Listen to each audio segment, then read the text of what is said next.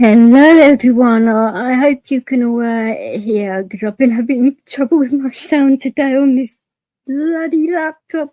I think my cat's done something to it. A little sod, but hey.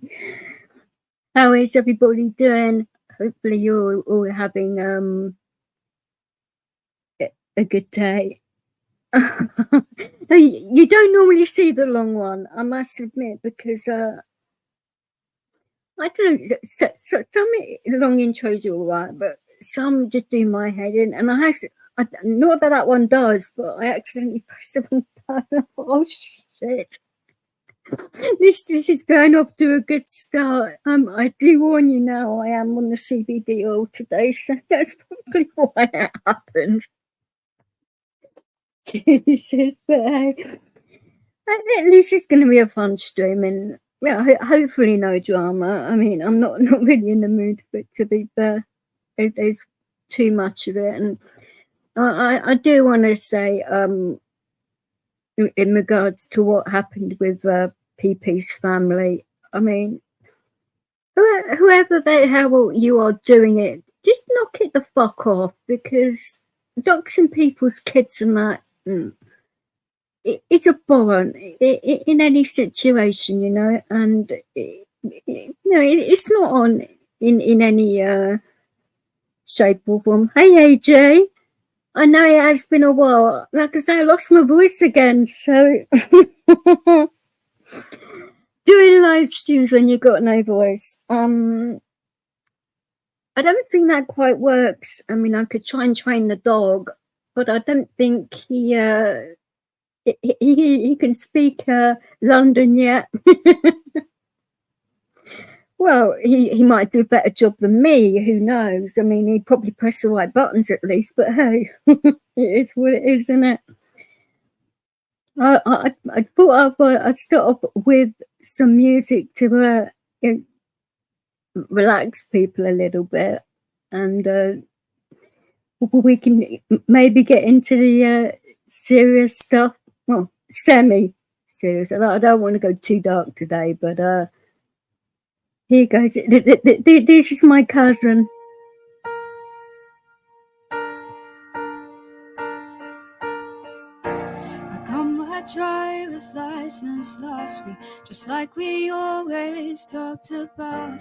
'Cause you were so excited for me to finally drive up to your house. But today I drove through the suburbs, crying 'cause you weren't around.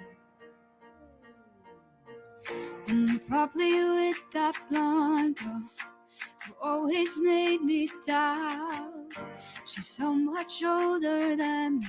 She's everything I'm insecure about. But today I drove through the suburbs, 'cause how could I ever love someone new? And I know we weren't perfect, but I never felt this way for no one. And I just can't imagine how you could be so okay. Now I'm gone, 'cause you didn't mean what you wrote in the song about me. 'Cause you said forever, now I drive alone past your street. And all my friends are tired, hearing how much I miss you, but I kind of feel sorry for them, 'cause they'll never know you the way that I do. Yeah, today I drove through the suburbs and pictured I was driving home to you. No, we weren't perfect, but I never felt this way for no one. And I just can't imagine how you could be so okay. Now I'm gone, 'cause you didn't mean what you wrote in the song about me. 'Cause you said forever, now I drive alone past your street. Red lights, stop signs, I still see your face in the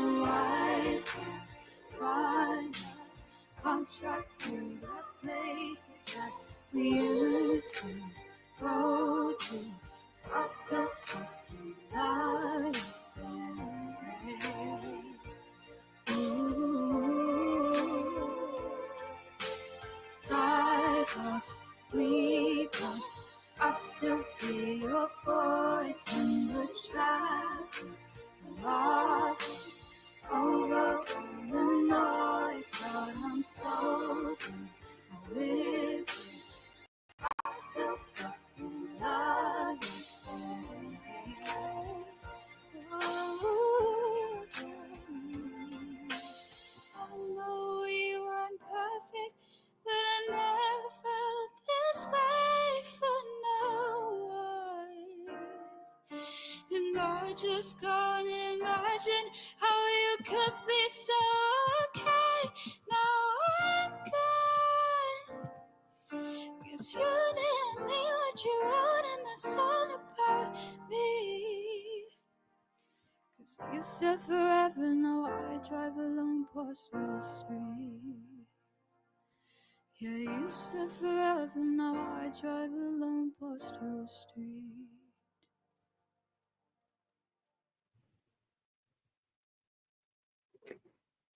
But you may enjoy a bit of music for a change, because not a lot of people use music on here. So, hey, pal.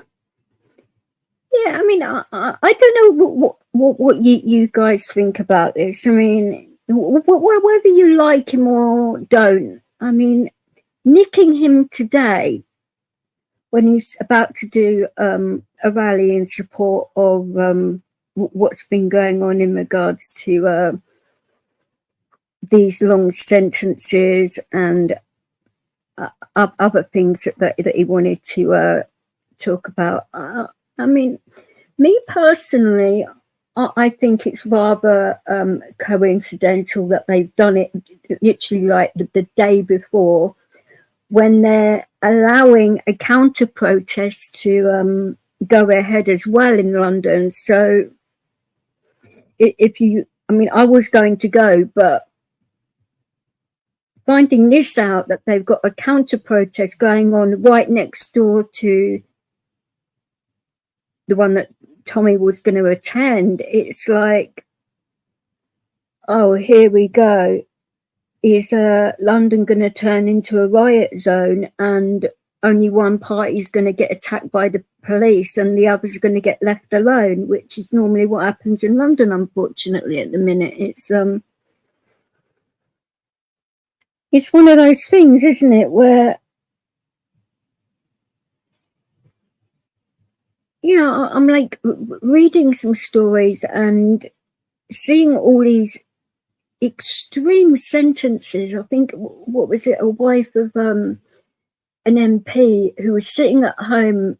She wasn't causing any violence to anybody, but she actually typed something up. I think it might have been on X or something like that, and she got over 30 months in prison for it and that. And it's like, what the heck? When you've got people that attack children. There was a young girl that got sexually assaulted it was about 6:45 in the morning at Hillingdon. I mean,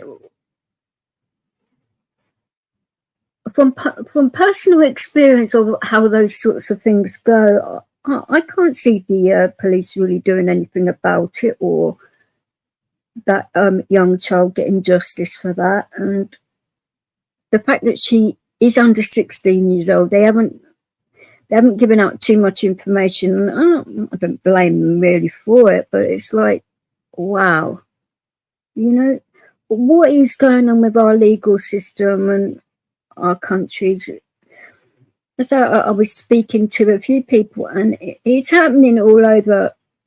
Germany is another one which you wouldn't expect, you know, at the heart of Europe for it to be happening. And then you've got like our country, it's happening in Ireland, the US, Canada. I mean, what is going on with these people wanting to screw up everything for everybody?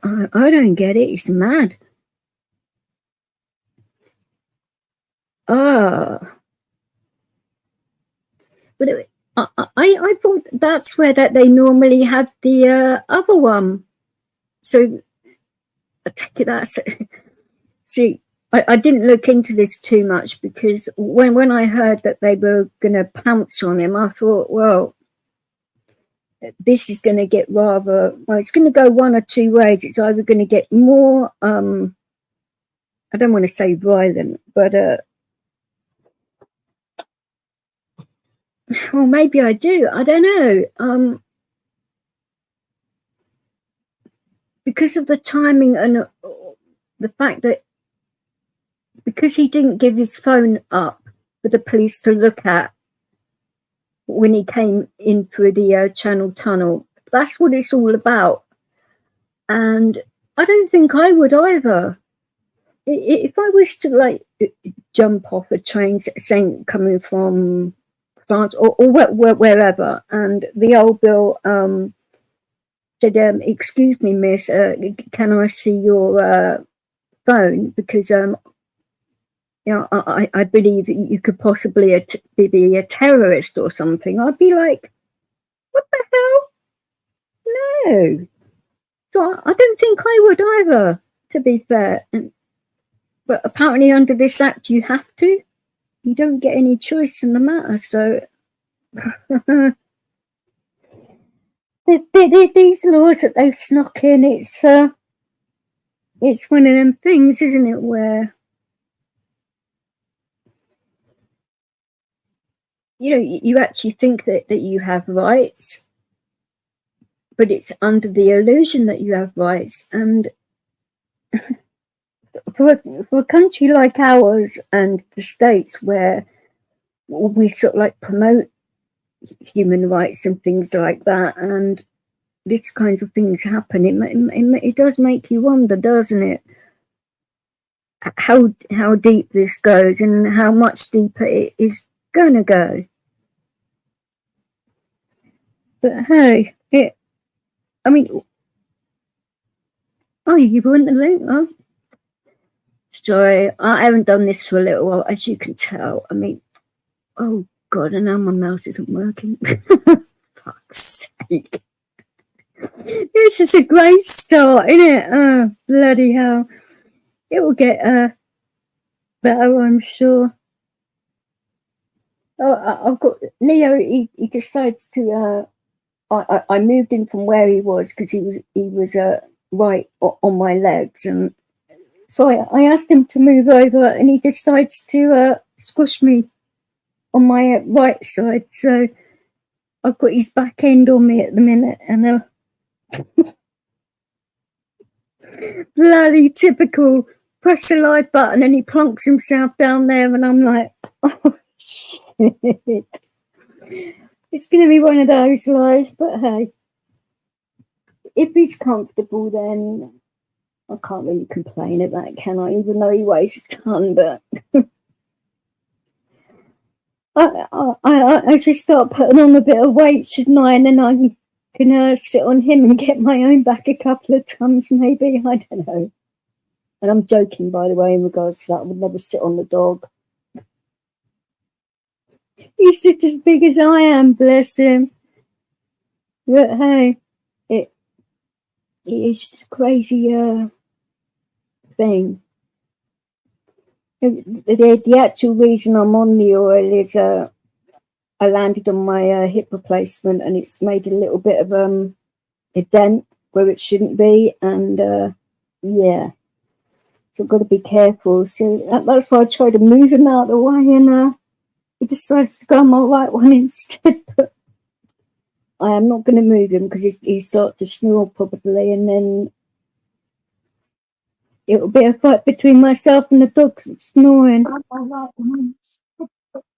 Hello, you right? Oh yeah, Yeah, I'm fine.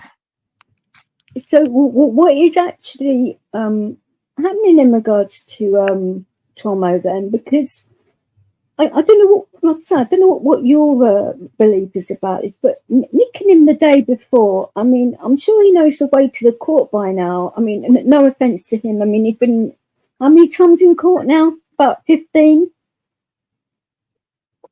So doing it the day before, that was deliberate, obviously. Yeah, it was actually Kent police that actually decided to charge him and remand him, not the Met. Basically, what happened it makes was, a change, doesn't it? Yeah, Met.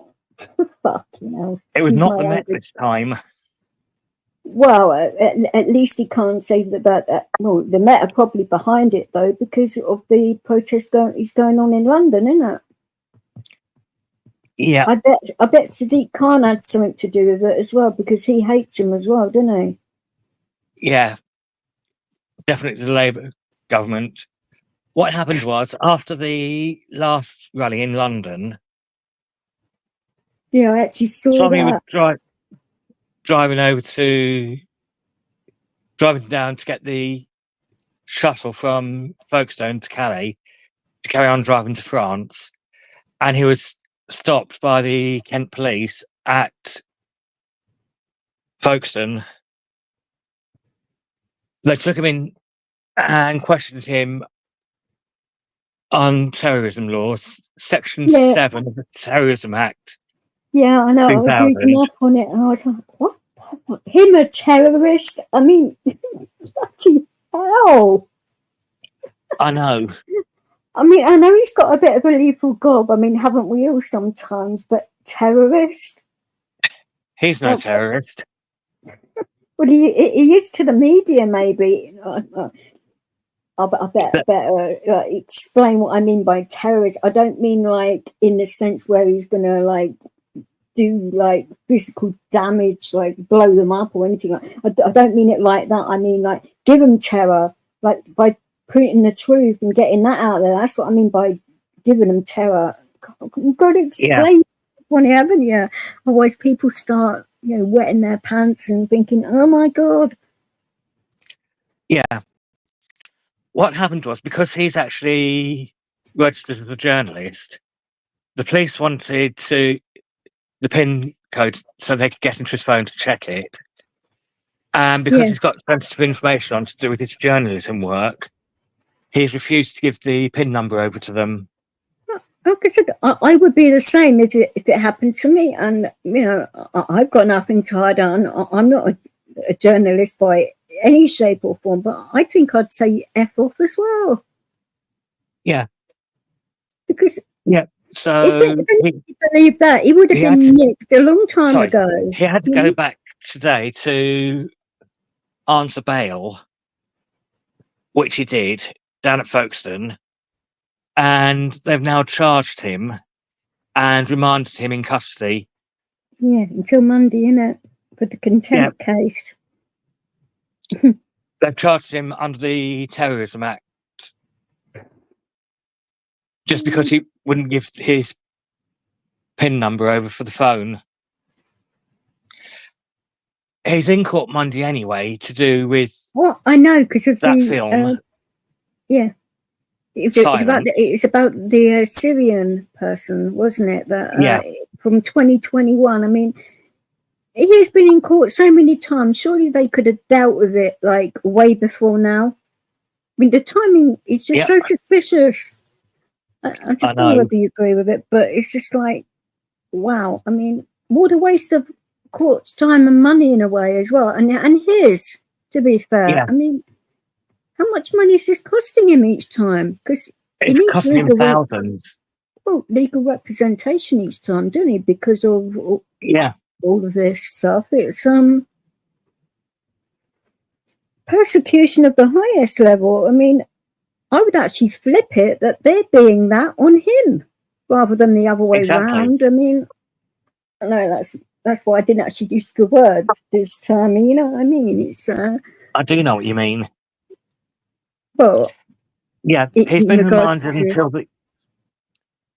Yeah, he's been remanded until the 13th of November Which to is answer the disgusting. terrorism charges at Westminster Magistrates. But the contempt of court case is going ahead anyway.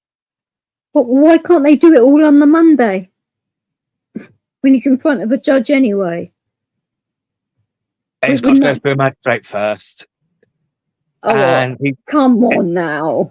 that Do you side of believe that? things, as last time he had something like this, the Met cocked up and admitted they'd cocked up, so he walks away free. That was before, I think it was the first St George's Day, that was. He walked free from court. That was back then. Yeah, but his bail conditions have been ridiculous. I mean, not being able to come into London at all without telling the cops, like, every single thing that you're going to be doing, who you're going to be seeing, and if the police still say no, you're not allowed. I mean, who gets bail conditions like that?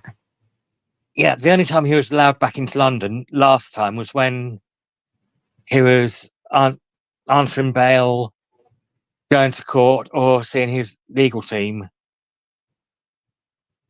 That was I can believe it when he actually went, what was it, to a football match. He took one of his kids to a football game for their birthday, and they actually done him for that as well. I mean, oh my goodness, poor guy. Yeah, he may have aggravated a few people here and there, but if people would have not have hidden the truth from people right from the start and actually been open, like the media are supposed to be, and I say supposed to be loosely, because it depends on what kind of news it is, and it should never be political at all. I know. They're not supposed to, are they? But they always are, it seems. I mean, what about that MP's wife that got over 30 months in prison for typing a few things on the internet? What do you think of that? That is ridiculous. What about that Labour councillor that was filmed saying that the far right should have their throats cut? It was only after a load of complaints he was arrested. I mean, and remanded, but we only found out a couple of days ago he's now out on bail until his court case in January. Oh my days. And he's pleading not guilty. How can he plead not guilty to that when it's on film? Hey Clint, how you doing? And how's Maxine? You can jump up, Clint, if you want. It's getting a bit political here, but we're going on about people's crazy jail sentences and what's been going on. I mean, and then that poor gent that committed suicide in prison recently. I mean, what for calling the old girl scum? Well, he did say a few bad, and he had a bad racist stuff going on about two-tier policing. And the government. But he did say, I think, one sentence which was slightly racist, but I mean, I've heard a lot worse from a lot more people in London, like Jihad is saying about cutting people's heads off and stuff. I mean, there's a few thousand of those in London, like every week, and nothing gets done about that. It's I know, it's ridiculous. I mean, I'm not condoning that in any shape or form, by the way. I don't believe in violence and all of that, but the fact that they don't even get touched, it's like, what the heck? Yeah, I know. But why did somebody have to complain before that Labour MP got pinched? And when I say pinched, that means nicked in London language. Sorry, guys, I've got to remember that, because I'm talking to a Londoner here. It's like I forget, because I'm blonde and you could say. Yeah, well, you know what I mean, but not I know everyone exactly that's going to listen what to you this mean. is English, so they're going to think pinch. That's a bit like weird, isn't it? If somebody I know. walks along and pinches you. No, we don't mean that, obviously. Yeah, it's ever since Handcuff. Starmer's come into since they've come into government and Let me Starmer being stop. the MP, he's basically sold the country out. Out of the two nicknames, which one do you prefer? 2-tier Kia or 3-gear Kia? I think they're both brilliant, actually.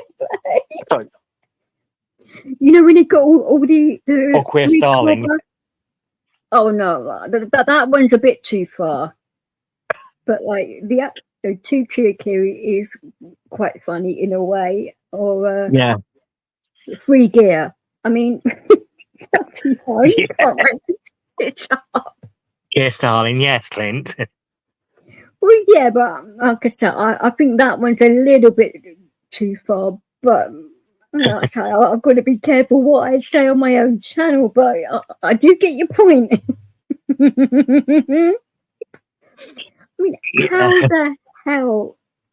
I mean, I'm going to answer this flat out, and you can answer or not. What is your opinion on the CPS? Yeah, that's a bit of a deep question, but I've been asking people this recently because They're just as bad.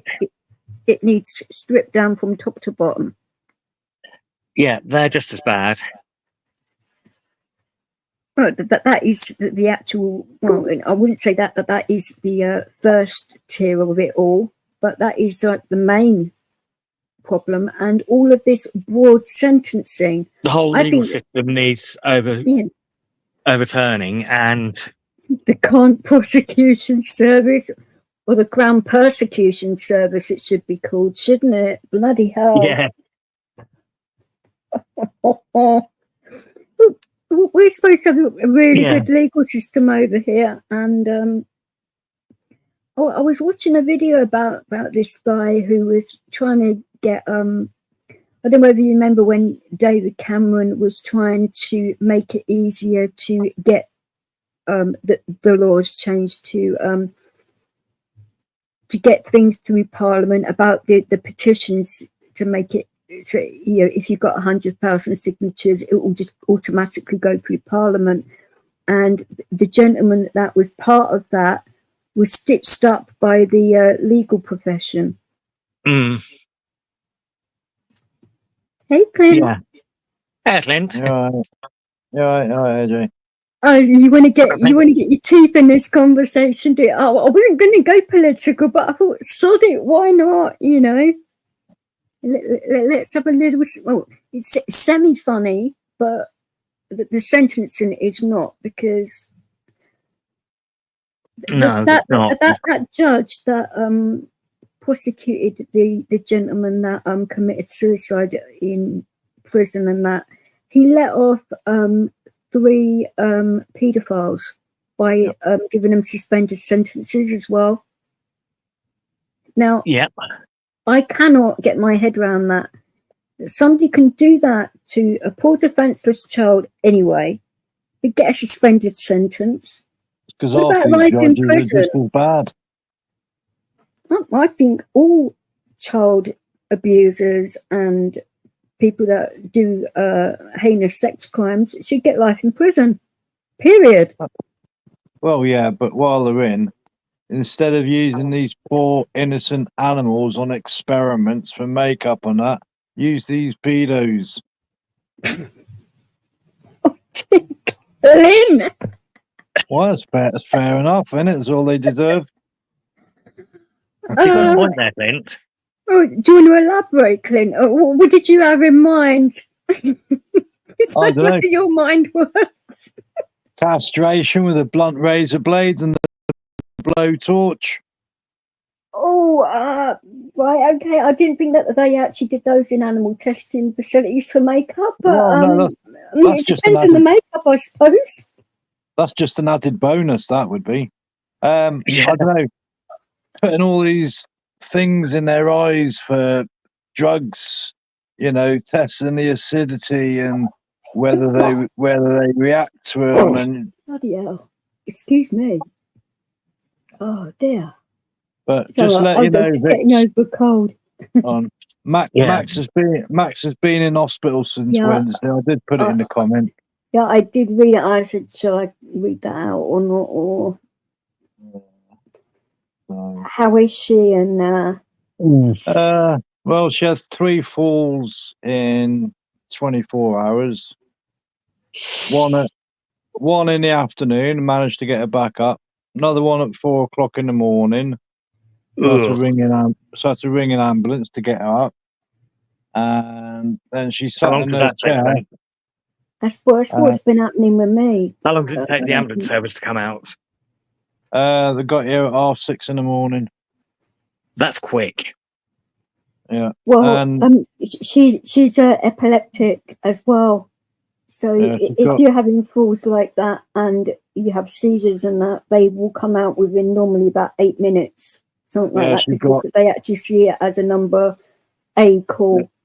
Yeah, she's got grand mal epilepsy. Same as mine. Ooh.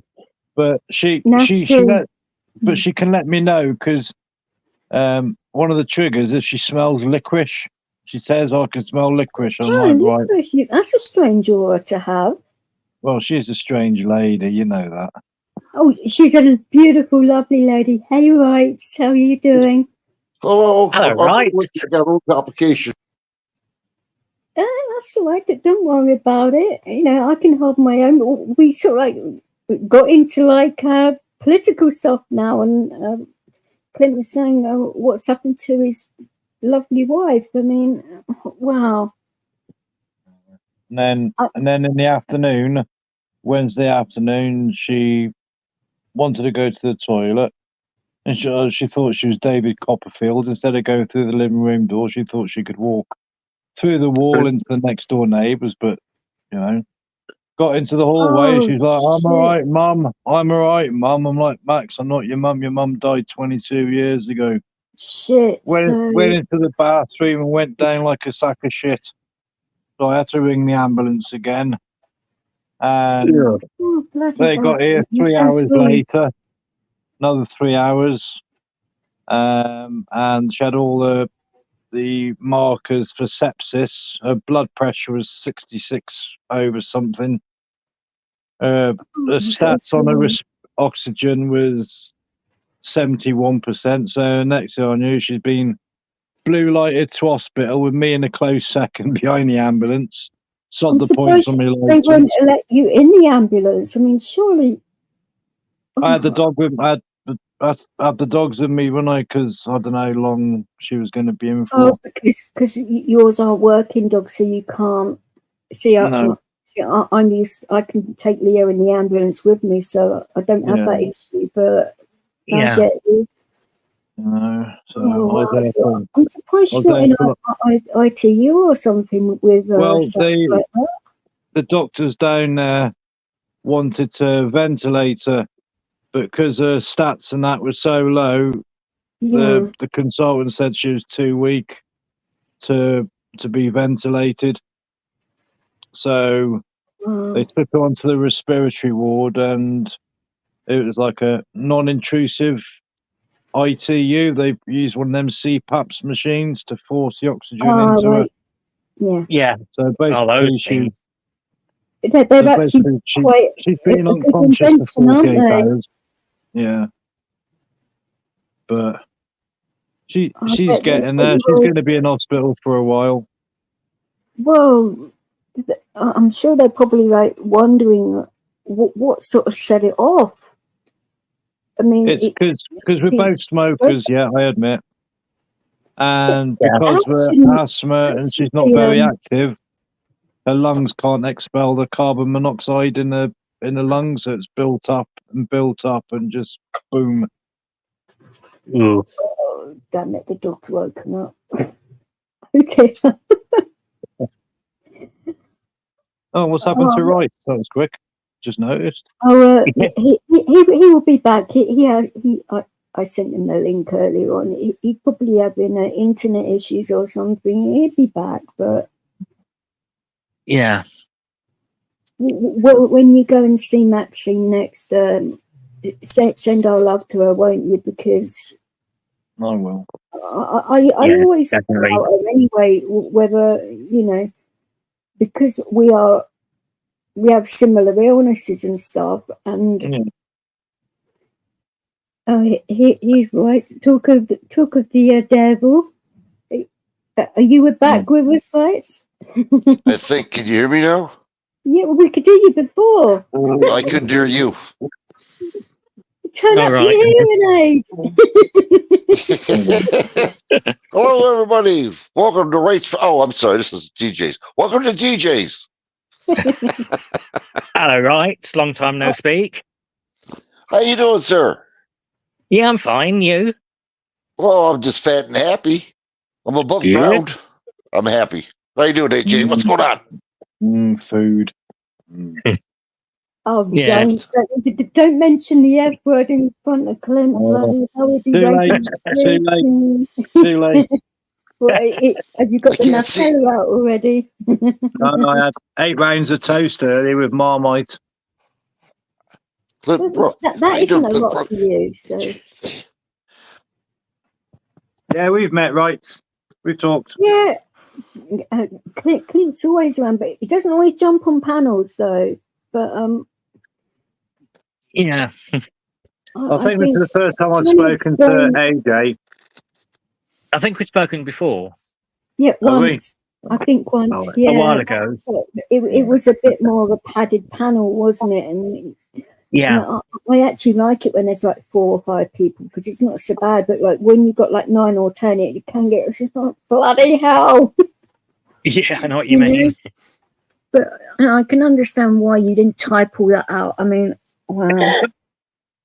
Because what I was thinking, because of the fact that the way she went, could it be more neurological or possibly sort of like stroke related rather than possibly? She didn't have no droopiness on her face, Yeah. and I mean, it can take the speech is all right. well, the only reason I ask, and I don't want to scare you with this, because my mum used to suffer with strokes a lot, and it doesn't always come on straight away. Yeah. And she was very clumsy in that sort of way. That's why I thought I'd ask the question. Yeah. So they done they did a CT scan and all that, but she's probably going to be in for a week or so. I'd probably say a bit longer than that, maybe. I don't know. It all depends, doesn't it? It's peaceful and quiet here, and do you know what? I bloody hate it. I'm sure. I mean, it's just I'm bored because usually I'm cooking and cleaning. I'm usually cooking and cleaning for her and doing this and doing that, but because she's in hospital and so it's she isn't like here to alive do on it, them, I'm isn't like, it? I just sat here. I'm like, what can I do? And then you see me go live and think, let's pounce. No, Let's go to Norwich for a while. I was saying to Rights, now I've got my voice back. I thought I might as well use it before I lose it again. Oh yeah. Yeah. I can't understand why people losing my voice. It's stupid. What she said was, "Come on up, Rights. I want to yell at you so I can lose my voice again. Get up here, you son of a." People that know me well know damn well that I wouldn't have been so polite about it. Yeah. And the word yank might have come in there a little bit as well, maybe. Who knows? Hey, D. Johns. Hi, D. Johns. You can join us if you want, my love. That's what I like about you, Vix. You call a spade a spade. You know what I mean? If you've got something to say, you won't. You won't hold back. Wanker, hey. Well, yeah. Straight for the jugular. That's what I like. Well, it all depends on the person, and how far you can have the crack with them, because I prefer to have a laugh with somebody than at them. Exactly. And people misunderstand me sometimes because I'm very direct, and that they think, gosh, she's being rude or something like that. No, this is me on a good day, mate. You should see me when I am in a bad mood. I don't know. I had to pay 15 quid just to come up here. 15 quid, no. It went up last week. It's 55 now. It's £55 for 5 minutes. My rates are steep. Sounds like one of them bloody dodgy chat lines. 55. Yeah. Well, you never know. I might get the phone out. Just call 0898 for a good time. I didn't say you get a good time, did I? Depends on your interpretation. 5 minutes of abuse, people might think that is a good time. Who knows? I suppose it depends on the abuse, doesn't it? I didn't mean that. For people that don't know me, I didn't mean that in a bad way. I meant it in a joking way. People tell me far too little. Yeah. When I was speaking to my doctor's surgery today in the pharmacy and that, luckily they know me now because they actually get my humour and the fact that I am like very direct and straight to the point with them. And the poor lady last week didn't know, and it was just like, oh shit, I nearly make her cry.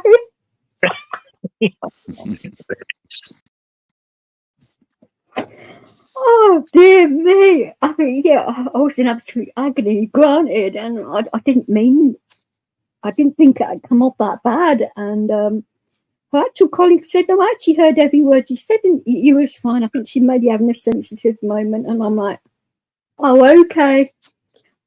Maybe next time if you see my number come up, you answer the phone instead." I think I might have scared her off. I don't think she's put in her P45, so that's a good thing. Yeah. She's on sick leave now, Vix, it's all right. Paid sick leave. Yeah. That's probably why the doctor didn't do my prescription, the bastard. But Yeah, you can't have a laugh, you'll cry.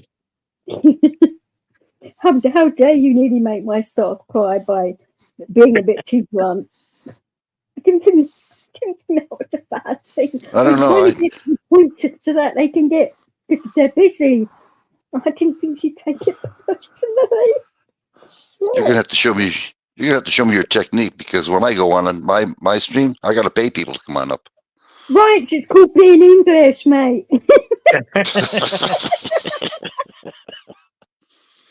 I don't think you can pull it off. But us who on panel can give it a go. I mean, it might take us a few hundred years, but hey. Yeah. And then you'd forget anyway. You'd have to tape it for you. And then tape the tape to you. So Yeah, I know what you mean. You remember you've got the tape. Anyway. But Wright knows I'm only messing. But he has got a bad memory, and I remember that StreamYard video I did for you, and what was it, 16 hours, and then he forgot. Yeah, I do that a lot. What was you then? That was when I first started to get to know you, and I could have killed you. It's like, what the hell? I taped it as well. And he didn't know what he did with the tape recording. I mean, oh dear, that's friendship for you, isn't it? I mean, 16 bloody hours trying to explain StreamYard to me. Well, that was something. Yeah, wow. You got me pretty good at it. Well, until I had breaks on this, obviously, and then I forget myself a little bit, but it never took me 16 hours. 16 minutes is probably the maximum for me, but 16 hours. But you're getting it now, though, bless you. I got it now. 16 hours, fuck, I would have given up after 16 minutes. I'd be like, oh, yeah. English, isn't it?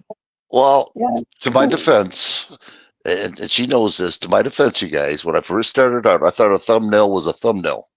I'm looking for a thumbnail, with a, and I'm Yeah, I looking know around. what you Where's a mean. I thumbnail at? felt like Yeah, ripping mine off and putting them in the post. yeah. Yeah. I didn't know what a That would have thumbnail been pretty was. disgusting, wouldn't it? I opening an envelope and finding someone's Yeah, thumbnail with thumbnail a bloody clippings. nail. Ugh. Just for your StreamYard vets here, mate. I mean, Oh, the man. amount of people I've taught how to use StreamYards and YouTube and that. I mean, yeah, I don't mind, obviously, but Well, look how it's all down to bloody using editing software for my DJing, where I've got quite computer savvy, to be fair. Yeah. And You obviously, should send some real thumbnails over, Vix, and put thumbnails courtesy of Hannibal Lecter and see what the customs say. You know what I mean? Hannibal the cannibal, yum yum. No, Provide your own Chianti. Gentlemen, really, you know how bad it was? I was the host of the StreamYard, and I kept kicking myself out, couldn't get back up sometimes. Oh dear. That's it easy was enough. hilariously funny. That's class, that is. At least I was on his panel and I was keeping it going for him. Bless him. My goodness me. It was like when I was on PPs a little while back, and he locked himself out of his car Oh god. and left me on his panel on my own. And I'm like, fucking hell. Here we go, everyone. I hardly know any of you, but hey, you've been thrown on with me. Fancy locking himself What's the out of his crack? car. Yeah. But his numbers went up, so he didn't complain. Yeah, I went to 1. Don't be 0 to 1, yeah. I like PP. Right. Oh, he's a lovely guy, but Yeah. I don't know whether any of you guys, well, I don't know whether the stream's still up or whether he took it down, but I caught the tail end of his stream earlier on this afternoon, and he, like I said at the beginning of my live, that his family, as in sons and grandkids and that, have all been doxed. Yeah. My pet peeve of wankers on YouTube doing that. This is why I do not have any of that in here. Oh no. No, I never have. So it's like, whoa, you don't. I mean, to a degree, going after someone on YouTube, okay, but their family, nah. But you find half these people. I don't You find half understand these it. people that do it. They're all fucking keyboard warriors. If you confronted them face to face, they'd fucking shit a brick and leg it. Well, Yeah. true. Well, I was on his stream the other day, and I don't know whether you've met this guy called Romeo, Oh fuck yeah.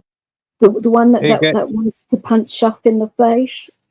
He gets agitated so quick, that Romeo. Some of the things he was saying the other day He was was bang out of laying into order. me, and he's never spoken to me in my life, and he was I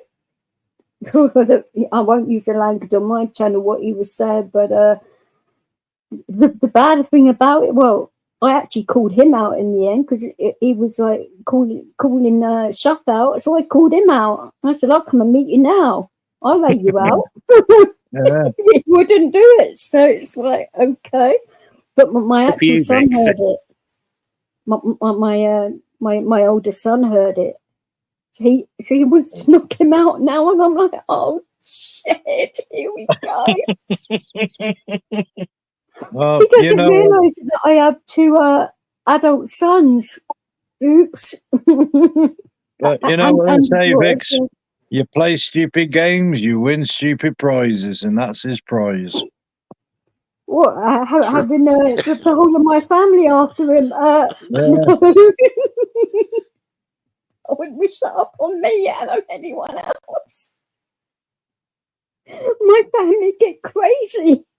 Like I say, I'm the tame one out of everyone, but of course, my kids are quite. Well, they can be tame. Making sound like animals, don't I? It's using the word tame, but Well, they have all foul kids, tempers, both of them. all kids will, someone started on my mum, even though she can handle herself. She's nearly 80. She's fucking rocking bless a her. multicolored. She's rocking a multicolored Mohican, and all her hair's shaved round the sides. You know what I mean? Yeah, I like it. Okay. she got a can look sister? after herself. Yeah, but oh dear, I Oh, I don't bet she want to wish gets that upon noticed on anyone. public transport, doesn't she? Hey, I bet she gets noticed on public transport, doesn't she? she drives her own car. Oh, I was I don't- actually joking when I. Oh, Yeah. bloody hell. Oh no one messes with her. Good. Imagine. They wouldn't when they see her. But it's like trying to talk adult sons out of going to find this mouthy piece of whatever and doing that. I'm like, oh, God, give me strength. Oh yeah. Mm. I'd be exactly the same, Vix. Yeah, but then my son did agree that I'd probably give him the worst off anyway. Out of every one of us. It's like, Well, that old Bible saying, "Hell hath no fury like a Vix scorned." well, especially the fact that if I was like laying into him, fair enough. I did not say a word. I was trying to like make peace between the two of them because for PP's stream and all of that. But then he started laying into me, and I thought, what the fuck here? No. So yeah, highly strung. I mean, wow. I think with his attitude and the way he speaks to people, he must be related to that Tunes guy. I asked Shuffle what it was all about, and it is about Tunes because Shuffle and that went up to meet him or something, didn't they, a while back? I thought they sorted it, but I don't know. Apparently not, and that's why he wants to now lay Shuffle out, and I'm like, oh, for goodness sake. They really sorted it out. Tunes and him did go to me and sort it out. So why are other people getting involved? It's because unfortunately that's the life of a lot of YouTube channels. They just enjoy the drama. But why? There's too much drama going on in this world. I mean, I know it's the same with the auditing side of things. If you get a good day where everything's going according to plan, you don't get many views. But when things kick off, that's when the views come in. Well, yeah. Really, it's like when I did that live about Psy that time when that got over 25,000 bloody views, and I'm like, wow, because I went off on one. Yeah, I did go quite was yelling and screaming, but wow. And I'm like, what people like? Yeah. As I said with lives, isn't it better to have 10 good people watching than 400? I'd rather have 10 good people watching than 400 dickheads. Exactly. Think to that. Yeah, exactly. Yeah, I know a lot of people want views, so they can earn money and all that, but to be fair, you don't exactly earn a lot of money off of this platform, but it is what it is. I mean, so I actually donate mine to charity. So yeah. I think that's the best way of doing it. Oh yeah. But it is bloody difficult in the abuse and that. I mean, I'm sure That's you why. agree. That's why I don't go on many channels. At night time, I'm only, I got a lot of friends over in the States that do lives. You know what I mean? And they don't take no shit from no one. Which is the best way. I think us English and that have taught the Americans a few things about how to stand their ground and don't take the bullshit. Especially upstate, Exactly. bless them. We all went over in his channel and cleaned it up for him. So yeah, my mum's going to America for 2 weeks at the end of November. is she really? Yeah, she's going by herself off to Tennessee for 2 weeks to go and visit a friend. That's nice. I mean, are there any like travel restrictions or anything? Because of the time of year and it's just flu season, isn't it? I didn't know. She's going over for Thanksgiving. Yeah. Oh yeah, I forgot Because about that's only that. another month. Thanksgiving. Yeah. Tennessee's a beautiful state. It really is. She's got some friends that have bought a log cabin out in the middle of nowhere. Oh wow, she's in the okay. All right, oh, she's gonna have a good time.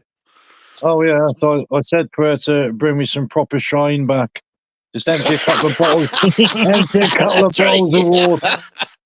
Empty a couple of bottles of water and fucking seal it up well, Mum. Just remember which bottle's which.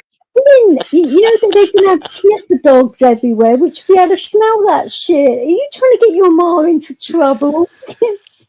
No, perish the thought. Just cover it in bloody hand gel, that hand sanitizer. That'll be all right. Oh, you are terrible. I mean, no, I would never ask my mum to do that. Me personally, No. Just in case. I haven't asked her to do it. I've just merely hinted very strongly.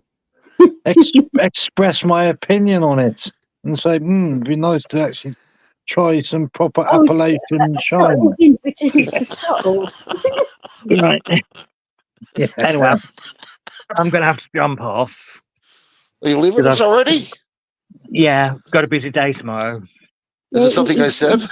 No, he's going to the protest. It's not a protest, it's a rally. Was going to do, but they nicked him today. Tommy, innit? Yeah. Yeah. And the counter protest of it all. So, like I say, I was going to go, but I'm not going to be in the middle of that. Not after when I went into London before and walked into full protest. I thought, nah, I'm never doing that again. Excuse me, did you say protest for something? I didn't hear you. Yeah. It's against two-tier policing in this country. Well, that is one of the things they're probably going to cover, and a few other things. Free gig here. Yeah. Wow. Be careful. Yeah. Well, I don't understand why they have to have an actual other bloody protest right next door to the other. I mean, that is it's about 3/4 of a mile away. Yeah, but when you've got thousands of people, that is right next door in London, where those streets are, and the actual police are going to kettle people, as you well know. What? Yes. Wow. Oh yeah, police kettle people over here. They actually want you to have a punch up. I've only ever been to London once, Vix. Never again, sorry. I ended up there by mistake. I got dropped off at Tottenham Hale. Yeah. With a backpack on. I had to Tottenham ground. I was going to say. I had to walk from Tottenham right through to Putney. And that's my only experience of London. And thank you very much, but you can keep the capital. I don't blame you. Tottenham down to Putney. That's a colourful route. I prefer where I am in the middle of the countryside, surrounded by cow shit and tractors, and it suits me down to the ground. You I don't snob. blame you, Clint. Where are Yeah. your balls, Clint? Don't blame you a bit. Did you leave him back in Tottenham? I fucking did, I think. Oh, bless you. Yeah, Bloody stay there, man. London can get a little bit crazy. That's for damn sure. Yeah. Especially when Anyway. you're walking through the old Elephants and Castle. Oh, Brixton area. That is a Now nice you're area to walk talking. through. Yeah, especially wearing a big backpack 3 o'clock in the morning by yourself. You're like, oh shit. Wow. Yeah. Brixton's got a lot better now, though. I mean, if you're talking like 10, 15 years ago, hell no. You'd probably get No, shot. But now it's this was got a lot better. This was 1992. This was. Oh, boy. Okay. Yeah. Exactly. 92. Yeah. At that time, I was living up in the northwest. Yeah, I was still in Brighton, but I would periodically go up to London because I've got relos up here. So, Yeah. as in relatives, everybody else. Oh, I keep on forgetting. Everyone's not English in here. Oh, it's a bloody CBD or blame it on that. For fuck's sake. It's because of all the fools I'm having. And it's crazy. I mean, Sounds interesting, Vix. Mm-hmm. well, like I said, I had my hip replaced, and it's been 27 years since it's been done. Bloody hell. And I'm not even on the waiting list to get it replaced. And I said to them a while back, I said, look, this is going to turn into emergency surgery if you don't sort this out soon. And they're like, oh, calm down, you overreacting. I've got a big dent in my leg now. I'm like, fucking hell. Which is not funny when it's my replaced side. And I'm falling over all the time. When you were saying about Max falling over, I'm falling over all the time. But somebody falls this month. No, and I've dislocated both my fingers again. I've got 2 bent fingers. Because there's on about reducing her pain meds.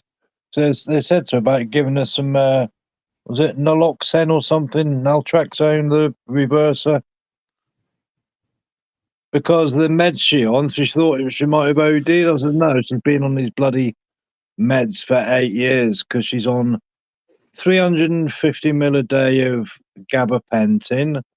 That's a sweet FA. I know that from experience. 180 ml a day of oxycodone and oxycontin. 60 ml of morphine. What the hell? Yeah. Is she still walking? No, yeah, she's been on them for that long.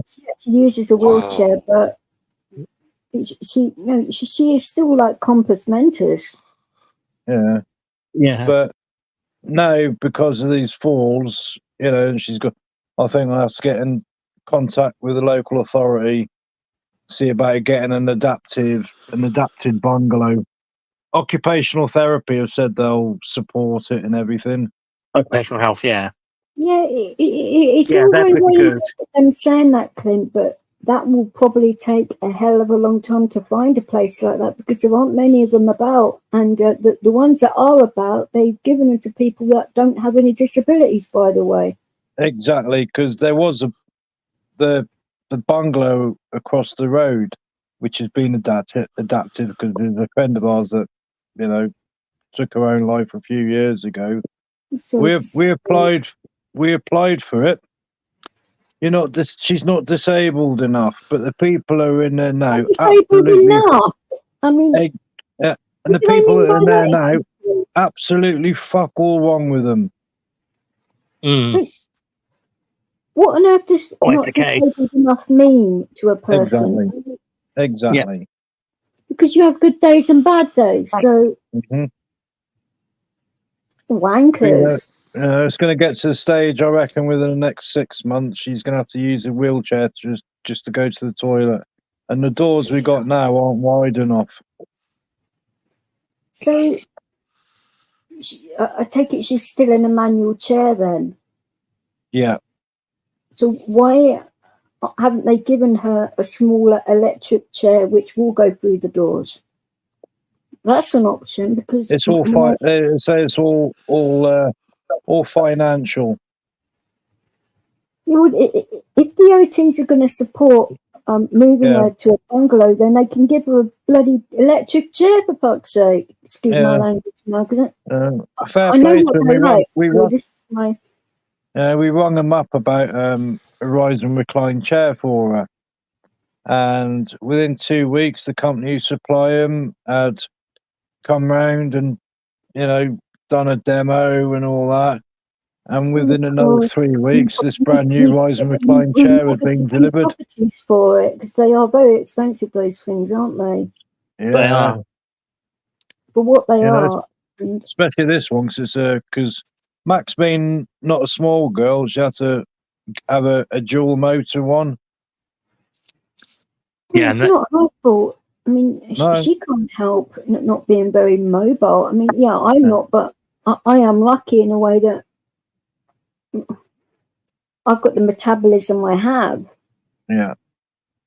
And I actually had to bloody prove it on a live. I mean, because of that, all of that stuff, and weight shaming me and all that. When I'm bloody 8 stone, fuck's sake, that's ridiculous. But I was sort of saying, when it makes people that are bigger feel bad because of all of that. Yeah, she calls herself fat. I says, "You're not fat, bab. You're cuddly."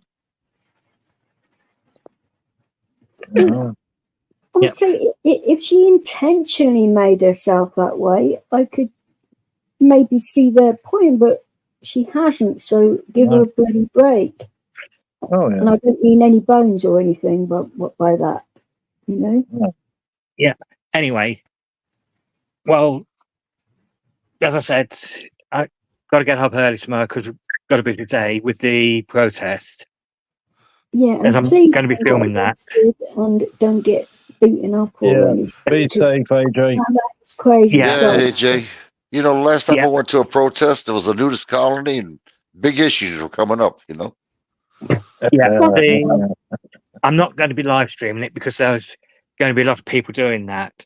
But I will be putting the footage up on my channel over the next couple of days, probably Monday, Tuesday. Yeah.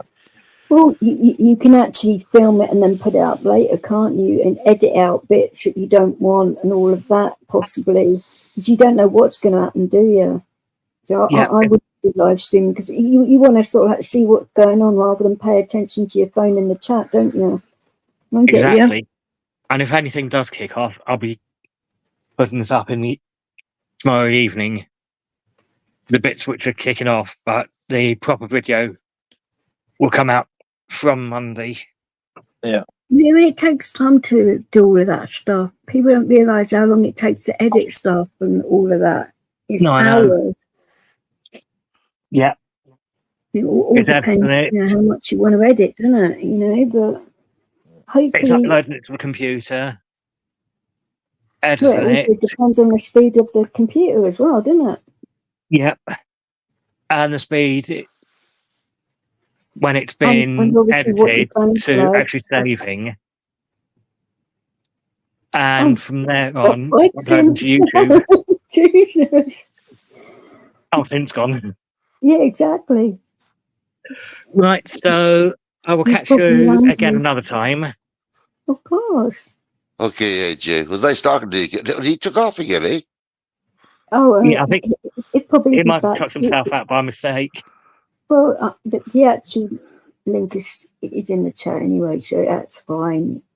Yeah. It'll be all right, but just please be careful because I don't want to be like thinking about you,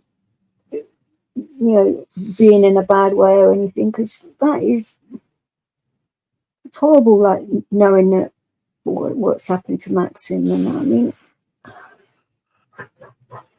I've got a pass anyway, so medical issues at the minute. yeah. Think there's going to be a lot of constables there? Yep. Oh, So I'll catch yeah. you again soon. We were actually told today that they're Night. tripling the amount of roses around, as in cops. Yeah, there's going to be a lot of police Cops, there. normal cops, and the way our mayor is, he loves it when this kind of thing goes on. He likes to waste money on thousands of officers which aren't really needed, and they don't do their job anyway. Yep. They just go around arresting the people that they think are on the far right and leave the rest of them alone. Exactly. So tear all the time. Yep. Crazy. I'll be fine tomorrow. I can tell you that now. I hope so. We're going to be in a position where, if anything does kick off, be able to get away from it quite easily. Well, it all I don't have my depends. car close by. Well, it all depends where they position the police and everything else, doesn't it? To be fair, you don't know until you're there, really, because of the plan of what they're going to do.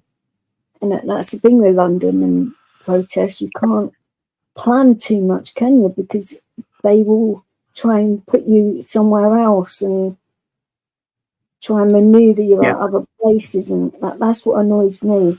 Why can't they just leave you be until something happens and then maybe do something, not do it beforehand and try and stir you up before? Oh, it's nuts. Doesn't UK have the right to assemble to protest? Yeah. Yes. Oh, yeah, we actually do. All of those, but like I say, it's a two. Well, I'd say it's a 3-tier system rather than 2, but that's just my opinion on it. It's been that way ever since lockdown. It's gotten worse. Where It's they been got that all way those for years. powers. It's only, as you said, since lockdown, it's got worse. Yeah, that they got all those emergency powers through the back door in Parliament, and they haven't rectified it back to normal. And with our present government as well, making it worse. Oh, him, the wanker. Oh, don't get me started. Sounds like you guys are having the same problems that we're having over here at the States, you know? Yeah. Yeah, it is like that. I'm wrong. It's like I was saying earlier, it's similar in Germany, where they have put quite a few asylum seekers on boats and shipped them off out their country. They've had enough. And it's like, well, if they can do it quite easily, then why can't others? True. Yeah. Because they are like the head of Europe, after all. And if they're allowed to get away with it, then why aren't others? Exactly. Is there a set time you guys are going to go and when it's going to get done, or just until it ends? It's got to be dispersal order comes in at 6 o'clock tomorrow evening. Everyone's got to be away from there by then, or else they start arresting people. Wow. What if, for example, that you're not even part of it and you're actually going out for the night? Is that like, oh, tough shit?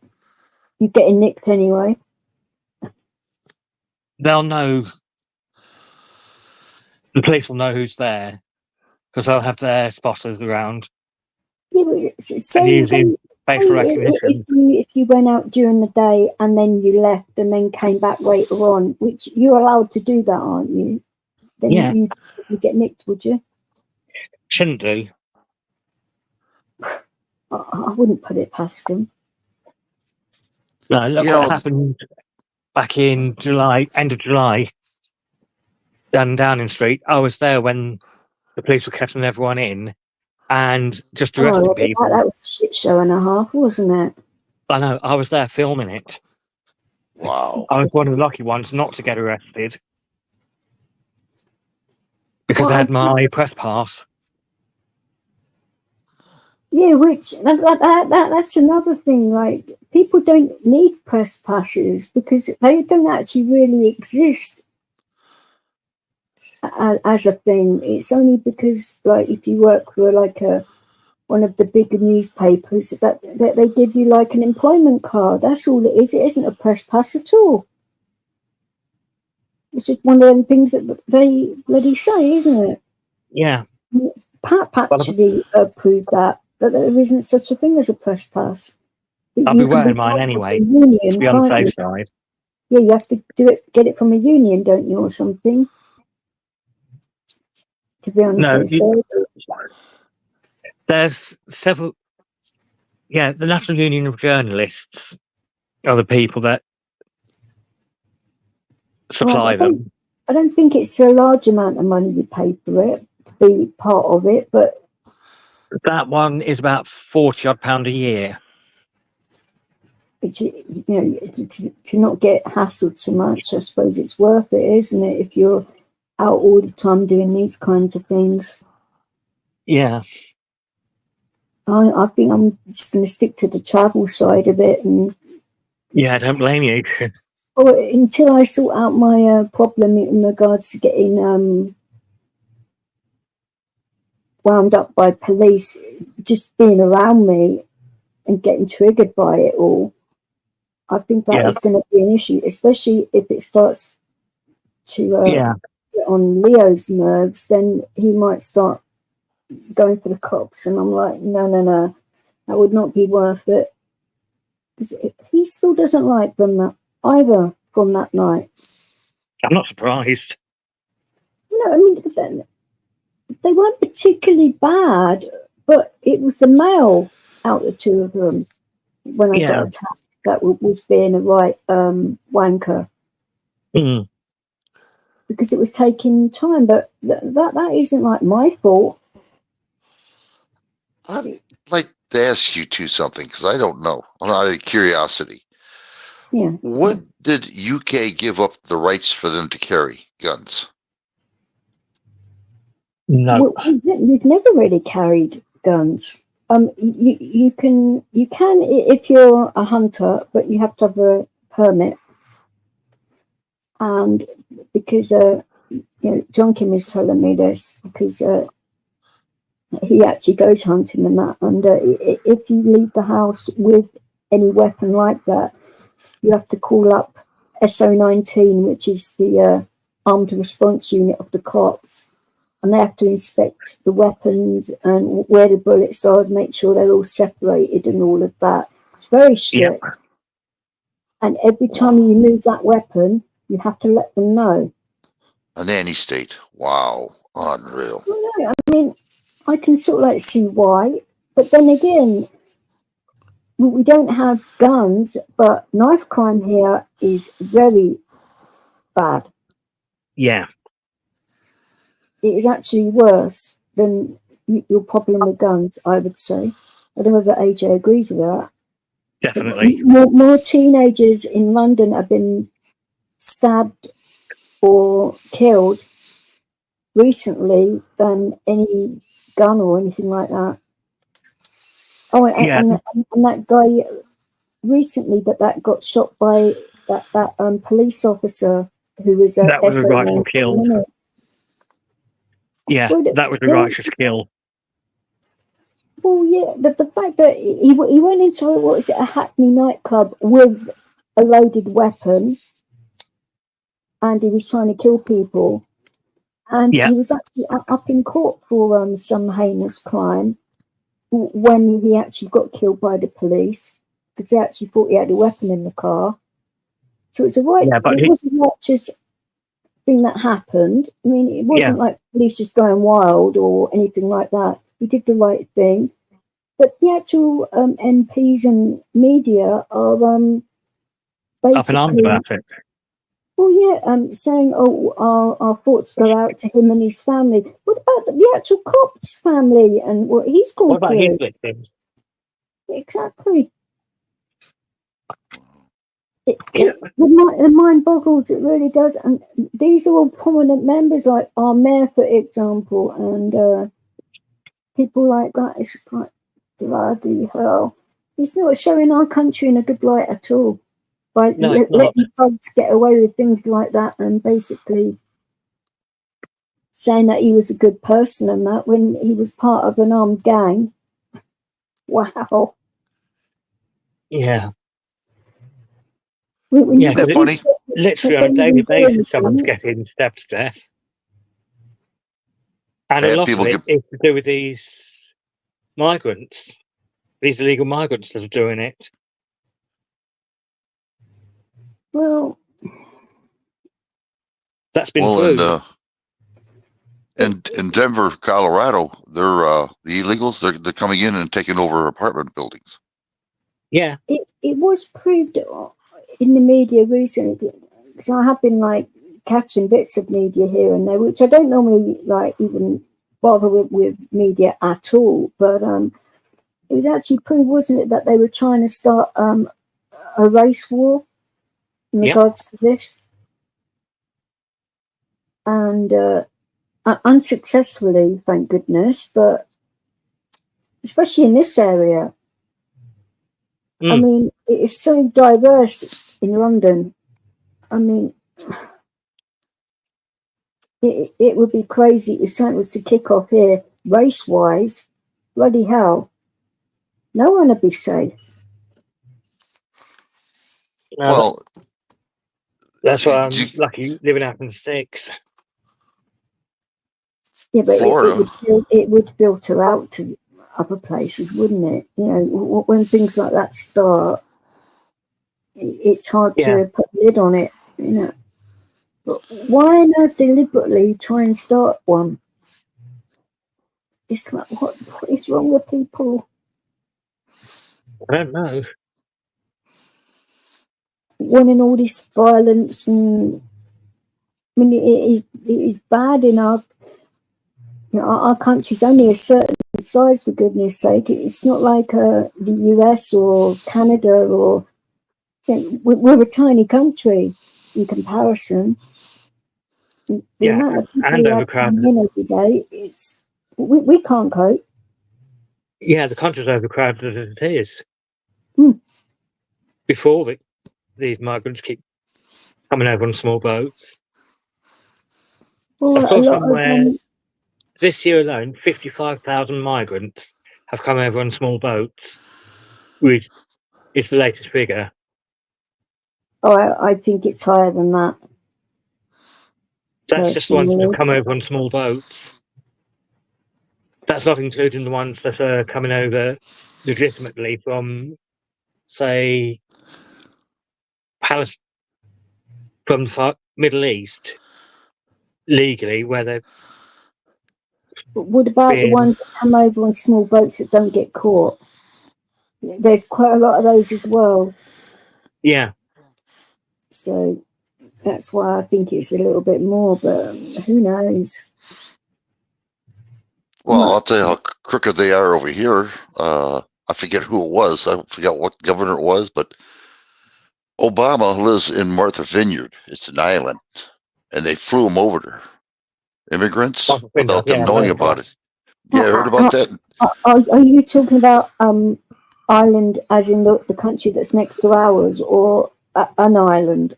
Oh, it's an island. It's next to the United States. Right, It's I was called. just saying. I was just checking. Yeah, no, it's right. It's called Martha's Vineyard. It's for the rich.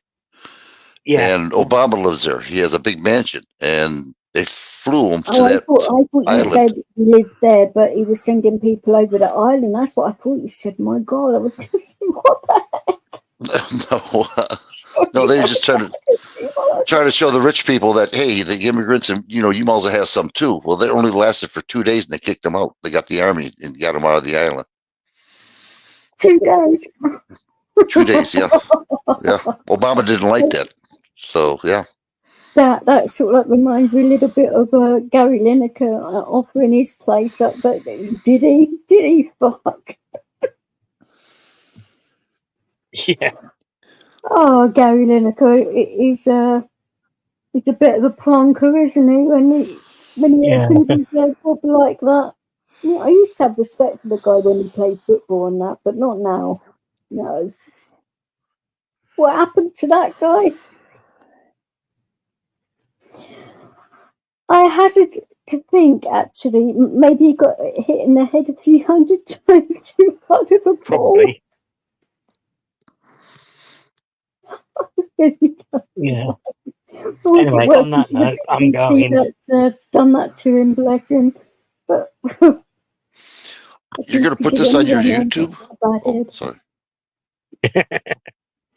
are you AJ. asking AJ if he's going to put it on his YouTube? Yeah, he did say, yeah. He did, yeah. Okay. My earphones are all muffled a little bit, and I don't know why, but okay. I want to see this when he gets done. Oh, Yeah. of course. If you check my channel out from Monday evening, UK time, 6 p.m.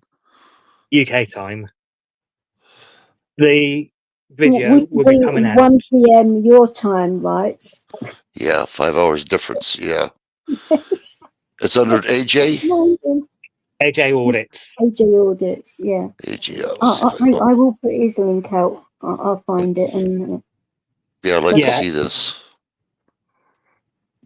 Yeah, I'm not doing the march, but I'm going to be down at Parliament Square filming from there. Yeah, I mean, I think I sort of like changed my mind like last week about going to this because I could sort of like see things changing and all of that, and I'm like, no, this is going to turn ugly. I could feel it. And the fact that I keep on falling over and that with my hip, I don't think that would be very smart going into that on my own. Yeah, I'd have the dog, but that's not really the point, is it? It's getting home as well and all of that. Yeah. And if it's rainy like it has been today, it's supposed to be dry tomorrow. Well, it's supposed to have been dry today, but it wasn't where I am. No, I know what you mean. It was supposed to be dry today, but it's been raining here today. Exactly. So it's still going to be damp in the air, and when you've got arthritis and that, you still feel it. Yeah, I know. Day, and sitting down all day and all of that, and having to deal with cops bleating orders at you and kettling you, and that you're there for hours when you just want to go home or whatever. Even if you want to go home and you can't. Yeah, I know. You're lucky because you've got the car, but I'm not allowed to drive until I'm seizure free, which hopefully won't be too much longer, and then wait 18 months and then I'll be able to drive. Then you'll be on a short-term license. Have to renew it every 3 years. No, I don't mind that because they put me back on Lyrica now, which is actually working, which is what I asked for all the time. Yeah. But they wanted to keep me on the gabapentin, and I said, look, my doctor upped the dosage again. I mean, and I was flying into, I flew into a mirror, which was dangerous. And I was flying into walls and stuff like that because it wasn't working at all, but it was just giving me a headache constantly. The dosage was way too high. And when I told the neurologist what dosage he put me on, he was like, he did what? And I was like, no, you did the right thing coming off of it. If it wasn't working, what's the point? Putting your body through all of that. So I went through, what was it, nearly 9 months of not taking anything from my head apart from the diazepam for when I had seizures. But that's not the answer. But if the doctor bloody prescribe you what you're asking for, he had to be in his bonnet about that particular medicine. I don't know why, because my new doctor doesn't. If it works, it works. It's better than having seizures because they're dangerous. I know. You thought about trying the cannabis oil? I've been on it before, but it's about actually getting one of those cards, and the actual oil itself is a lot more, the RSO oil is a lot more expensive than actually smoking weed. Yeah. and you have. I looked into it quite deeply. You have to. I think it's £75 initially to get the initial consultation, and every 3 months you have to have another consultation with a private doctor as well, and pay for that, plus paying for the prescription each month. Which is about £100 a month. Oh, the oil it depends on what oil, I suppose. It could be more. Yeah, I know people that are on the oil, and the oil is a lot better than smoking weed, most definitely, because like when a friend sent me some before, and some CBD oil, and I kept on mixing them up because the labels fell off, and people thought I was drunk on lives. It was rather funny, but no, it did work. So it stopped my seizures for days. But I got a chest infection, so I had to come off of everything because I was getting really, really drowsy. And it was a lot of my medication I had to come off of because I wanted to see what was causing drowsiness, whether it was the meds or what was happening with my chest. And it was the chest. So, but then by then, as you know, the oil dries out, doesn't it? Is it okay for my chest infection to go? Because I'm not good with antibiotics. I can only take one type. So you have to be careful. Yeah, because I know when I did the trials, when they first talking about it, it was injecting. It does work. It definitely does work. And there's a particular strain of cannabis called Charlotte's Web that's good for epileptics as well. Yeah. But it's quite hard to get hold of over here. I don't think it is actually, because I know where they grow it in this country. Yeah, I mean, maybe if you had a cannabis card and doing it from the prescription side of it, it'd be easier. But getting it through other means, say, to see if it would work for you, because who needs to go through all of the stress of doing it if it's not going to work, you know? Yeah, I've actually been to the cannabis farm where they grow it in this country. Well, doesn't one of the farms that grow, I think one of the biggest cannabis farms in the UK is, was it Theresa May's husband? Is it Theresa May? Yeah.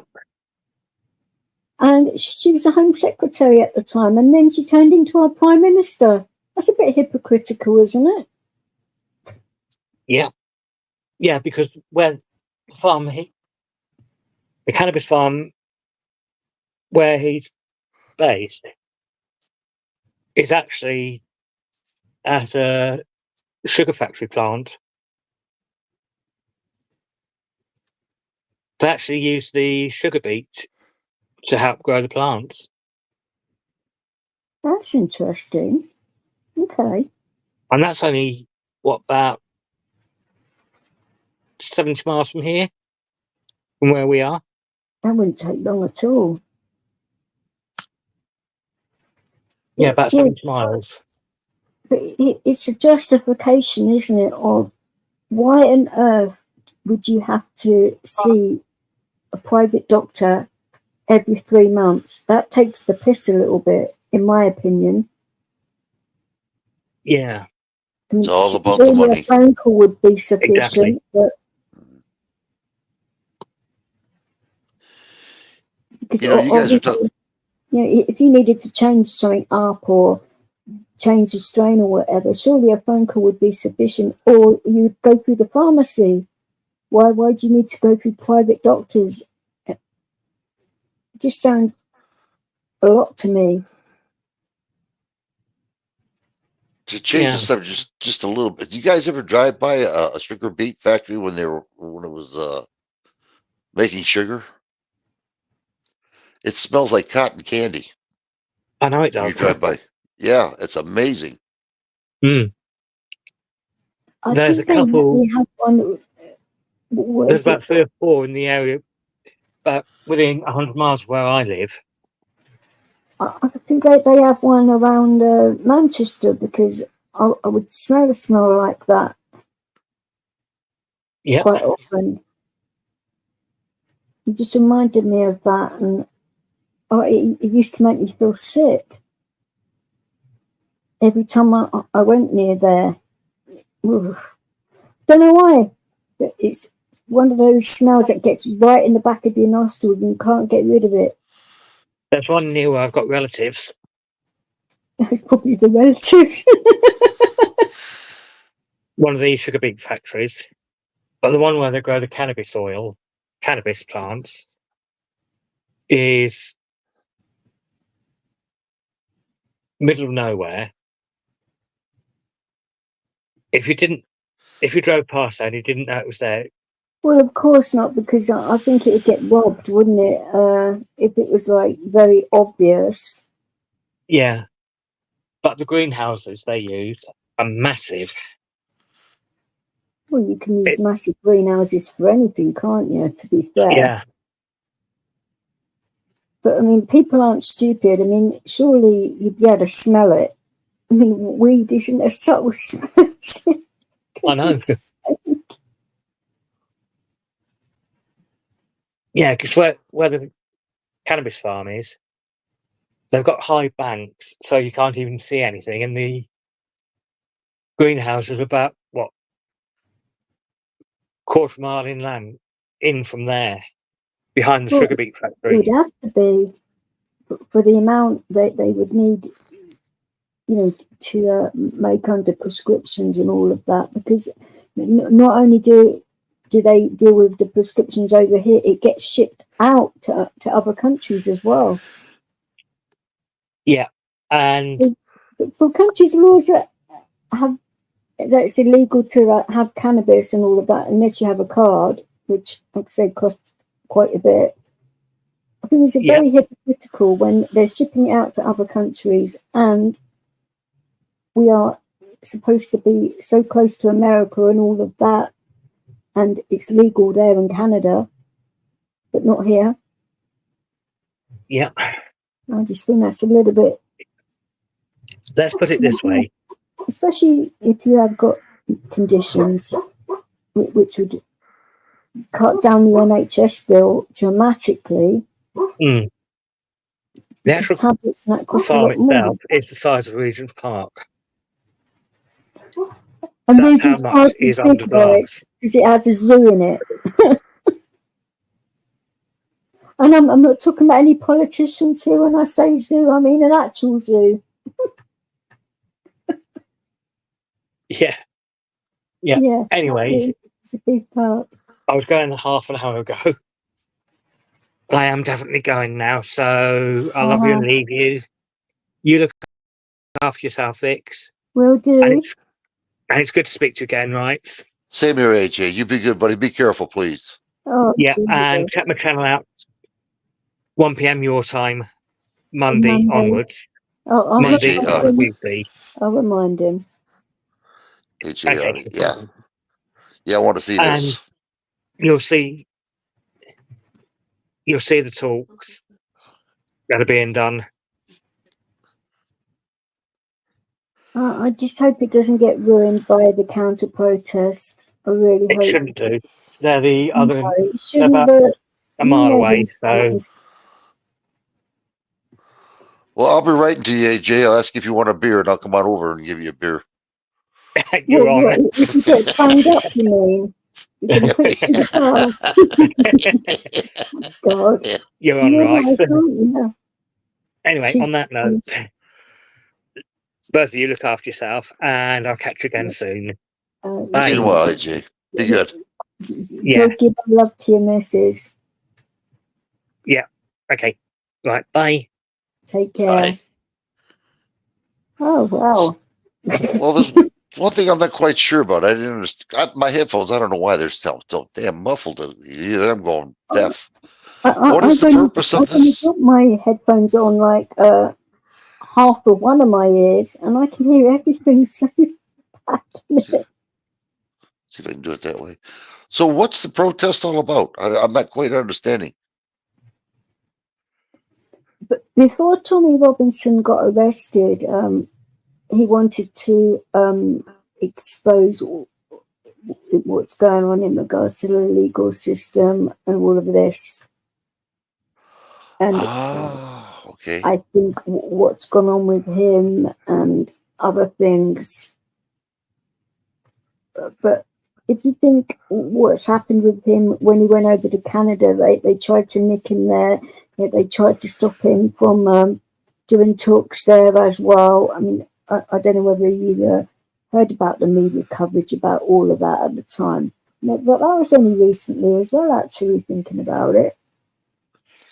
I didn't know anything about it. They're just trying to like silence him, but don't they realise it's actually only giving him more attention? Wow. One guy, eh? Well, bless their hearts, though. At least they're sticking together for the guy, you know? Oh, he has a lot of supporters. Yeah. Wow. But It's a shame that he used to be a head of a gang called the EDL, which were primarily football hooligans, and then it turned more into what was going on in his hometown of Luton with the people that moved into the city there. That there are parts of Luton that you can't actually go into because it's segregated. So I'm actually wording this very mildly. It was really bad. I mean, Luton's not far from. It's right next to London. Geez, So right next to you then. that is how he came about, and basically highlighting what was going on way before it sort of like became more public knowledge and all of that. And the police don't like him for it, and a lot of others don't either. So people are getting aggravated with it, getting sick of it. Okay. Yeah. And now with what's going on in regards to the actual migration being out of control, I mean, like my last live, but when we were talking about the waiting times to see a specialist or even to have a simple scan and things like that is ridiculous. And I've been reading up that a lot of disabled children aren't getting the actual education they need because of lack of funding, because it's gone on other things. But they won't tell you what the other things are, which tells you exactly what it's gone on. When our government says that they won't tell you why, then you know why. Yeah. People ask for like freedom of information requests for things like this, and it gets refused. Wow. Yeah. Basically, the same thing's going on over there is happening over here. Basically, it's all the same. Isn't that ironic how things are all the same almost? Happening in different countries. At the start of my stream and that I cannot believe how many big countries now are experiencing this, and it's like, where does it stop? Yeah. I can't really see what they're getting out of it really anyway, because they're having to, okay, they're being put up in hotels, but that isn't really, it's somewhere to live, and a lot of people are homeless, so there's that. But staying in a hotel room all the time isn't exactly freedom to like do a lot of things, because financially, especially in this area, for example, it's very expensive to live in London. So which would resort them to doing things which they shouldn't be doing, if you catch my drift. Yeah. No, I do. I do understand what you're saying. Yeah. Yeah. I mean, it drove me nuts being in a hotel room for when they sent me to that hotel when I was having the repairs done. Mind you, that they were taking the piss with that, weren't they? If you remember that, the actual first day I got there, when we were at this hotel, I mean, it's a lovely hotel, and the stuff there are normally brilliant, but that guy that got a bit claustrophobic because the lift doors wouldn't open immediately, so he broke the lift doors and broke both lifts. So I was literally stuck. Wow. And poor Leo needed the bathroom for hours. Wow. And members of the public were going down to the reception and telling them, and they were like not coming to help. And I couldn't be like, well, what do they expect me to do? Eject my electric wheelchair down flights of stairs? I'm not that suicidal. Oh my God. That would cause some damage to my chair and to the hotel. And to poor Leo probably as well. My goodness. It was bad. I could see you on BBC News. Yes, we have a DJ and the camera's pointing at you. Hello. Yeah. Oh, it was terrible. But at least people were being kind enough to go and like tell the stuff, to like hurry up, because Leo doesn't like going to the bathroom indoors. He was holding it and holding it and holding it. I mean, I think we had to wait in the end because he actually needed to go when I wanted to take him out, but he held it for another 8 hours, bless him, before they actually had to pull the emergency cord for them to get him, for them to come and bloody do it. I didn't want to obviously do that, but I thought, no, I've waited long enough. I wasn't very happy about that in regards to him, because he was confused. And it took them ages to fix the lips as well, and then that they could only do one of them. And then the actual staff were using them constantly. It's just like, oh, here we go again. Poor Leo's crossing his legs. You know that? Oh. Poor Leo's crossing his legs. Come on. Oh, but that was a right bloody nightmare. And then obviously having to go to hospital twice as well during that time. I mean, I was only there for a week. Wow. Felt like a month. So I am dreading it when they sort the repairs out here again. I mean, wow, it is going to be one of them, isn't it? But what do you do? Poor Leo. You got a good dog there, though. You do.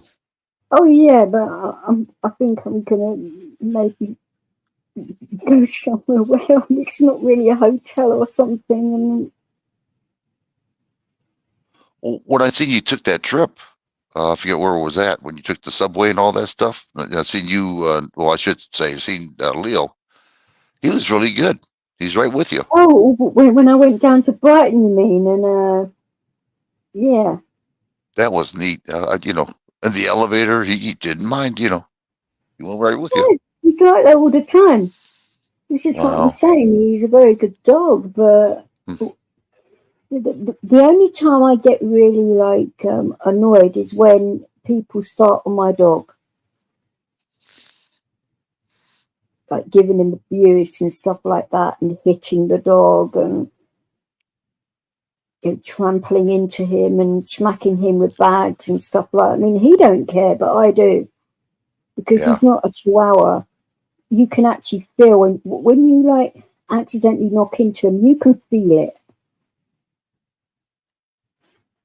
So even if it hadn't hit the dog, then it would have hit the person that's next to the dog. which is a bit worse. I don't know, but no, I don't mind being hit so much with bags and stuff. But my dog is a different matter. Yeah. Well, I understand that. Yeah. Well, It's not right. that's where Tonkin actually heard me when he was driving about near my area, and he actually heard me yelling at some guy for walking into Leo because he was being a right dickhead, and it was pouring down the rain at the time as well, and he was texting and doing some other shit. Really hurt the dog. Oh, it was like people had to hold me back before I killed the guy. Oh, he was an arrogant asshole. He really was. You tell him, he says, you do it again, and Leo will bite the shit out of you. And I have no, qualms about it, Leo did growl at him. Good. And yeah, it wasn't nice what I mean, the guy, I would say weight wise was probably about 19 stone. I'm not sure what that is, but medium, small, huge, fat, obese. I would say he was about 6 foot. So I'm 100, just under 110 pounds. So no, I'm 8 stone. Well, if I'm right about your dog, size doesn't mean nothing to him. Once he starts biting somebody, they're done. They're done.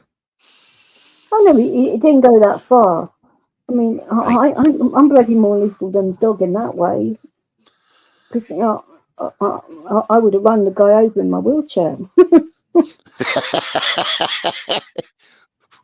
we got a crazy lady here. It was very tempting, believe me, but I thought, no, I've got to calm down before I bloody go anywhere near that. But no, no, I let him have both barrels, and loads of people were staring. I was like, oh shit, here we go. And people on my side about it as well, and they're making sure that he was okay and that, because he was limping, the dog. I'm saying not the geezer, the dog was limping. No, it weren't good. And for him to limp, it had to have really hurt him, because I've accidentally run over his paw in my chair, and it hasn't phased him at all. Wow. So for him to actually react, that tells me a lot, Yeah. Yeah, you got a smart dog. I seen him out there in the park when you took him out there. That was neat. That's a big park too. Oh, not in comparison to a lot of the parks in London. There are a lot more bigger ones, but he likes that particular one for some reason, and a few others which I take him to. But it's like, do I want to film that all the time and take away from the actual enjoyment for him? Because he just likes being a goof. And I just wanted to show that side of him, that big dogs aren't scary, and they don't have to be.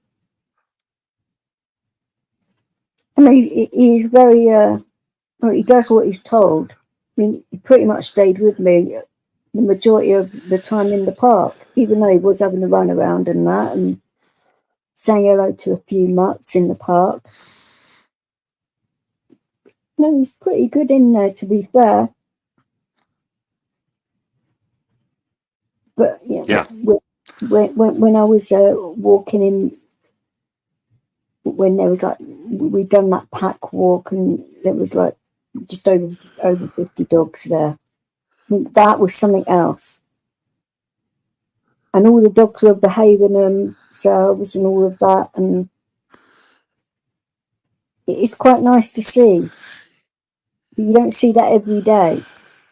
And it's timing it right. That particular park, you get a lot of the same people, but it's finding the right time when they're all going to be there to actually do it. But it's asking them whether or not they would mind me filming it, because I mean, I know you're allowed to,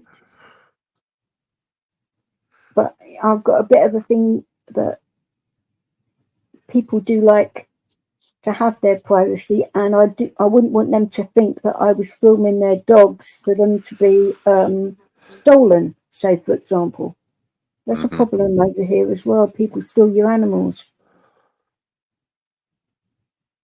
Huh. Yeah, Nothing if you've got a sacred anymore. dog, oh yeah, they actually keep an eye on your gardens and that, and they actually tag your garden in a certain way. I mean, it's happening in Scotland and a few other big places as well. It's not just happening down here, it's all over the UK. And people would mark your house, which you wouldn't necessarily be able to see, and your dog would go missing. Wow. No, it's not nice at all. Not at all. No. Can't keep nothing anymore. I'm heartbroken, but then again, he's not a pure breed. But because of his training, he's worth money. But, I mean, somebody else trying to get him to do what he does for me, that's another matter. Bull Mastiffs are stubborn animals. Well, you've actually heard what he's like when I'm on live sometimes, and he gets a bit cheeky with it. You want to throttle him, but you can't. He's been very good today, but apart from and I told him to move over, and he moves out of the way so I can put my legs out straight, and then bloody lays on my bloody right hip instead. I was like, Jesus Christ, you've got the whole of this room, and then you want to sit right here. Well, basically, you guys are. That's one typical male right there. Basically, you guys are 24/7 with each other. Well, You never separate. I said to you when I took him for a walk recently with Tonkin, and Tonkin knows Leo quite well, obviously, and like I say, I only went like a few meters to get to a lower part, so I could because I'm having to experiment with this new chair and that, and like I say, he was going mental. He literally jumped in my lap, said, "Oh, you're back." I was literally gone 10 seconds. It was like, Jesus Christ. I was so lucky that he didn't manage to hit the joystick of my wheelchair. Otherwise, I would have backed into someone's car. Oh, you have to have eyes in the back of your head with him. It can be a nightmare, but it's one of the things when you have a working dog, it's the actual bond between you is a lot stronger than if you just had a pet. And you That know makes sense. how the relationship can be between a pet and a cat or a dog or any kind of pet, really. But the actual hospital think it's hilariously funny. When you first got Leo the first day, was he kind of shy? Was he Shy. moving away, or no? Shy. I guess not, eh? Oh Yeah. no, he was a shit. Really? Yeah, well, as you can imagine, his age, being a very young dog, and being a bull mastiff as well, he had so much energy and that he didn't know where to put himself. Shy.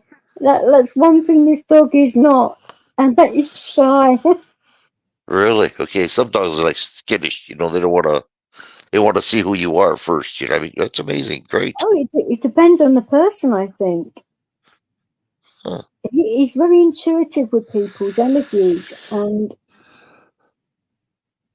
I don't know what it is in particular, but it's like that day when I went to the park recently, but when Leo went a little bit cuckoo, because I had to make a little detour, and I was having dogs like jumping in my lap and that to say hello, and which was freaking the owners out a little bit, but no, I don't care. Compared to a dog that size, bulldogs are nothing to me, you know. Yeah, it's a bit slobbery, but then again, I'm used to it with him, so I'm not going to have a go at the dog for it. No. Everyone's dog want to slobber on me when I'm at the park anyway, as if I give a shit, you know. Other people seem to like have a go, but what is the point? You're only going to get mud and everything else on you anyway. You don't go to the park in your best clothes, do you? No. Well, I certainly don't. No, especially with him, the amount of dog hair and that you get, and well, you actually saw in the video when he's rolling around and all that. You could think of that on a muddy day. Well, I'll tell you what, I was impressed with that video. I was. You did a good video on that. Oh, well, I wasn't really like trying to. I was just like, I thought I'd just film him and see, you know. It is what it is, and some people can actually talk to people, and others find it more difficult. And I think probably because of the fact that I have gone to a lot of raves and coach career and spoken to a lot of people, and then there's a DJing side of it, to have the confidence to do that and to be okay with it and be around thousands of people and be fine about it, then things don't faze me very easily because of all of that. So, and I've always been a social person anyway. You know, that's my mother's fault. She actually wanted it that way. But in regards to, say, out of my siblings, I'm the more social out of three. Most definitely. You can talk to anybody, more or less. Well, if you're an arsehole, I might. I will read you first. I always read people's energies first. And you can tell, if people don't want to talk, you leave them alone. You can tell all of that, but I'm pretty good at judging people's energies and that when I'm out and about. And the fact that, you know, having Leo around as well does help, because they are interested in the dog and everything. Sometimes it makes it a little bit more of a difficult thing, especially if they're scared of dogs and you're like, oh shit, here we go. You know, you just have to handle it and take it from there. I mean, I don't know whether you saw like the actual second part of that video when I was talking to that guy on the train, and his language is worse than mine. And I was like putting my hand over my face thinking, oh goodness me, this is an all-ages channel. Well, I seen that one part where the kid was trying to walk around Leo.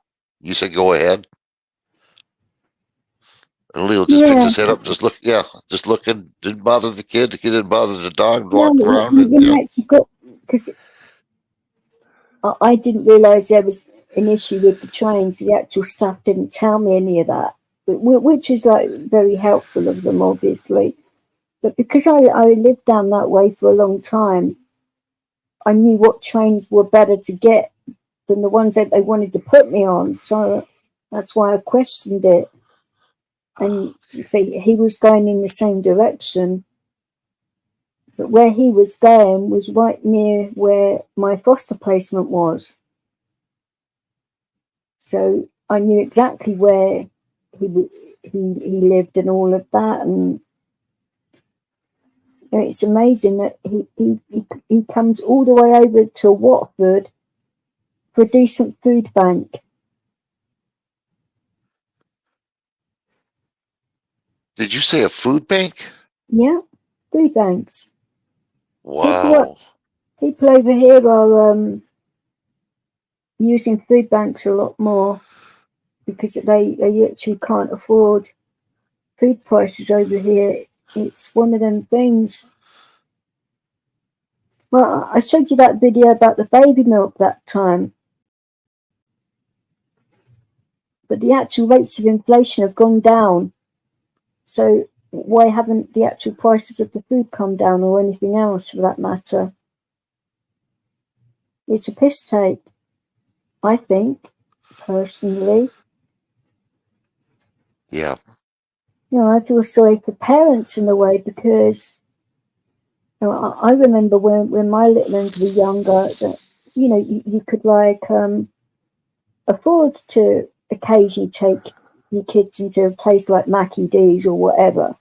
I'm not saying that is the place to go or anything, but just that as an example, everybody knows what a Mackie D's is, for goodness sake, Mm-hmm.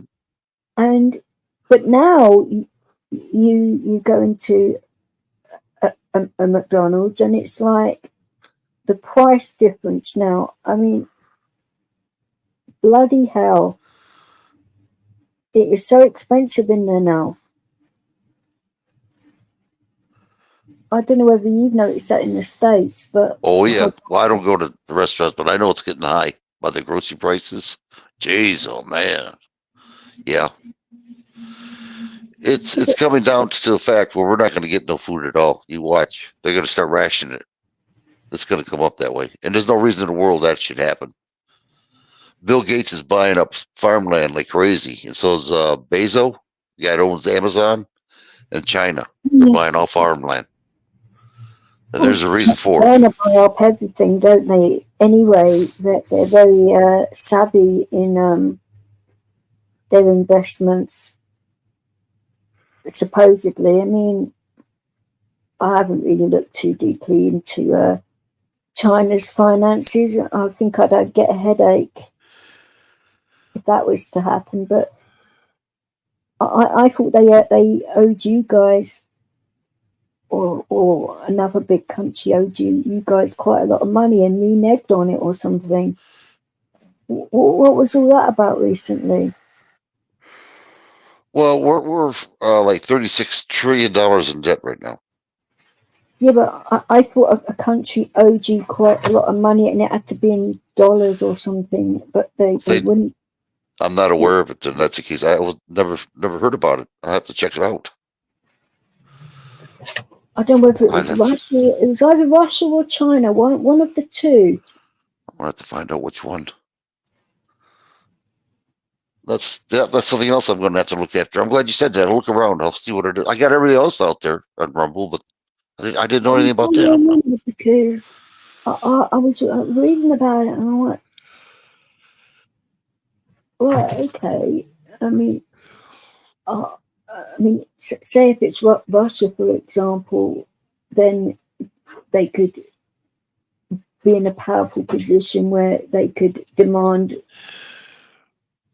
precious, minerals from them instead.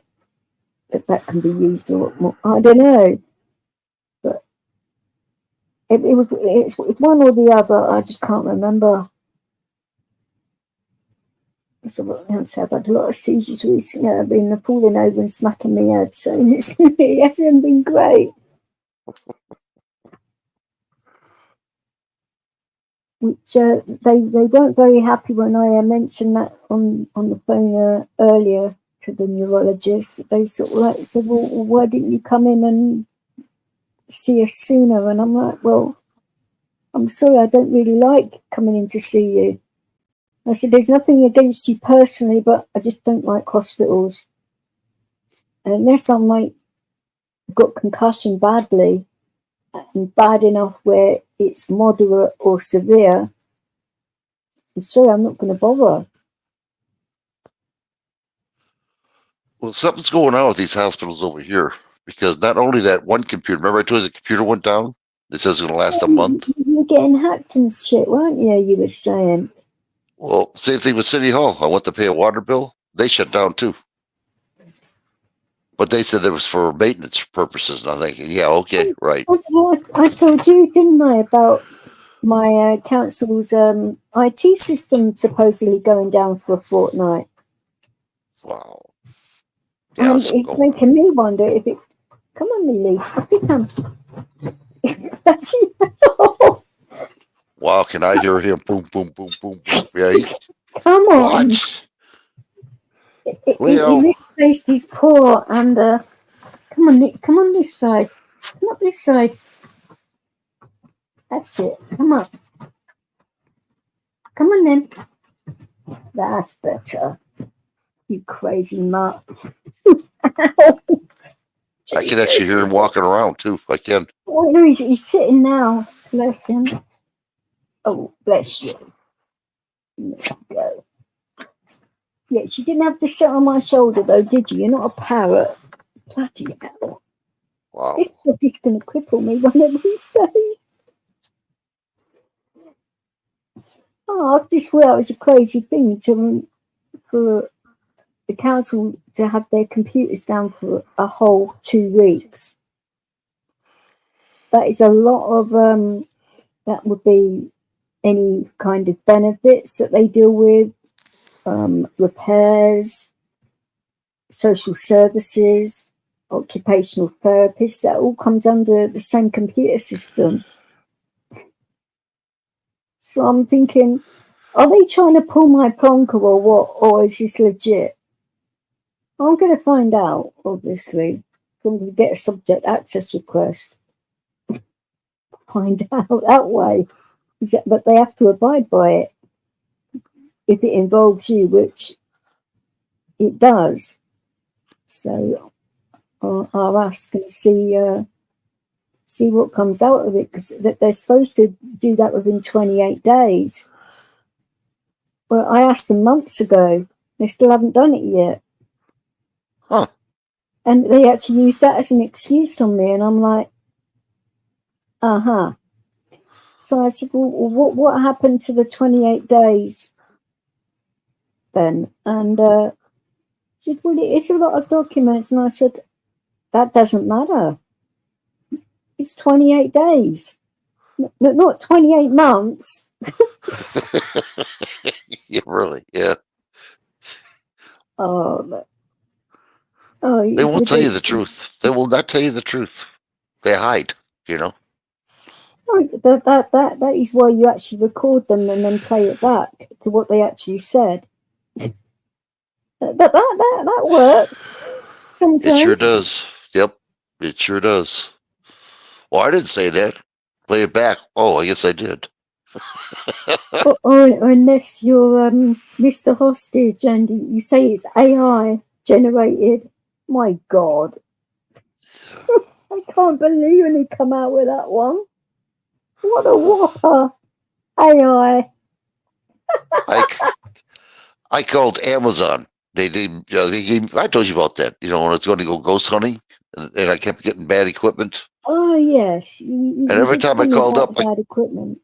Yeah. Well, every time I called up, I kept getting the Hindu people. I couldn't understand them.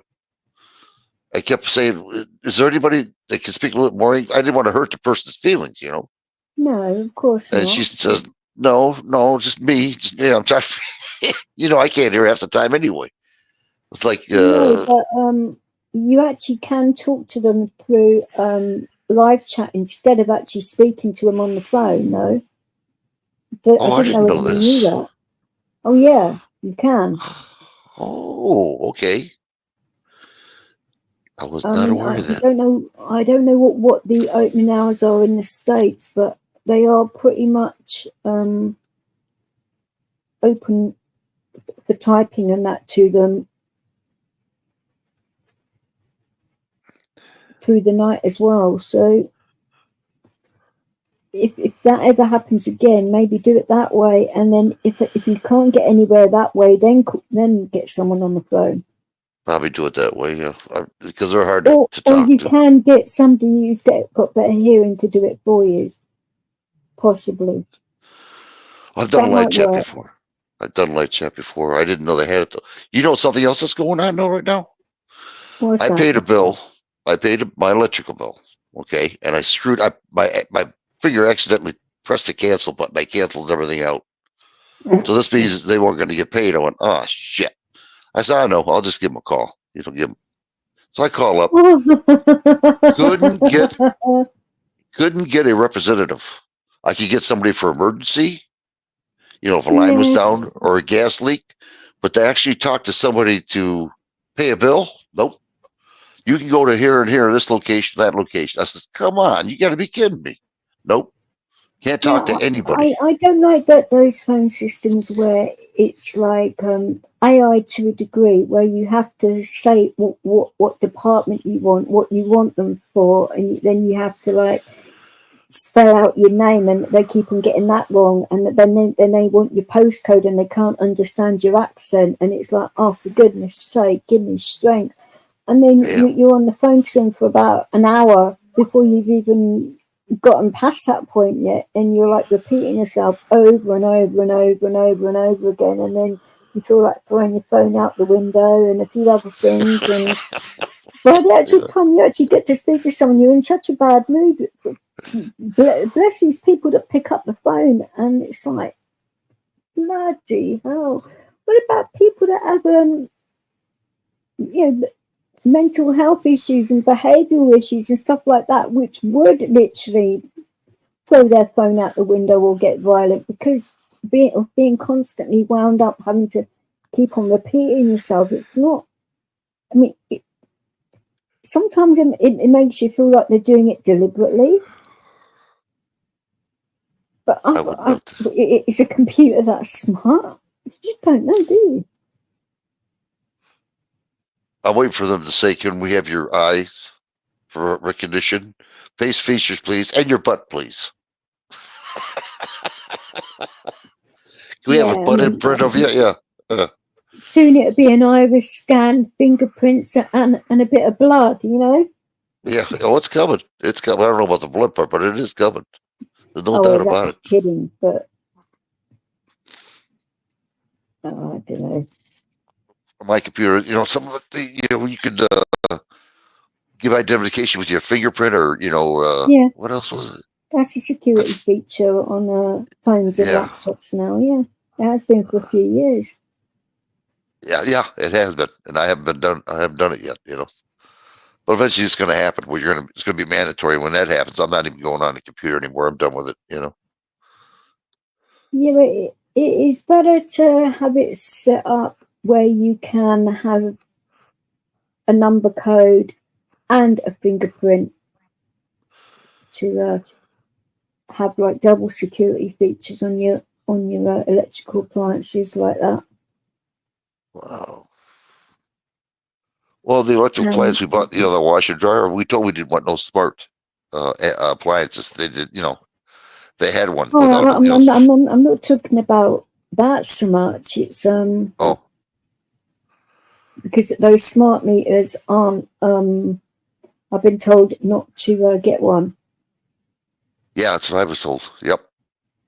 By quite a lot of people that are in the industry, because they actually catch on fire and that, I've been told, and I'm like, right, okay. I've had enough issues with my boiler. I don't need anything going on with the bloody meter now. Jesus. No. So how's the dryer? It's smoking.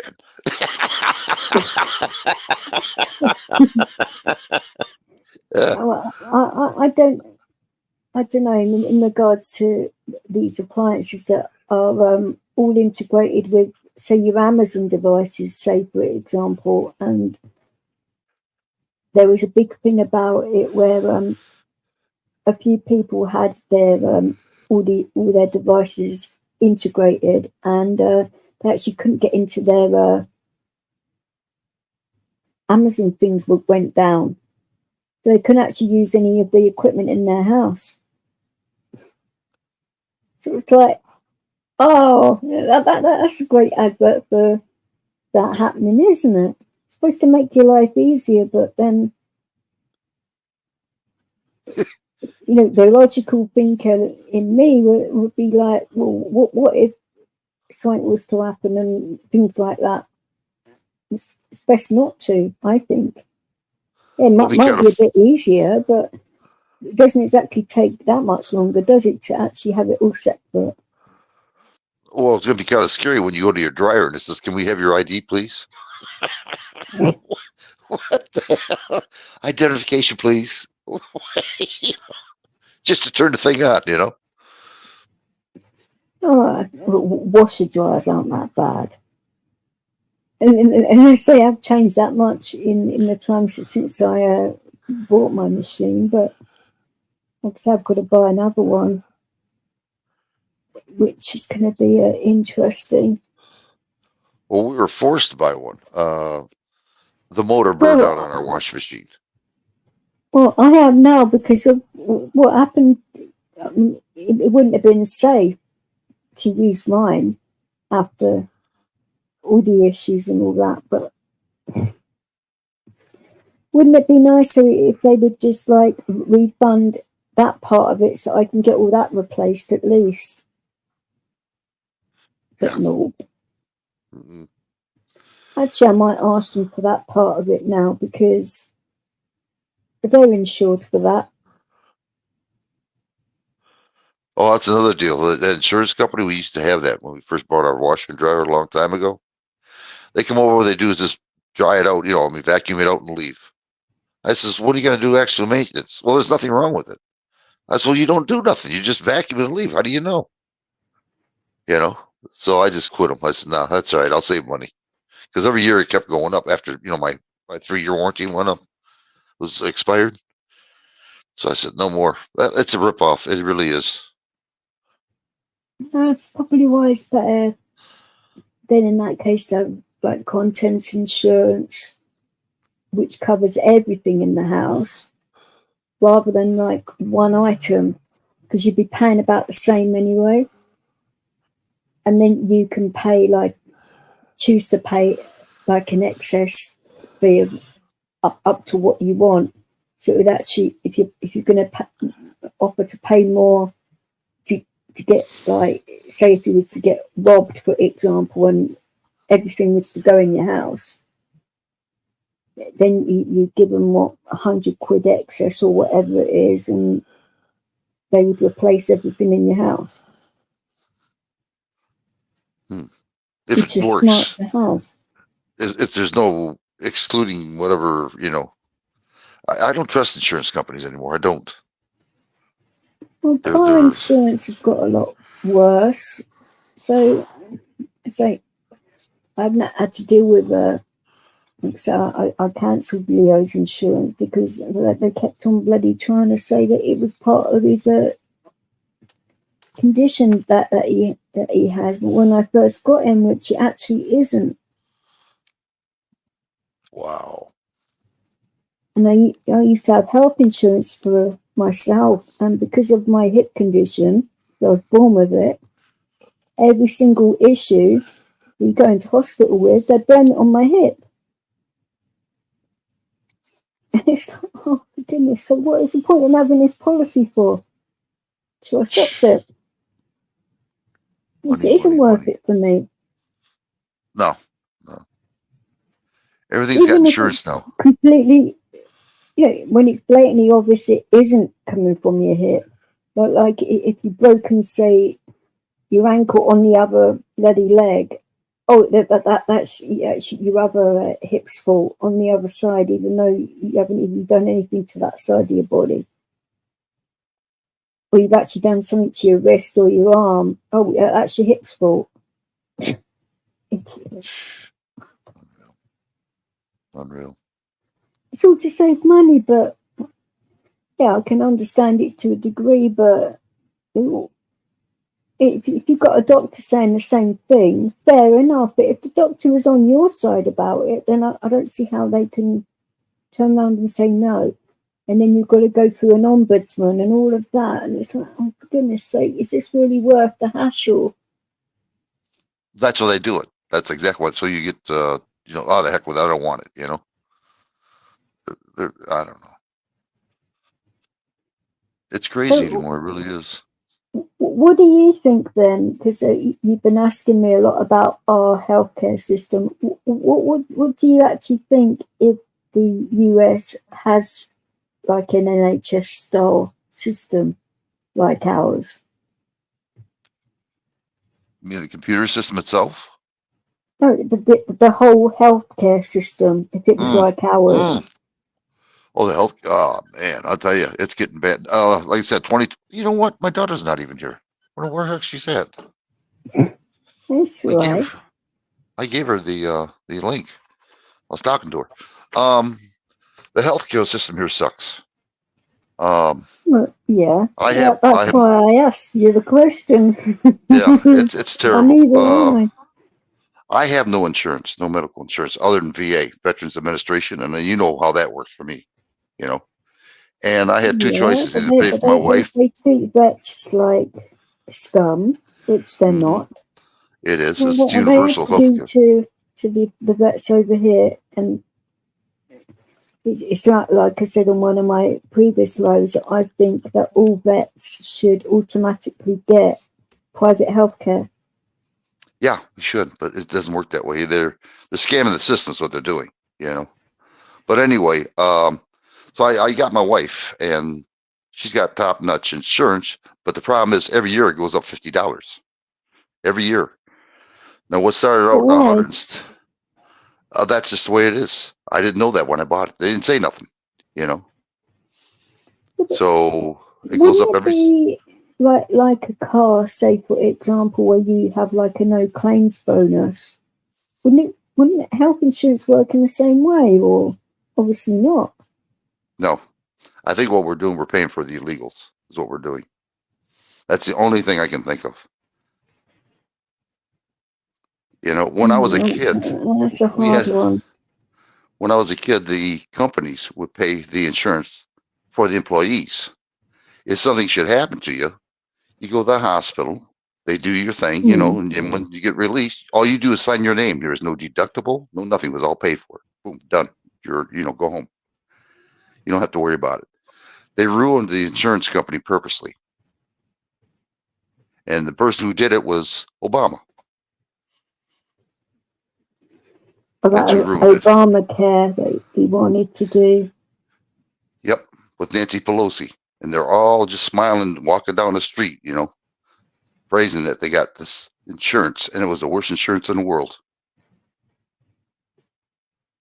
You got to go see a primary care. What made it so bad? Because not a lot of people talk about this. No, they don't. Well, the problem is they want universal health care. People are going to start In screaming. regards to Obamacare, for example, what made Obamacare so bad? Obamacare, for one thing, we didn't have to go see a primary care physician. If you got sick, you could just go to the hospital, say, "Hey, doc, I got a problem here," and then okay, we'll get you here and there. You got to go see your primary care physician now. You just can't go to the hospital unless it's a real emergency. You're going to die. But I mean, if you got an illness, you got to go see your primary care doctor. Well, hell, I'm old enough to know what's going on here.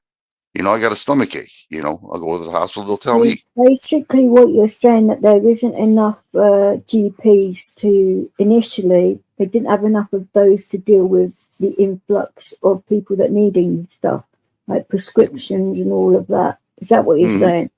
Exactly. Basically, yeah. So it wasn't thought out very well then, obviously. Because it's terrible. It's not like when I was a kid, and they're doing it purposely because people are going to start complaining to the government. Oh, help us, government. And the government's going to say, all right, we got universal health care. And everybody's going to say, yeah, let's do that. Let's go hard. You know, it's going to be free. No, it's not going to be free. Look what you guys are going through right now in Canada. How long do you have to wait to be worked on? Well, in a way, like, people shouldn't be going to hospitals for things like that. That they should actually be seeing a GP instead. See, I over here, which has got a little bit better, is that you can see a pharmacist for a lot of things. Because pharmacists are qualified quite a bit, as in, because I actually asked the pharmacist today about the my hip situation, in whether I should like get this x-rayed now, or whether it's okay to wait or what, because whilst I was on the phone to him anyway, I might as well ask the question, because he could only say, oh, I don't know, or I can only say, I think you should get it checked out, because it's not really my field or whatever. But he actually answered the question. So it actually saved me a trip to a doctor and the A&E department straight away. But he said, if it gets any worse, go. But he says, I do need an x-ray, most definitely. We're losing our pharmacies here. They're closing down. Yeah. CVS. They're changing their opening hours a lot for some, but I think it's like a postcode lottery in regards to pharmacies. I mean, they used to have quite a lot in supermarkets, but a lot of those have like stopped, which is probably why, because it was actually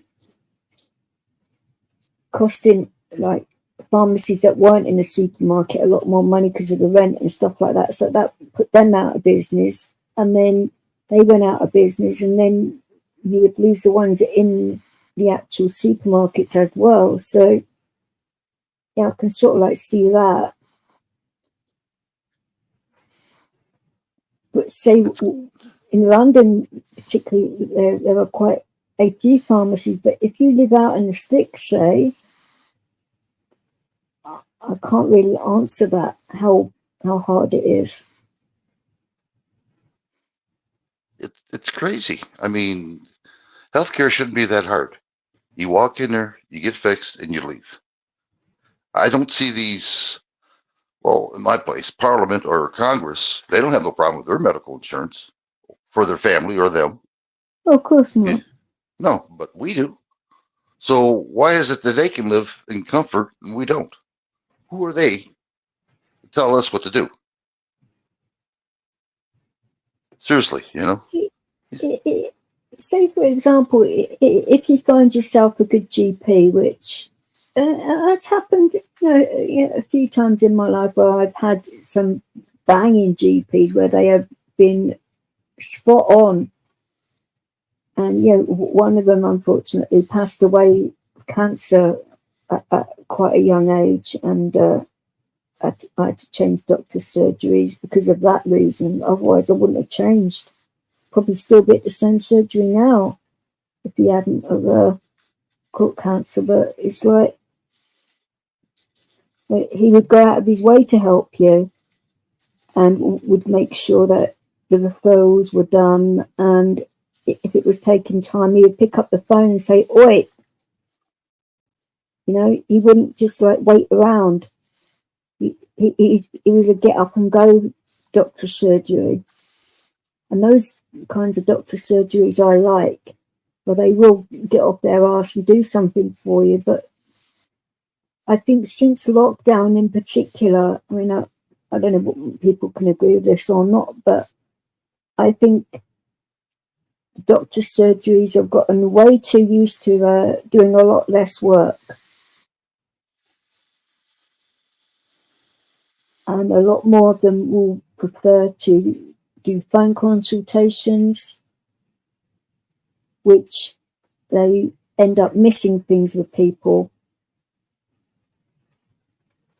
And then you'd be having arguments with the receptionist about seeing a doctor, and they will want to know why you want to see the doctor. And you don't want to tell them all your medical stuff because they're not medically trained. So, and they don't have to follow the rules of keeping your medical records a secret like doctors do,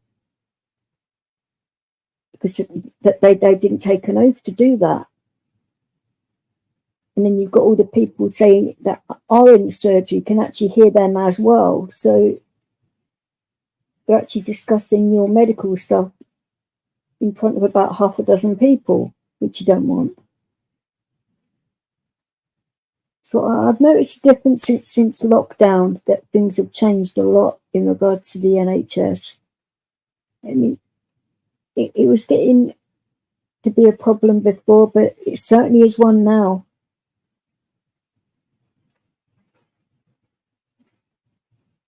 All done purposely. I don't know what the answer is to it. I mean, they're actually talking about trying to keep it in the community. Well, that's all very well and good, but where is the money going to come from? Because social services do not have the staff or the infrastructure of any of that stuff. Hey, PDF, how are you, darling? So it's like, that is not going to work. Yeah, you can throw money at the situation, but if you haven't got the staff or anything like that, then it isn't going to work at all. And then you're on the waiting list for months to get things done and all of that. But in that time, you're in hospital anyway, because they've taken so damn long. So it backfires. And then, you know, past lockdown and that, a lot more people are coming down with mental health issues. Well, that comes under social services, not the NHS. It's a bit of a funny system because it comes under your GP to a degree, but it comes under social services for the rest of it. But because of what the problems I've just stated, there's like a massive overlap of where you have to wait, and it shouldn't be like that. And especially when it comes to kids, when they've got like mental health issues and stuff. They don't care anymore. They don't care. And I told you why they're doing all this. Oh, sure. Yeah, is exactly why they're doing it. And they don't care. That's the whole game. They don't want people. They want to eliminate people, depopulate people. That I got proof of. From the RIF, World Economic Forum. Yeah. We are the carbon base they want to get rid of. We are the Clean Air Act they want to get rid of. And that's the whole bottom line. Look, my sort of argument to that is, what if, say, I'm not abdicating for this or anything like that, but what if they actually accidentally get rid of the people that would actually come up with the ideas of coming up with saving the planet from all of this? Well, have you ever seen that cartoon called Wall-E? Oh, I've got to think now. I don't watch a lot of TV, so. Well, it's about a planet that went bad. It was all diseased, had pollution. They went to space. They had a satellite around the Earth. And all these people got fat. And the reason they got fat because that doesn't ring any bells, no. Huh? Okay. Well, the computers did everything for them. They didn't walk. The robots did everything for them. And that's what's going to happen over here. They got robots right now that they're testing out to take the place of man's job.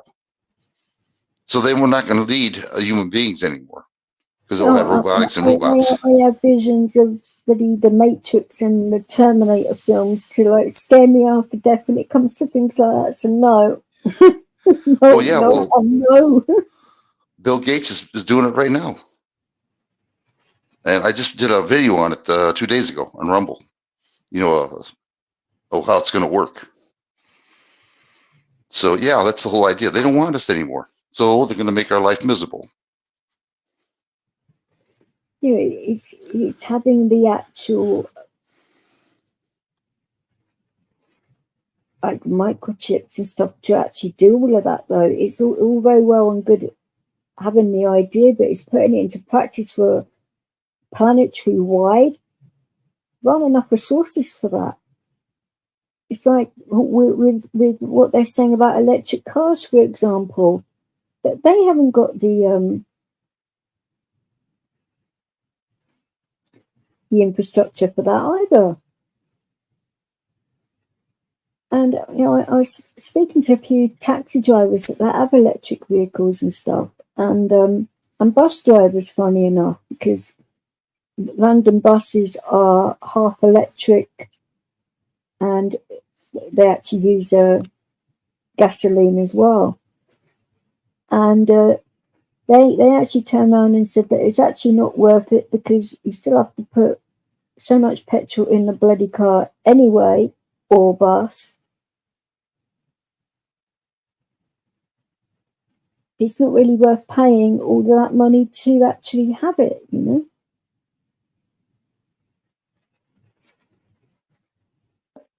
And the electric taxis are eye-watering amount of money. He said he paid, I think it was about £95,000. And that is just for the vehicle. That's not including the insurance and all of that on top. Mm-hmm. And that, for a person that is self-employed, because taxi drivers are self-employed over here. Mm-mm-mm. I mean, we actually did have a good system in well, I'm not sure whether it's in other parts of the UK, but in London in particular, it's that they call it a taxi card, where your local authority, depending on your disability, they will give you April to April so many swipes a year on your taxi card. So you can use it a maximum of 2 swipes per journey, which initially it was £2.50 a swipe, which would save you about 13 quid each swipe. So it's quite a bit of saving in the cab. Yeah, it is. Yeah, it is. Wow. And that system was for all black cabs, because they all have ramps and all of that. But then they came up with this stupid idea of changing the system to put it out to private hire drivers. So the black cab drivers have paid out all this money for their vehicles and everything else to be screwed up the yin-yang over this now, and for them to lose quite a lot of their business because of it went to private hire cars, which are normal taxis, like the yellow taxis in New York, for example. They'd be like that, which a lot of disabled people can't get in and out of those. So the actual amount of cabs that are wheelchair accessible, say for example, has gone down dramatically, and the drivers basically said, look, we've got to stop doing this because it's not worth it monetary for us, not anymore. So for a really good system, they not only made it so the actual swipes went on mileage as well, so it was actually costing the customer more. But it was actually not working out monetary wise for the drivers either.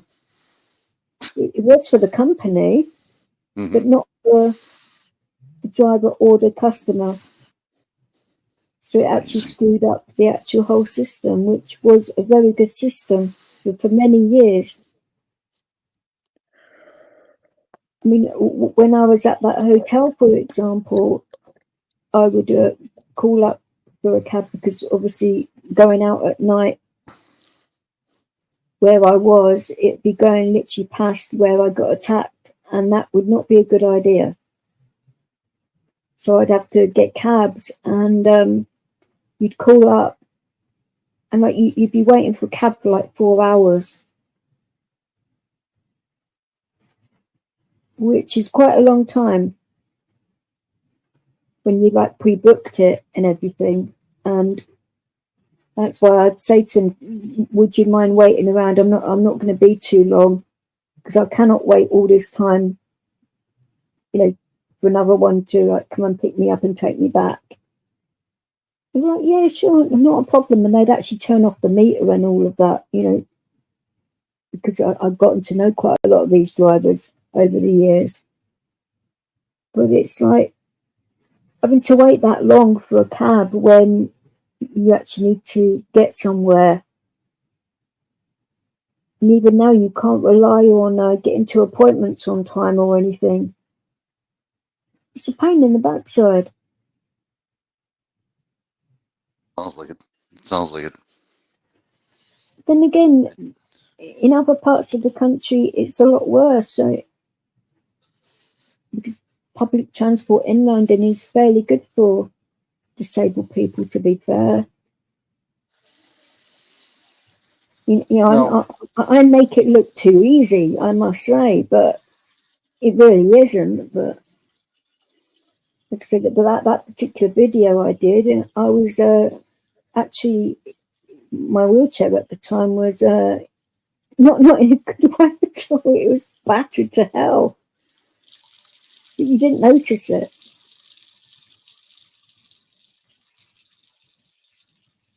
That's one thing I say. When I took it to get looked at, the actual repairs people were like, "What the heck have you done to this chair?" I said, "Well, I've had it for many years. I mean, when was the last time you come out and repaired it?"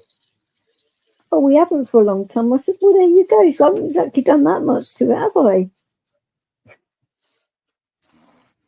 It needed to be replaced anyway. You know, they just got their money's worth out of it. Well, you got to admit, things are a lot simpler in the olden days than what they are now. They made things kind of more complicated, more, you know, it's supposed to be more convenient for it. I don't see no convenience, really, you know? No.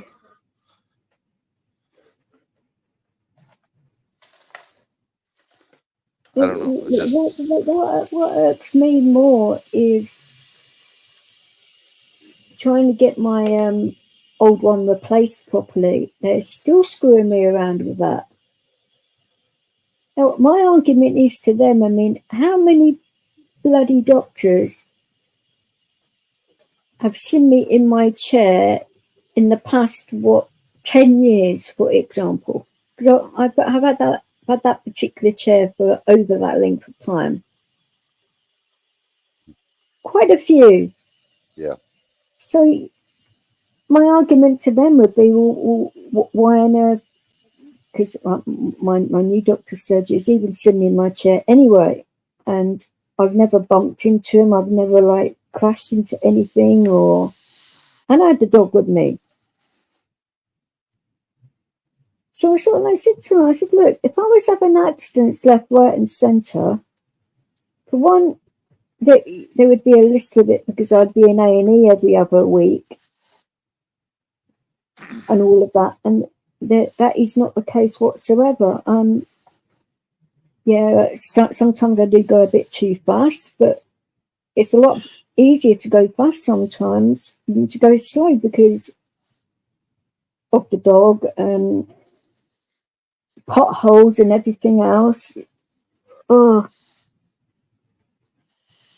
you get hurt like that, you know, going slow around those things and all of that. So it is a lot easier in that way. But that's what I said to him. Look, I can basically prove how many accidents I've had in the whole time I've had my chair and that. And it's not just the one chair.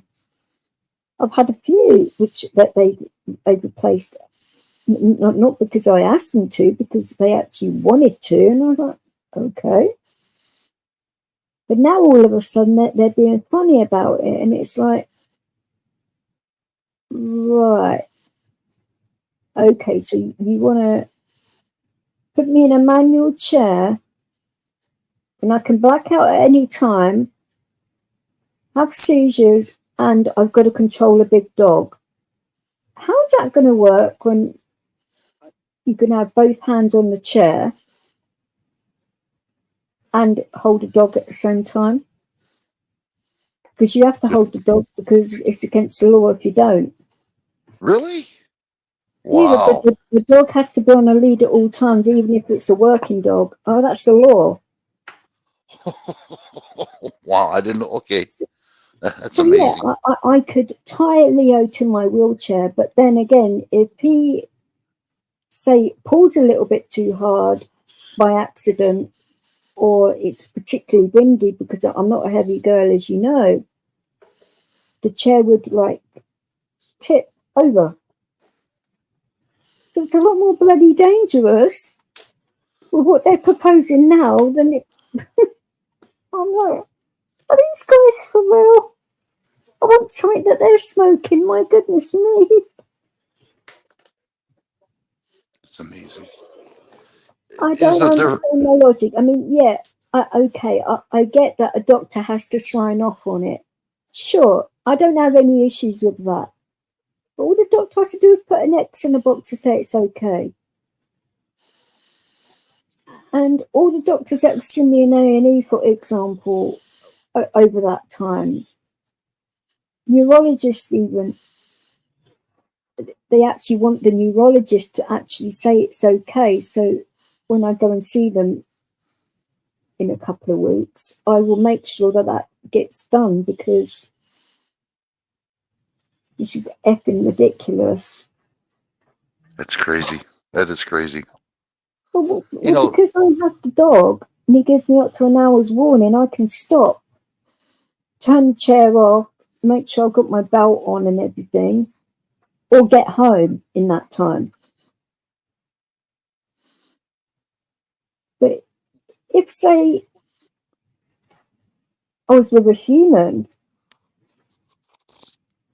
I'd get like 30 seconds warning rather than up to an hour's warning. Well, sometimes it can give me a little bit over an hour, but that's pushing it. But it's a lot safer to have the dog with me than not.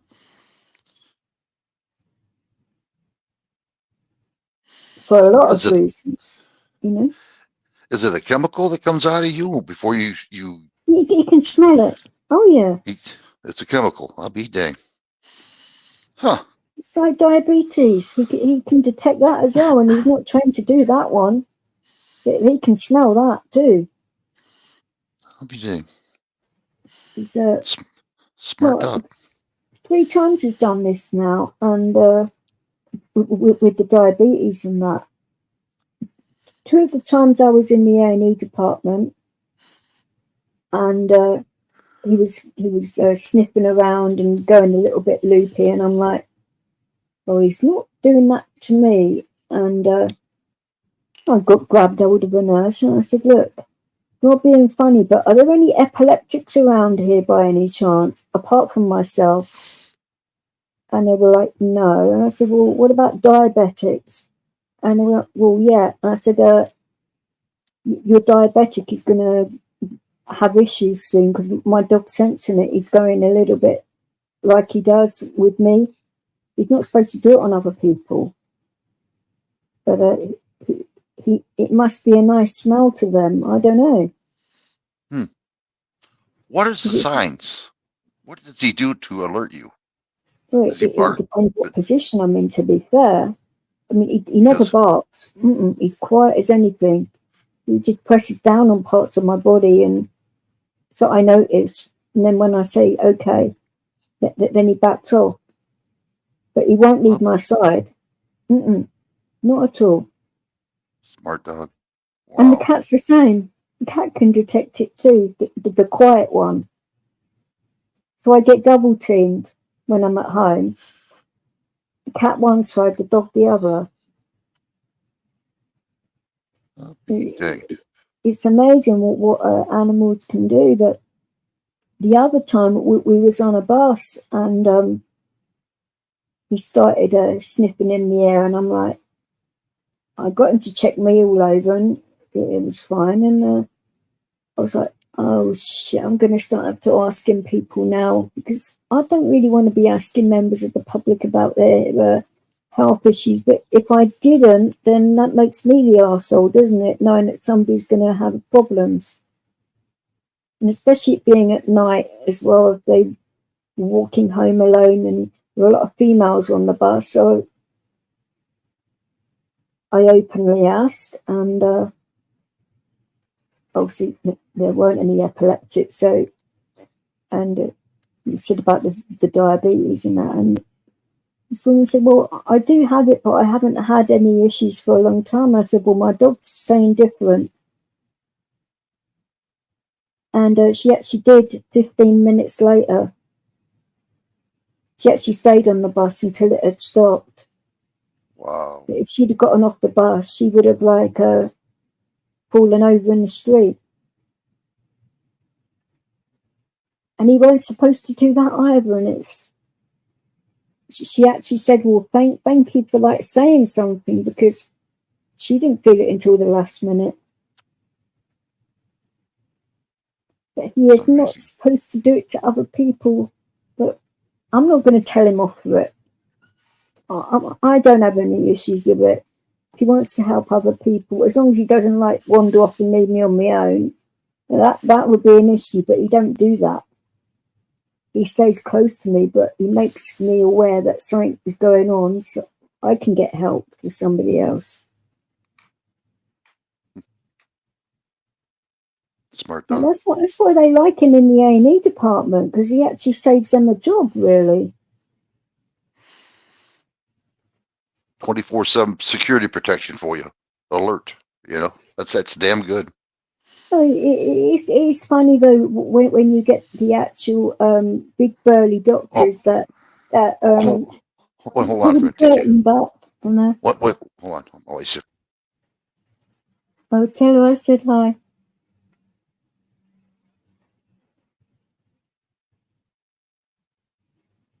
my wife wanted to know if our daughter was out here, and I says no, she didn't show up.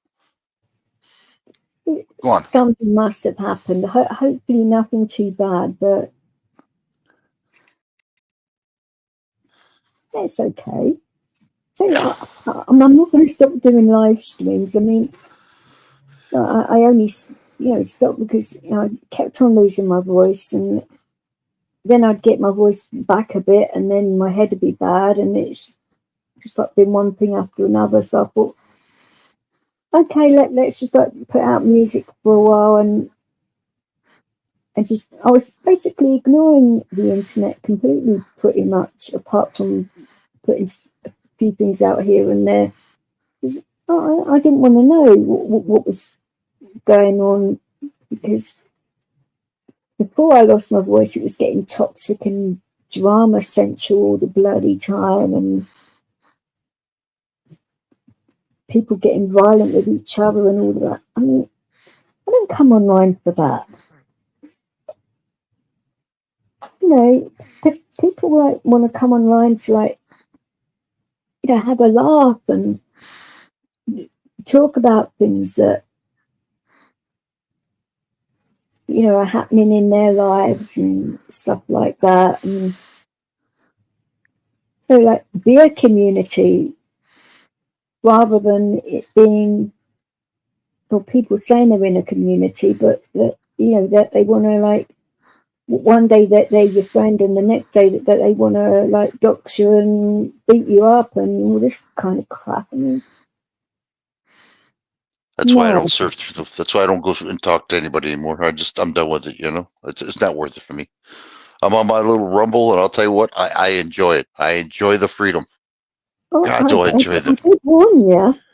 Wow, yeah, it's I great. did say, didn't I? So Yeah, Newt helped me out on that to get me started on Rumble, and I'll tell you what, it's worth it. I mean, I'm getting a lot of hits now. I am more hits than I ever did on YouTube. I don't know what it would be like from a music point of view, putting music on a oh bloody hell.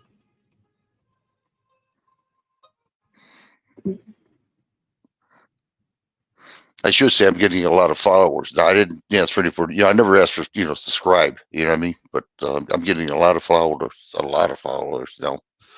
500, 600, 700, and that's a lot for me. You know that, you know. Well, That's different, amazing. isn't it? But it is different to doing, say, live streams on Rumble than it is. Like, I think you can still use StreamYard through Rumble, can't you? Can I do what? You can still have your StreamYards through Rumble, can't you? Through StreamYard, you mean? Hmm. Yeah, I can go on StreamYard and Rumble. I did a little test to see what I could do. It's not automatic though, is it? Like, No, I gotta do some stuff with it. It's called an yeah, address or you whatever. have to like mess about. Yeah. Like, it doesn't have like, say, you can go automatically by X or Twitter, as I call it, or Facebook. I think they're probably going to add Instagram to that, and any YouTube channel you have. So, but Rumble isn't one of them. But I think if Elon Musk does buy YouTube, which is probably going to be likely,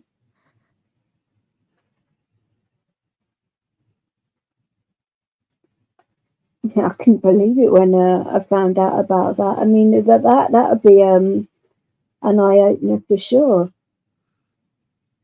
Oh yeah, yeah. Then we can start doing what we got to do. You know, I'll go back to YouTube. Right now, there's just too many kids out there. You know, causing too much troubles, like you said. You know, Rumble's totally different than YouTube. I don't know what you think about Musk here, but I actually find him, I don't know, he's very eccentric. Whether you find that with him, but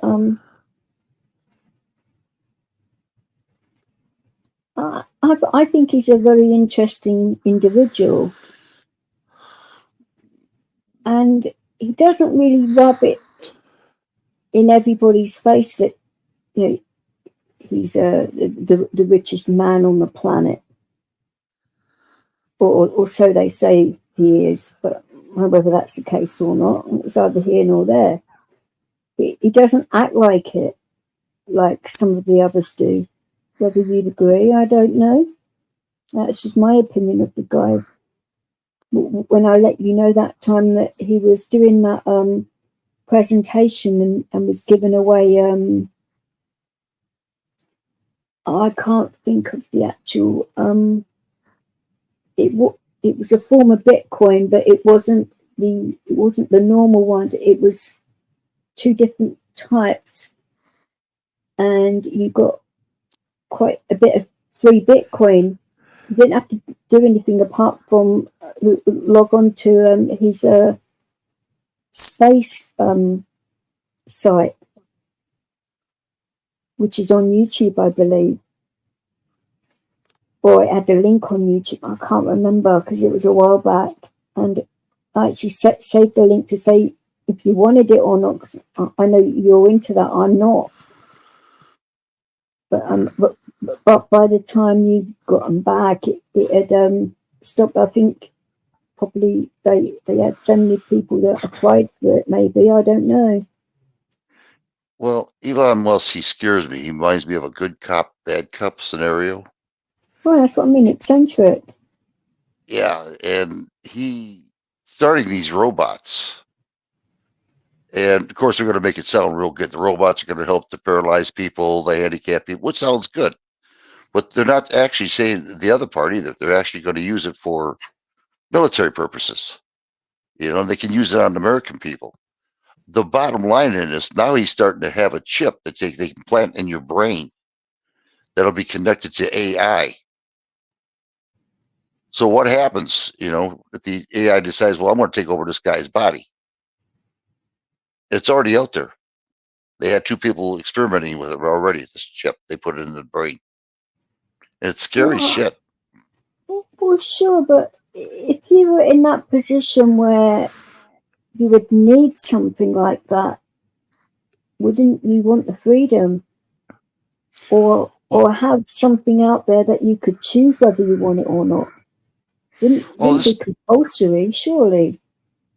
Yeah, but the problem is that Elon, my apology, Klaus Schwab at the World Economical Forum told everybody, says, wouldn't it be nice when you can start thinking of everybody else's thoughts? When you're talking, you know what everybody else is feeling, what they're thinking. Oh, I don't think he's got anything to do with that fool, personally. Well, I got a video on it. Let you see the video. I mean Elon Musk here. I'm not talking about Schwab. I don't trust that guy whatsoever.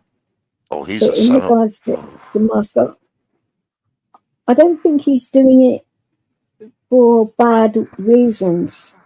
I honestly don't get that vibe from him. But it's going to happen that way. Believe me, it is. Because he already said that the technology is going too fast that they're not putting any safeguards in with these robots. They're just making them, you know, making sure they work, and that's it. And they're going to just produce them, whether they work properly at the time or not.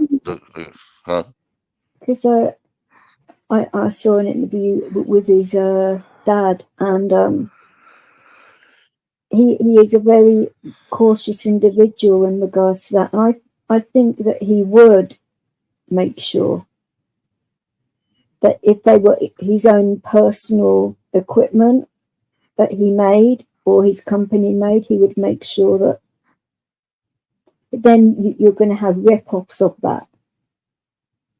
Mm-hmm. That are made by cheaper components and stuff like that, you know, when it's more widely used or whatever. Well, you know, anything they just like over here. Oh, cable's fantastic, you know. No commercials. Now we got commercials. Now you know, if you want to see something better, you got to buy a premium channel. So you buy the premium channel. Now they have extra channels that you have to buy because the premium channels now is showing the same things over and over again. So if you want to watch the latest movies, you got to buy another premium channel. You know, it's just it's just a ripoff. You know.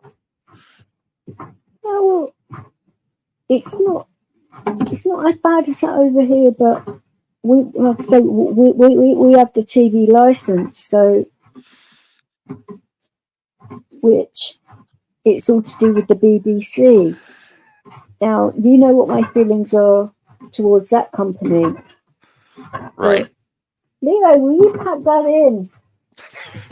I'm going to take the radiator off the wall. Stop it.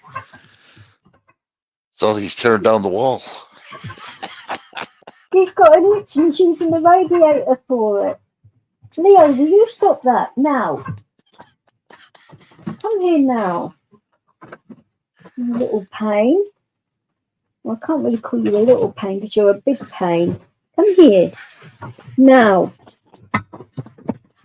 Bloody hell. He's like a horse. What do you do? Feed them? You feed them people, right? Oh, tempting. Isn't it? Oh, no, he started off the bloody cat. Oh, fuck's sake. Here we go. The animals are running the house again. Oh. So yeah, Elon Musk. We're going to see what happens though. But I mean, I've been trying to study up on him, and he scares me. He does with his technology. Did you see that rocket that took off and went right back to the pad? It No, took I off. actually didn't, but Yeah. It took off from the pad, and it came right back to the pad again. Flew right back into it. I went, wow, you got to be kidding yeah, me. there was something on social media that I was glancing at literally just before I went live. Actually, I'm trying to remember exactly what it was. Was it Russia or a country like that was begging Musk not to do something with his new satellite system.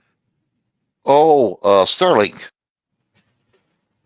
That's the one. Mm-hmm. Yeah, Starlink it's called. And yeah, but they were begging him not to use it near certain countries or something, especially about the election or something like that. And I'm thinking, hang on a minute. This is sounding dodgy by the minute, isn't it? But he hasn't flatly said, F off, I'm doing what I want, has he? Well, Trump asked him with the hurricane. Remember, I told you about Helene and Milton. It was devastated, and people had no communication. So Trump asked Elon Musk if he could use a satellite. Elon Musk came through. He started giving satellites to people out there so they could communicate back and forth, tell people what's going on. Well, it's like when he let Trump have his time on X, didn't he, for his presidential stuff that he's trying to do and all of that, because of he thought that he was getting stitched up with that debate that he was having with Harris when I think it was after the first time he nearly got assassinated. And to me, when I watched a bit of that, he did not look the same guy at all. He was shook a little bit, and I don't bloody well blame him. I mean, taking a bullet in the ear, I mean, ow and wow. And the actual people that are supposed to be adjudicating that were well on her side. They weren't helping him at all. They weren't doing their jobs at all. So that's why Musk turned around and said, okay, you can use my platform and basically say what you want. That's good. Which didn't get him many brownie points with a lot of Democrats, but he doesn't care. No, he don't. He don't. He done it because it was the right thing to do at the time for him. Well, That's why that's why they don't like him. He's not a politician. He's a businessman. You know what I mean? Well, same as Trump, though, isn't it? Yeah, and they can't buy him out, and that's what pisses them off. Because all our politicians, if you look at our Google and you look up any politician here, 99% of them, before they came in and where they're at now, they made millions of dollars. Of course. Yeah, because of the deals, the Backhanders and all of that, yeah. Yeah, it's amazing. They're all bought out. Trump, you can't buy him out. They don't like that. They can't get him on anything. They're trying their best. So, but that's up to the people. They don't want to vote for him. That's fine. They're going to find out in the long run what's going to happen. 2030 is right around the corner. That's the date for the Great Reset. And between now until 2030, things are going to change fast and drastic. What annoys me about our politicians over here, for example, I mean, it probably happens everywhere. Who knows? But they actually get paid for their time being an MP, as in a member of parliament, not as in a military police, because that's obviously a lot different. But that is supposed to be a full-time job, is it not? Yeah. So how do yeah. they have time then to do other full-time jobs if they've already got a full-time job? I mean, there's only so many hours in the day, isn't there? That's true. That's true. That's right. Yeah, there is. But they get away with it. Some of them have like 3 or 4 jobs, and it's like, excuse me, but you are supposed to be working as an MP full-time, and you're supposed to hold clinics every so often and not doing it, and sort of like passing it down to other people when that's not what you're supposed to be doing at all. You're supposed to be taking that on yourself. Very shady. And that is where all the money is coming from, and the lobbyists that they're paying and getting, well, the lobbyists are going to them and they're getting paid by the lobbyists for getting this, that, and the other through. Yeah, it's not about us. And they're not exactly open and honest about it either. No, why Getting should they? any information, it's like pulling teeth, so to speak. Yeah, well, like over here, they're showing her teeth right now, and they don't care. What are you going to do about it? We're the government. You know what I mean? You keep voting us officials in for over 30 years. You know. Somebody's slacking. That should be working. I gotta see what's going on here. Someone writing? Tonkin's just come in. So he should be working, not slacking.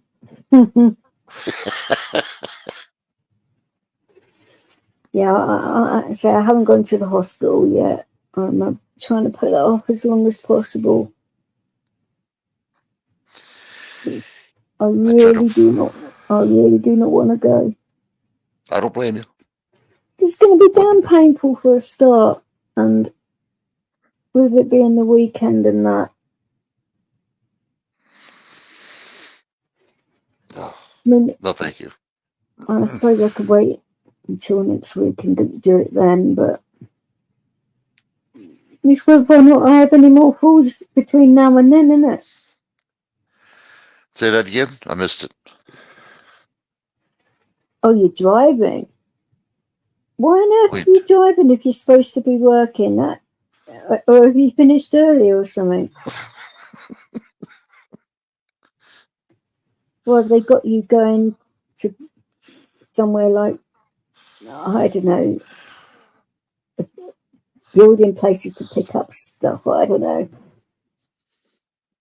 Mind you, everything will be closed now, surely, this time of night. Who knows? With bloody London, it's crazy out here. You can get stuff at all silly times of the day and night, especially if it's on a food run, which is possible. If there's a lot of people there that need food, and it's easier for them to go out and get it rather than get Just Eat or whoever it is to bring it and bugger it up, and you're having to pay more. You know, that bloody business, I don't know. But I am dreading them looking at this leg, because I know damn well what they're going to say, and I know it's going to need surgery because I can bloody well feel it. It's just when you're going to get it, you know what I mean? That's the problem.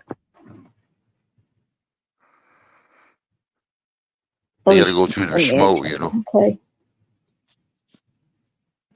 So what did you say, Rice? Says they got to go through their schmo. Leo, I've got an itchy nose and Leo's licking my bloody feet at the same time. Bloody hell. Oh, what a thing to make a person lose their fucking concentration. Excuse my language, but damn. That's We have a not little, bad, taking your mind off the pain. we have a little technical difficulties over there.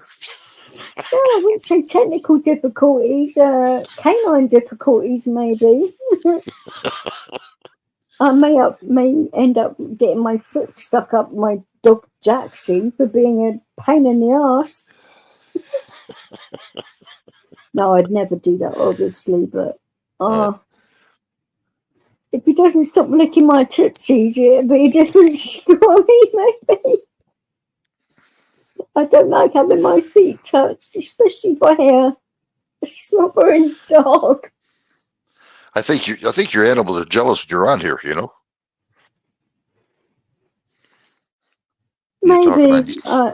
Well, even when I'm not doing live streams, they tend to go for my feet, and it's the cats as well. Actually, they're just as bad. It's actually worse when the cats do it because of their barbed tongues, and the feeling of that when they actually take your socks off and start doing it to your feet. That's highly annoying. I'll tell you, I wish I would have had that video of that cat going through that bush. You would have laughed your ass off. Oh my God, it was hilarious. I laughed my ass off. Oh my God, it was hilarious. Cats are funny at doing things like that, I must say. But yeah, they do get into things, and I should film one of my cats. Well, that's if they'd be sneaky enough to do it with me holding a camera, but when they're like opening windows and doors and stuff like that, because normally they do it when they think no one's looking. Wow. You know what I found out about cats, and I didn't know about this? They can actually kill a snake. The snake doesn't have the speed. Kill anything, really. I never knew that. I was watching a video of it, and the cat would like strike, or I'm sorry, the snake would strike straight at the cat. The cat would move within just a millisecond, and that snake kept on missing him. Reflexes, it depends. Especially like a wild cat is even worse. I didn't know they had that kind of speed. Wow. Yeah, them cats are fast.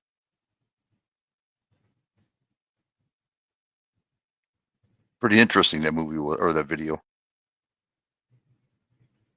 I'm sure. I'm just responding. Snake would have its head up in the air, and that cat would just knock the shit out of it 3 times before it tried to strike the cat. You know, the cat would move. I'm like, wow.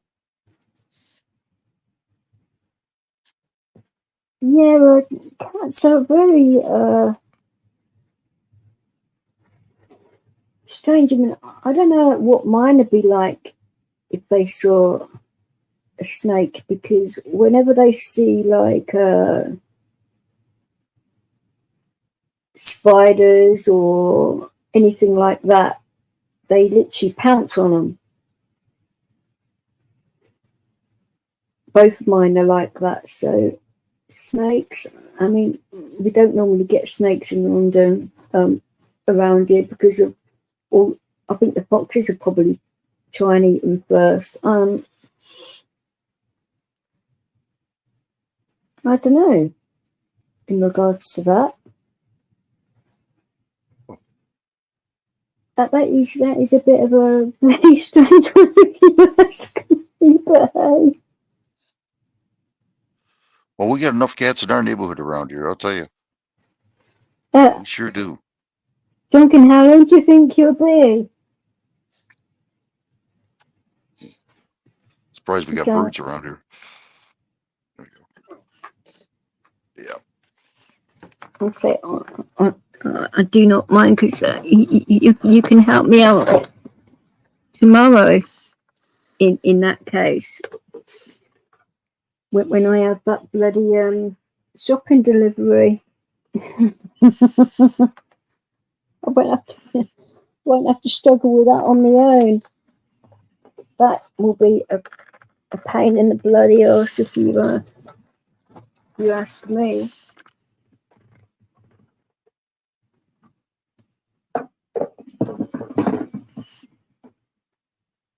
You okay? Yeah, I'm just moving something out of the way. So the dog, I'm trying to get my water bottle, but the dog has knocked it flying. Oh, it's a shit bag. It was a 2 litre bottle. And where it hit, it knocked something down, but it wasn't me, thank goodness. So this is the thing with my throat at the moment, is drinking enough water and keeping it down. That's no good. I don't know why my nausea levels have gone funny again. So I went through quite a big period of not being able to keep my oral meds down. That's And this no is good. what I was trying to explain to my GP, the one that was giving me all this shit all this week. And I said, look, it's not right, but yeah, if I can keep my meds down, fair enough. But yeah, I've got to be able to keep them down initially for them to work, don't you think? Jeez, they don't care. They don't care. Well, no, I mean, I think he's probably like worried that I'm bloody doing something dodgy with it. But I say there isn't enough of it for me to really do any real major damage anyway. But it's probably to do with the cost of them as well. I really do not know. I went to VA hospital 3 years ago to get some glasses. Says, oh, you need glasses. I said, okay. So I go to VA. I tell the lady, says, just give me an examination. I don't want a thorough one. Just give me an examination. So I go through the schmo. Can you see these letters? Yeah. Can you see? No. Yeah. Blah, blah, blah. So, okay. Just come back next week. Yeah. Give me your prescription and then come back next week. We'll have it ready for you. Just pulled my bloody headphone cable out. What's Jesus that? Christ. I accidentally pulled my headphone cable out. I just put it back in. Okay. Well, I don't know whether this happened on your laptop, but on mine, it's done this strange thing on an update where I'm not exactly sure what it's done, but it's changed all the settings on my laptop, and I actually thought that my laptop was broken, and I'm like, oh shit. So I phoned the actual company where I bought it, and I had a bit of a chinwag with them to try and find out what was going on and that, and they actually took me through a little bit, and then I noticed all these different things, and I'm like, what the heck is this now? This wasn't there before. And it's like they've actually put in like a mixing type bars in all these things which were never there before. So if you have your headphones plugged in, you actually have to click on it to say that you have your headphones in. Otherwise, you cannot hear what is going on. So if I was to take my headphones out of the laptop, I can't hear jack shit.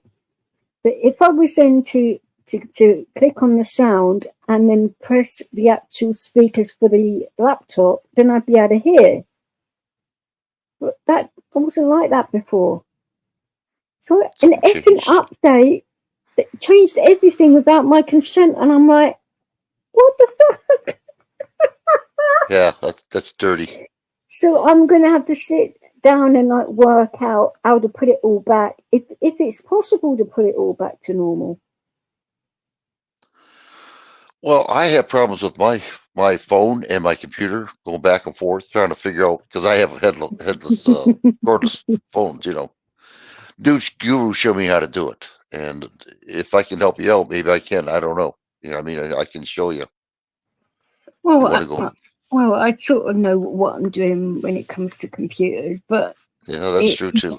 It's like having the actual time to actually do it all as well, and I need to be good in my head as well, which can be an issue. so with all that going on, it is a bit of a pain in the backside with that. So it is what it is. Oh, bloody hell, Leo, move your fat ass. Hey, this dog is bigger than me. This dog takes up more bloody room than I do.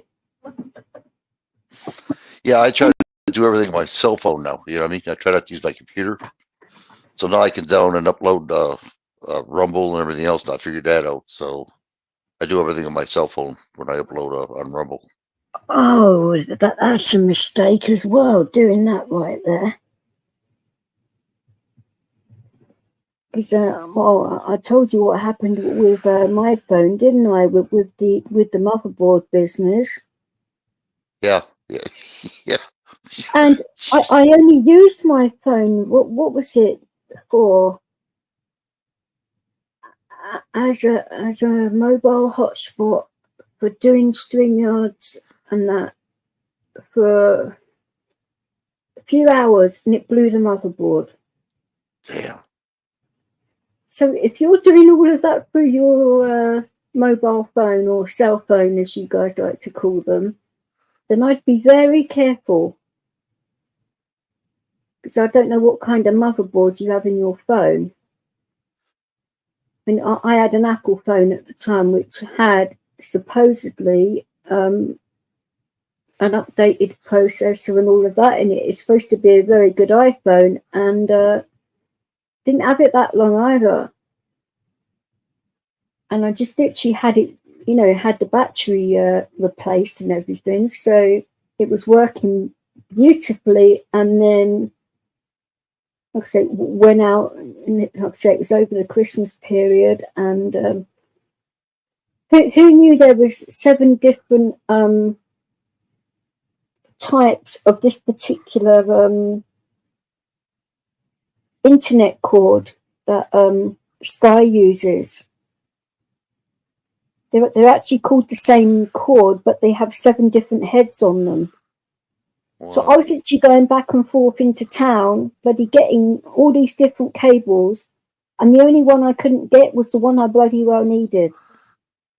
And I was down to do like 2 live streams as well, which I promised people I would do because of it being Christmas, and I had a co-host back then. And I was like, oh, for goodness sake. So I thought, right, well, I know how to do the mobile hotspot with the phone, and the phone was working fine. And I thought it's only going to be for, you know, a few hours. It won't hurt. Oh, famous last words. But I would love to know which one of my moggies done that to my bloody internet cable, the little shitbags. So they literally snapped it in half. They're not going to say nothing. You know that. Oh, I know. I know, but I knew it wasn't the dog because he was with me, and the actual cable wasn't tight or anything, so there were no issues with having a tight cable or it being wrapped around something and somebody walked past the cable and it snapped like that. No, they would have had to have literally been having probably a play fight between themselves, and yeah. Little shit. Come here, cat. I want to talk to you. Yeah. I have no problem with this cell phone. The problem I have right now is me using it sometimes. I get lost a little bit, you know, but other than that, I have no problems with it. See, it's working pretty good for me. Is it an Android or an Apple? That's Android. Android. That's probably why it's all right. Yeah, Android is. I haven't had an Apple phone since, and it's no offense against Apple or anything like that, but it's sort of put me off using your phones. And now that you need all these different cables, it's similar now with the Samsung Androids, that you actually need you can't like it hasn't got a headphone jack in it, for example. So you literally have to get a thing that goes in the charging port that has an extension for your headphones, which I've gone through, I would say about 9 or 10 different versions which say are compatible with my Maker phone. Are they? No. They do not work for shit. You sound like me. You sound like me. Yeah. And, oh no, I wasn't very happy because they were like 25, 30 quid each. I mean, they weren't cheap ones. So when I went down to Brighton, we went past this phone shop, and I went in there and asked them, because I was wearing Bluetooth headphones at the time, and I did have my semis with me, because I always carry my semis with me just in case.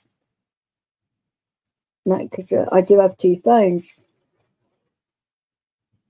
Well, I don't know where the other one is at the moment, but I think one of my cats has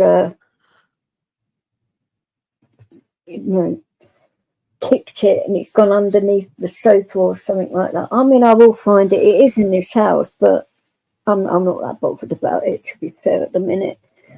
But the actual phone shop, they actually sold me the actual cheapest cables they had, and the damn things worked. And I'm like, are you for real?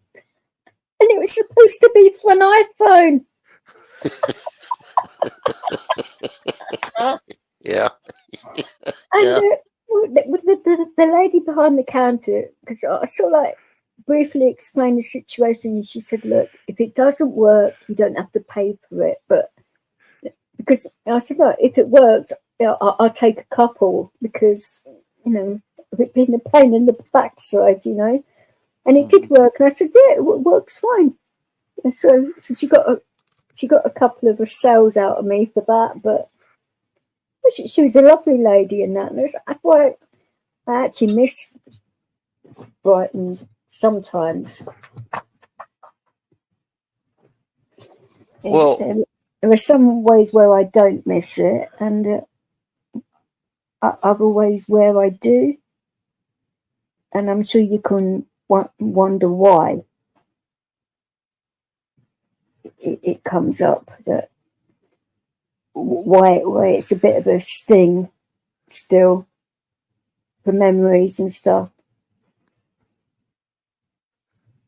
because of my mum and everything else. So, and it's not just my mum, it's my stepmom, and even going down to Brighton reminds me of my foster mum as well. So that's all 3 of them.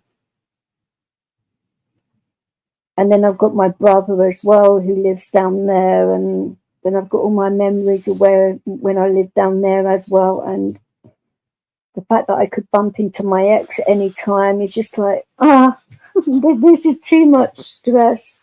Bloody hell. life's little wonders. Little wonders. Yeah. You were talking about getting cords to melt. Leo! Whoa.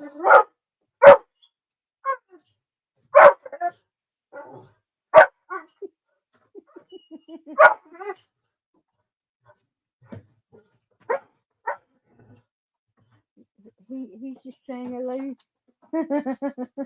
I can barely hear you now. Oh, no. Lily's up here now. I hear him barking. No, he stopped that now. Oh, he did for a bit, and now he started. Yeah, this is the only time you'll hear him barking. He No doesn't, doubt about it. he does it to me. He won't dare do it to me.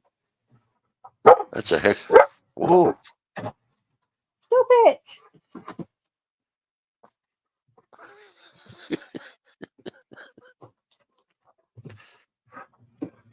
Yeah, I'm going to have to retake this, because it's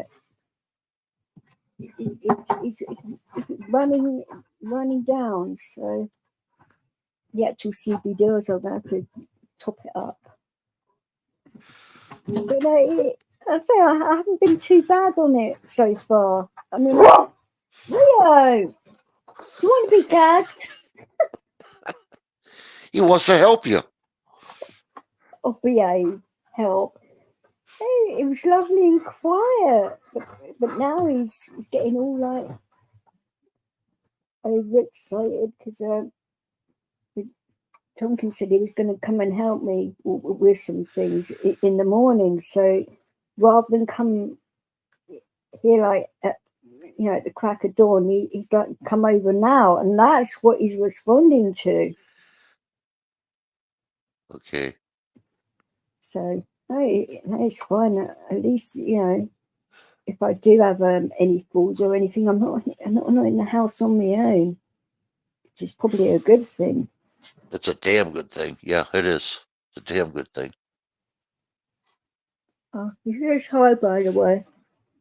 When I went ghost hunting, went over that asylum, I made sure that my daughter was over here watching my wife, before we took off. Oh, this one's a stronger one. Oh, this tastes like shit.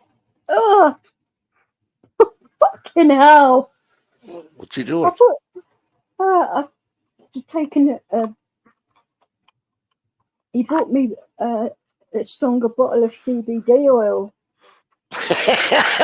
Well, he's trying to tell you you want some. No, I was using the one that I've been giving Leo for a bit.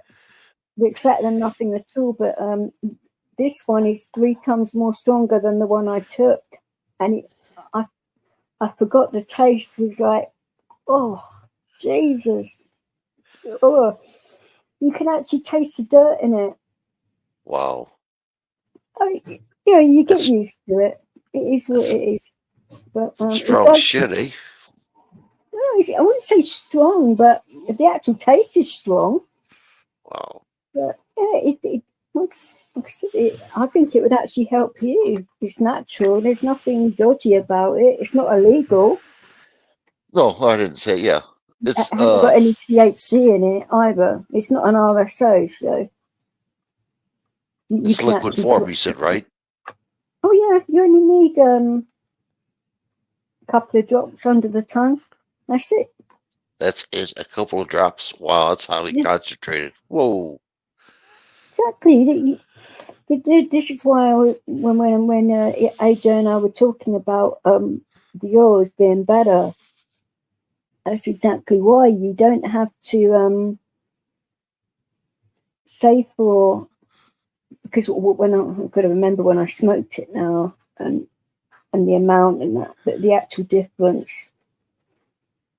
I would say 2 drops of an RSO would be the equivalent to me, would be smoking,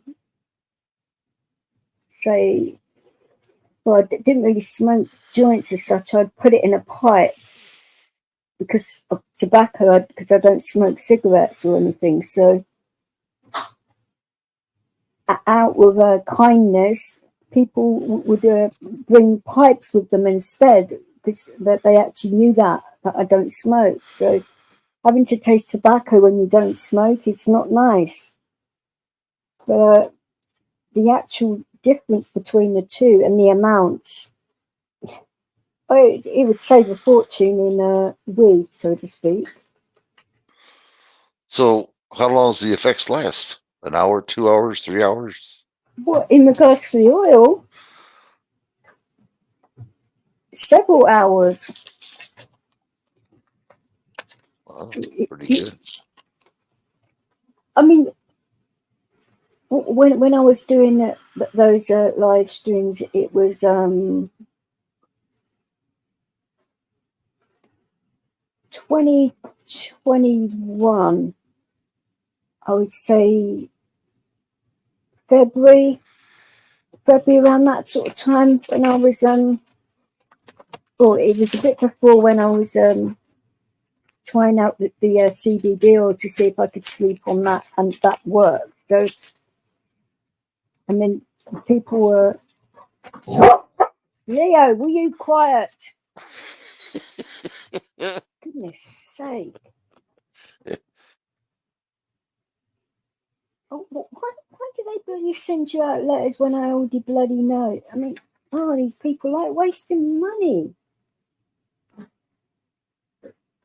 But no, it's money off, so it's a good thing. But we have this warm home discount scheme that if you fall into a certain category, because of the government's taking it over now, you used to have to go through your electricity supplier or gas supplier for it, but now it's the government agency's taken over and it's done automatically. So I knew damn well I'd be okay, because they actually said that you won't have to, bother us again. You will get it every year, no questions asked. I said, "Oh, am I that bad then?" And she like laughed. Not in a bad way, obviously. Because she knew I was like messing about with her, because she sounded like she'd had one of those days, and trying to cheer her up, and I actually did, I think. Yeah, you want to make the doctor happy, I tell you. Cheer her up, yeah. Oh no, it wasn't a doctor that sent, even though it says it comes from, it's a government letter, but they put in as well that they've sent you an NHS booklet to say we're here to help you stay well this winter. Well, that isn't exactly. What are they trying to say? That I need to go into hospital to keep warm or something? Is that what they're trying to say here? Wow.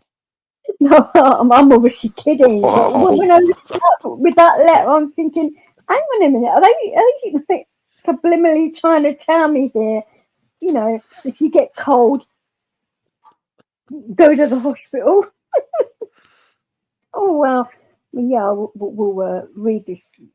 Read the booklet, and I will let you know what's in it, but obviously not right now because it is quite a thick booklet. But if you think of the cost of all of this, I mean, for the actual ink of the letter that they've sent, which I already knew that I got the payment anyway, and the postage of sending it, and the cost of this booklet to every single person that qualifies for this, ouch.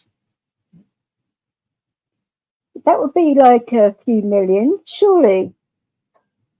How much? I mean, a few million. Wow. Well, if you think of all the vulnerable people there are in the UK, because we are a pretty cold country, like Ireland, I don't think Ireland get this discount. They do in the north, but not in the south. I'd have to ask Eddie to be sure, but I don't think they do. And our countries are very similar in a lot of ways, but very different in financial affairs. It's when I was talking to him the other day, where we were sort of like talking about differences and things, and I just couldn't believe the difference in how the Irish are getting well more shafted. And I'm like, wow, that is, a very hard thing to hear. Especially the fact, if I do decide to stay over in Ireland for 6 months out of the year, that is going to be, mind you, I could always stay in the north, I suppose. But who knows? But this is going to be a head pain and a half, working out all the different laws of both countries. I mean, the way it's changing. Leo, will you stop acting like... Get up here. What the hell have you got there now? Get up here. Lay down and behave. You mad dog. Goodness me. Bloody Tonkin's fault. Jesus Christ. Poor Tom, because he's not even here to defend himself. Oh no, he actually is now, but he could come and talk if he wants to, but I think he's sorting out some food and stuff for himself. But it's, he can talk if he wants. He's not gagged or anything. I haven't put him in the cupboard yet. Yeah, but Unreal. it works out. I mean, because I didn't know he was going to be finishing work or anything like that. So I thought I was going to have to deal with the shopping thing on my own, which is worrying me a little bit, carrying it all with my hip the way it is at the minute. For goodness sake. I thought I was going to have to bribe the driver to help, but they're actually normally pretty good with that kind of thing. I mean, I don't know what it's like in the States if you have things delivered, if they will help you willingly or not, or whether you really have to get on your knees and beg. States itself, I don't know. I couldn't tell you. So you haven't really had the experience of getting a lot of things delivered to your home where you've needed the help. No. Okay. I have not. Honestly, we always went out. The neighbor next door before they left, they used to have delivery, but little stuff, like 2 bags, and that was it, or 1 bag, But I never had anything delivered here other than Amazon. I mean, I'm talking about no groceries. Oh, the Amazon delivery alone is bloody big enough. I mean, if you think of all the pet food I need every month, I mean, that's heavy as hell. I mean, a sack of Leo's food is like a 15-kilogram sack of food, which is nearly as tall as me, because I'm a short ass, as you know, as well. My height doesn't exactly help in that situation. So, I mean, even the cat's dry food is a 20-kilogram sack of food. And when I was coming back from hospital, and Amazon had delivered the delivery well early, and they literally blocked my front door with all the items, all the heavy stuff right in front of the door, and I'm like, oh, are they for bloody real? How the hell am I going to get in here? But the actual driver that brought me back realised what was going on, and he actually put it all. I said, look, it's fine in back garden and that, and it can be dragged in from there. He went, are you sure? I went, yeah. And he actually did all of that. That was good. Without even really being asked. So, so some people here are very nice, but it's like in regards to Amazon and that, I basically said to them, can you please ask your drivers not to block my bloody door? Because, if I am out and I come back and it's like that, I can't physically move all that stuff on my own. I mean, that is dangerous and a half. Yeah, it is. Especially when I've got the dog with me as well. I mean, obviously the dog's not going to run off, but having the dog there's no room to move any of the stuff out of the way. Because like I say, he's not a chihuahua. Can't put him on your lap and say, stay there, boy. I mean, wow.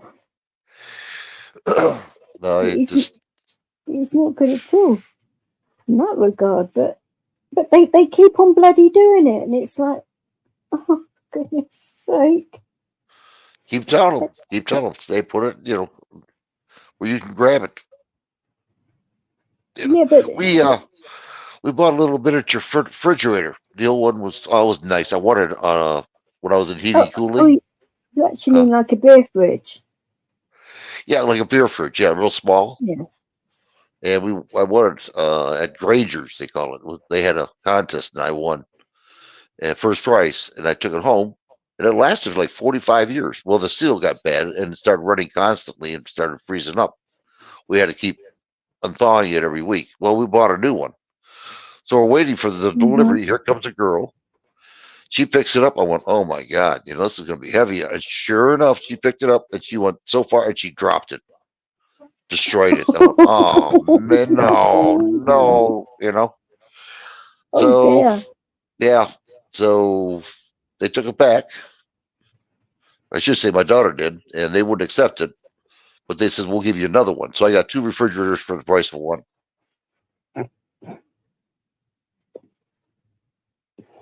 So why on earth did it take your daughter to bring it back when it should have gone straight back with the delivery driver? I mean, that's weird. I wouldn't have accepted it. Well, we tried not to, but we got it from Costco's, which is right down the street from where I'm at here. My daughter says, I'll take care of it. So she went over to, I'm sorry, not Costco's, it was Sam's. And she took it there, and the manager, it was a good thing too. The manager says, we don't want it, but she says, I'll tell you what, we'll give you a new one. You pick it out. So I did. Now I got 2 of them. She had to bring it back, the old one. Well, of course, it's approved and all of that, but yeah, it was dented on the side, is what it was, a little dent to it. And I said, well, hell, I can take care of that, So, but the new one works perfect. Well, the question is, though, did the actual delivery driver cop to it before you actually went down there and told them?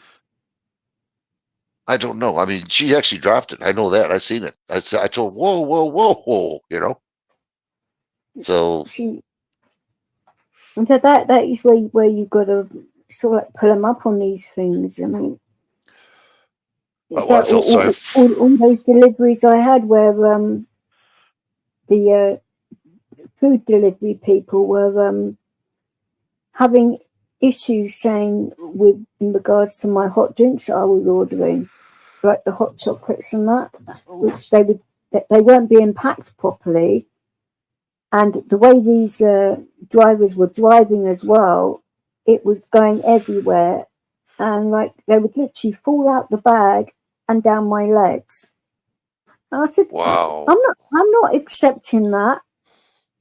And I've got brown legs. And the actual delivery guy said, do you actually mind if I film this? And I said, excuse me, but you want to be like filming my legs white? I said, are you some kind of pervert or something? I mean, surely you can just say to the people, oh, the actual, I witnessed it, and the actual hot chocolate went up her leg. There was no need to video anything, for goodness sake, cheeky fucker. I thought that was a little bit of a cheeky thing to ask somebody. Can they film it? That would have been a bit interesting filming that if because I weren't in a good mood because it was really hurting. Because I didn't have any shoes on. I had bare feet, bare legs. Oh yeah, I was wearing shorts at the time. Oh, of all times. Well, exactly, but wow. It is what it is, isn't it? I mean, fucking hell. But yeah, it wasn't brilliant, put it that way, and it just kept on happening. I can't remember how many times now, but at least now Mackie D's have changed their policy with their bags and things like that. They actually bag up their hot drinks properly now. I think that's the reason why. Because obviously it wasn't just me that it was happening to, but the frequency it was pretty well happening. Oh, it's a sick joke. And I could have easily sued them for something like that because it is personal injury after all. And it was. Yeah. Mm-hmm. Personal injury is right. Well, with the fact that for 3 hot chocolates that literally, I mean, it only took what the actual delivery driver 8 minutes to get here. So it was that hot. So they'd only literally just poured it. So it was like it just come out of a kettle. So it's like that being put on your bare feet and legs. So if you think how much that would blister and how long it would take to heal properly, Jeez, oh man. it effing hurts. Put it that way. You know what they should do? You're right about what they should wear a body camcorder. You know, when they deliver shit. Some of them They do. should. Do they? They don't. I've never seen one yet. I see them take pictures. You know, if I'm not here, they'll take a picture and then send it to There me. are But a couple of delivery drivers over in the UK that have a YouTube channel that actually film their delivery runs. wow, that'd be awesome. But it's a little bit interesting to sort of like see how it all works and that, and they're actually a lot more politer than some of the drivers like I've experienced. But you know, people are in a rush and all of that, so. Yeah. Oh, where the hell have I just put my gas on it? Oh, here it is. That bloody dog, he jumps off the bed and everything goes flying. I hate to order anything through the internet because I'm scared it's not going to work or it's not going to fit right, or you know, I hate it. Sometimes I don't have a choice, you know, but I just don't like it. Well, yeah, quite. I can understand that from that standpoint. After the issue I had with those cables that time, my God, that was a pain in the ass. I mean, who knew? Well, I know now to actually get it directly from Sky rather than go round to all the bloody computer places and all places that sell cables and try and get the right one. Bloody hell. Well, you're right about one thing, though. You know that? You're right. At least when you bought one, you bought more than one. You bought a couple, so you don't have to go back there again. That's smart. Well, no, it wasn't that. Because of the fact that that they were the wrong cable, even though it was the right cable, but it was the wrong cable because they all have different shaped heads on them. And I didn't, like I say, until I spoke to, I had a video chat with a guy at PC World, and he was trying to help me out because I was getting really irate with going backwards and forwards, and especially over the Christmas period. I mean, bumping into Christmas shoppers all the time, and I'm going to queue up and make sure everything was in stock and everything else, and going here, there, and everywhere trying to find these bloody cables was a pain in the ass anyway. Yeah, even having to take them back was another issue, but I'd already spoken to Sky, and that they actually sent me out a couple of cables rather than that happening again. So it was them that made it so, but wow. I say, you know, if anybody has a cable like that, yeah, make sure Please help this lady out. the right one. She needs help, everybody, please. Oh yeah, it's all right now because I actually know what the cable looks like on both ends. I'm not making that mistake again. You live and learn. Jesus, no, but that couldn't have happened at a worse time. I mean, I'm sure my cats were laughing when I found that cable like that and basically started swearing my head off. Cats are laughing at you. Jeez. Well, Okay. my cats are little shitbags sometimes, but they do like destroying stuff. But they actually like destroy the actual one thing I needed at that particular time. And yeah, they're like kids. If you don't watch them, they'll get into something. Well, how am I supposed to watch them when I had to like go out and take Leo for a walk and pick things up? I can't like watch them 20. Well, this is where like indoor cameras would come in handy, but where you have like audio where, you know, if I see them do something dodgy, I can yell down and they can hear it. So I think I'm in the house somewhere. That might be handy. You get one of those audible ones, so when you see him, you say, "Get out of there!" Yeah, that's exactly what I'm saying. Yeah, that would scare the shit out of him. Well, actually, it probably won't. They'll probably say, yeah. What are you going to do about it? Yeah, meow. You're not here. Meow. Oh, one of my cats doesn't, if you think about it. She's as quiet as anything. So you've got one that howls the place down, and the other one that doesn't. And the one that's quiet is the cheekiest one out the two, I'd say. Do they get along with each other? Yeah. Oh, I would say so, but ever since that issue I had when I was in the hotel and the smaller, younger cat got trapped, she's changed in how she is, and she started getting back to normal. And then when they came back in to repair the boiler again, it's made her go funny again.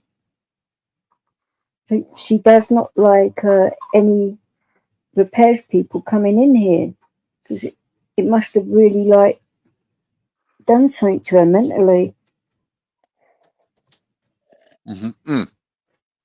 Hold on, Dee Dee. Always here. Hold on a minute. What's up?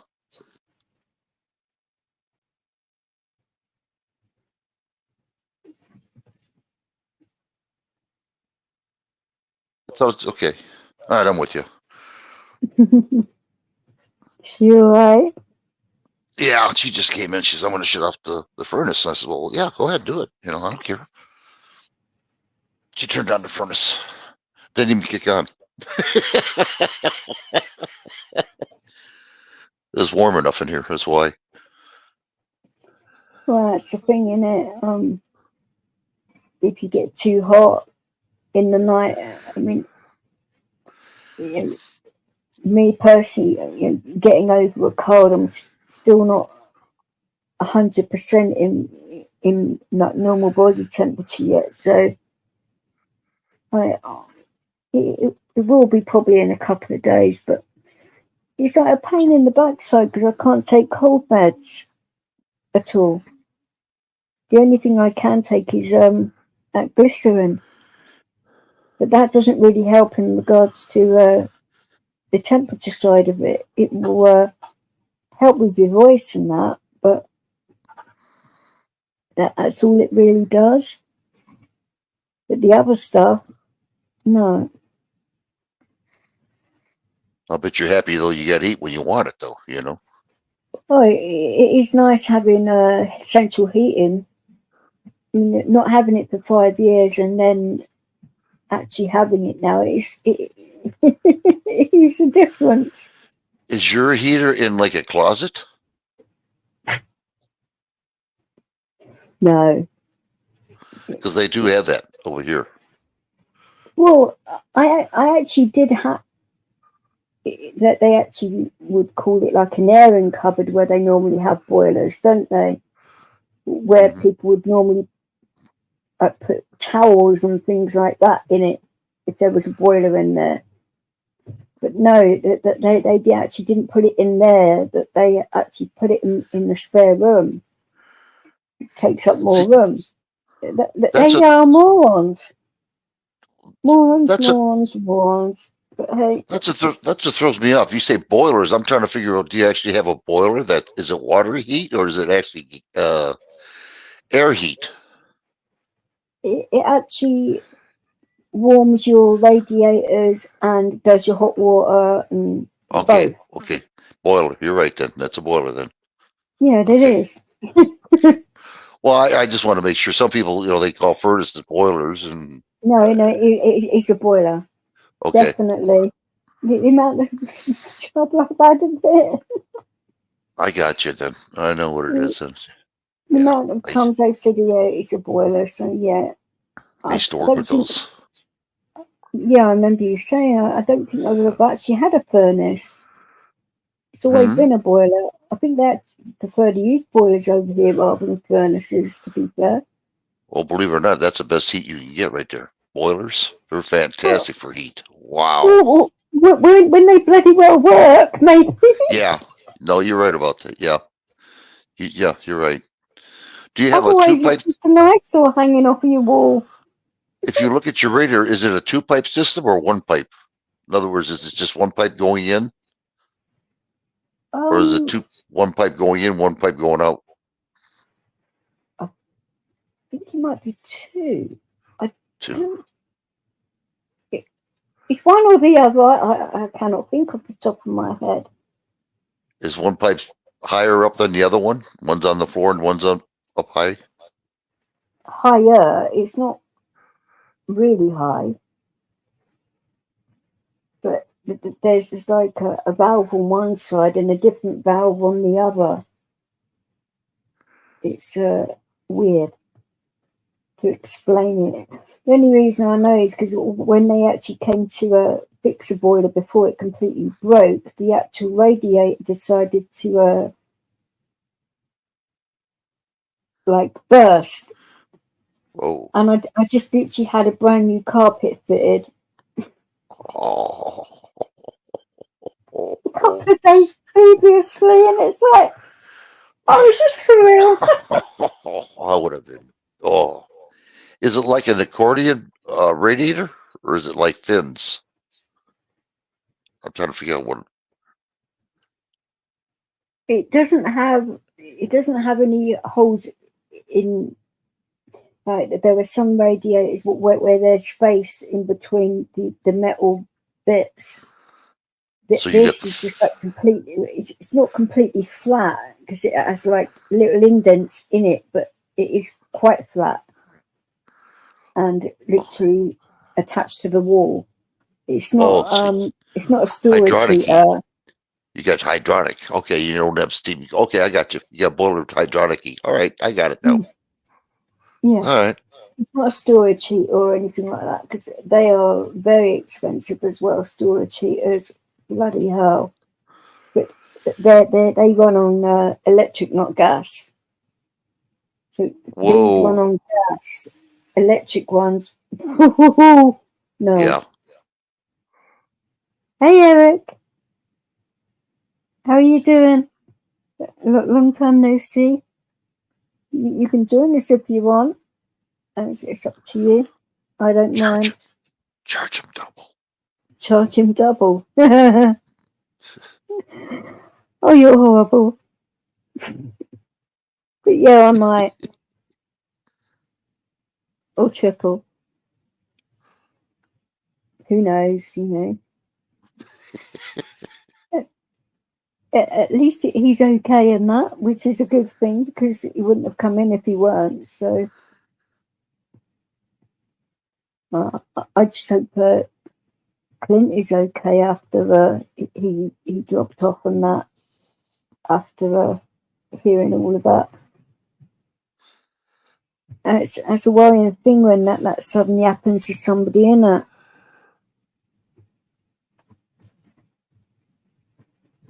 Oh, Eric just said I heard that right.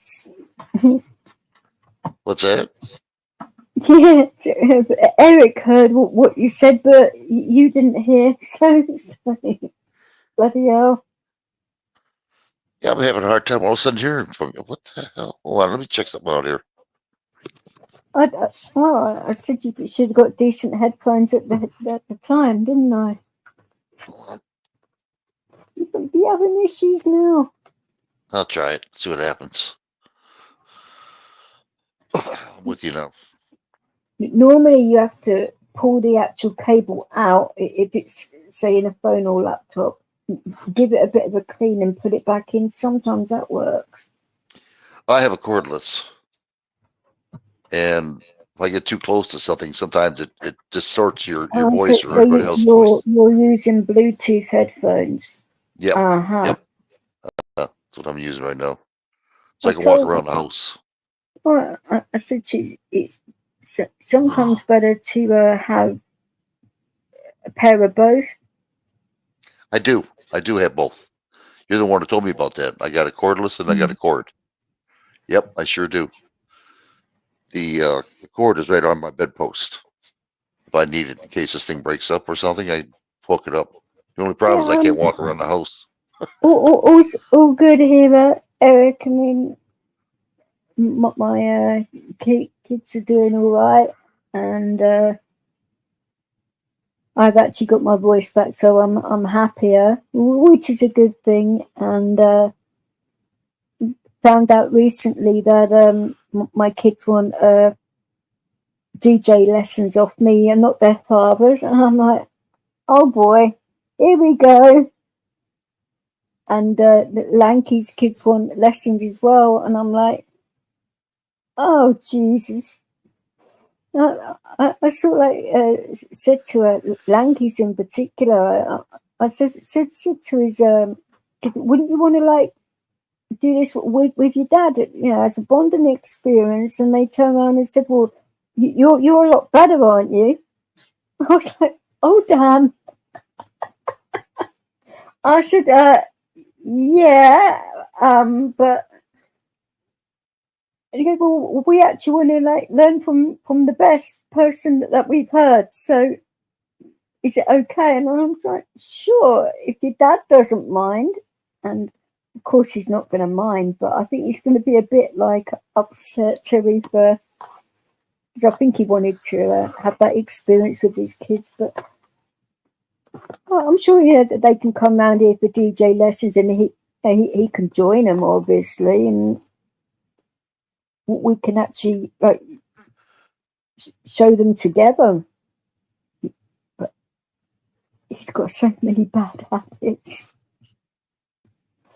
which I'm actually giving him lessons at the same time. That's probably why he might want to do it that way, so he gets bloody DJ time as well, because I've actually made him a better DJ since he's been doing back-to-back sets with me, actually.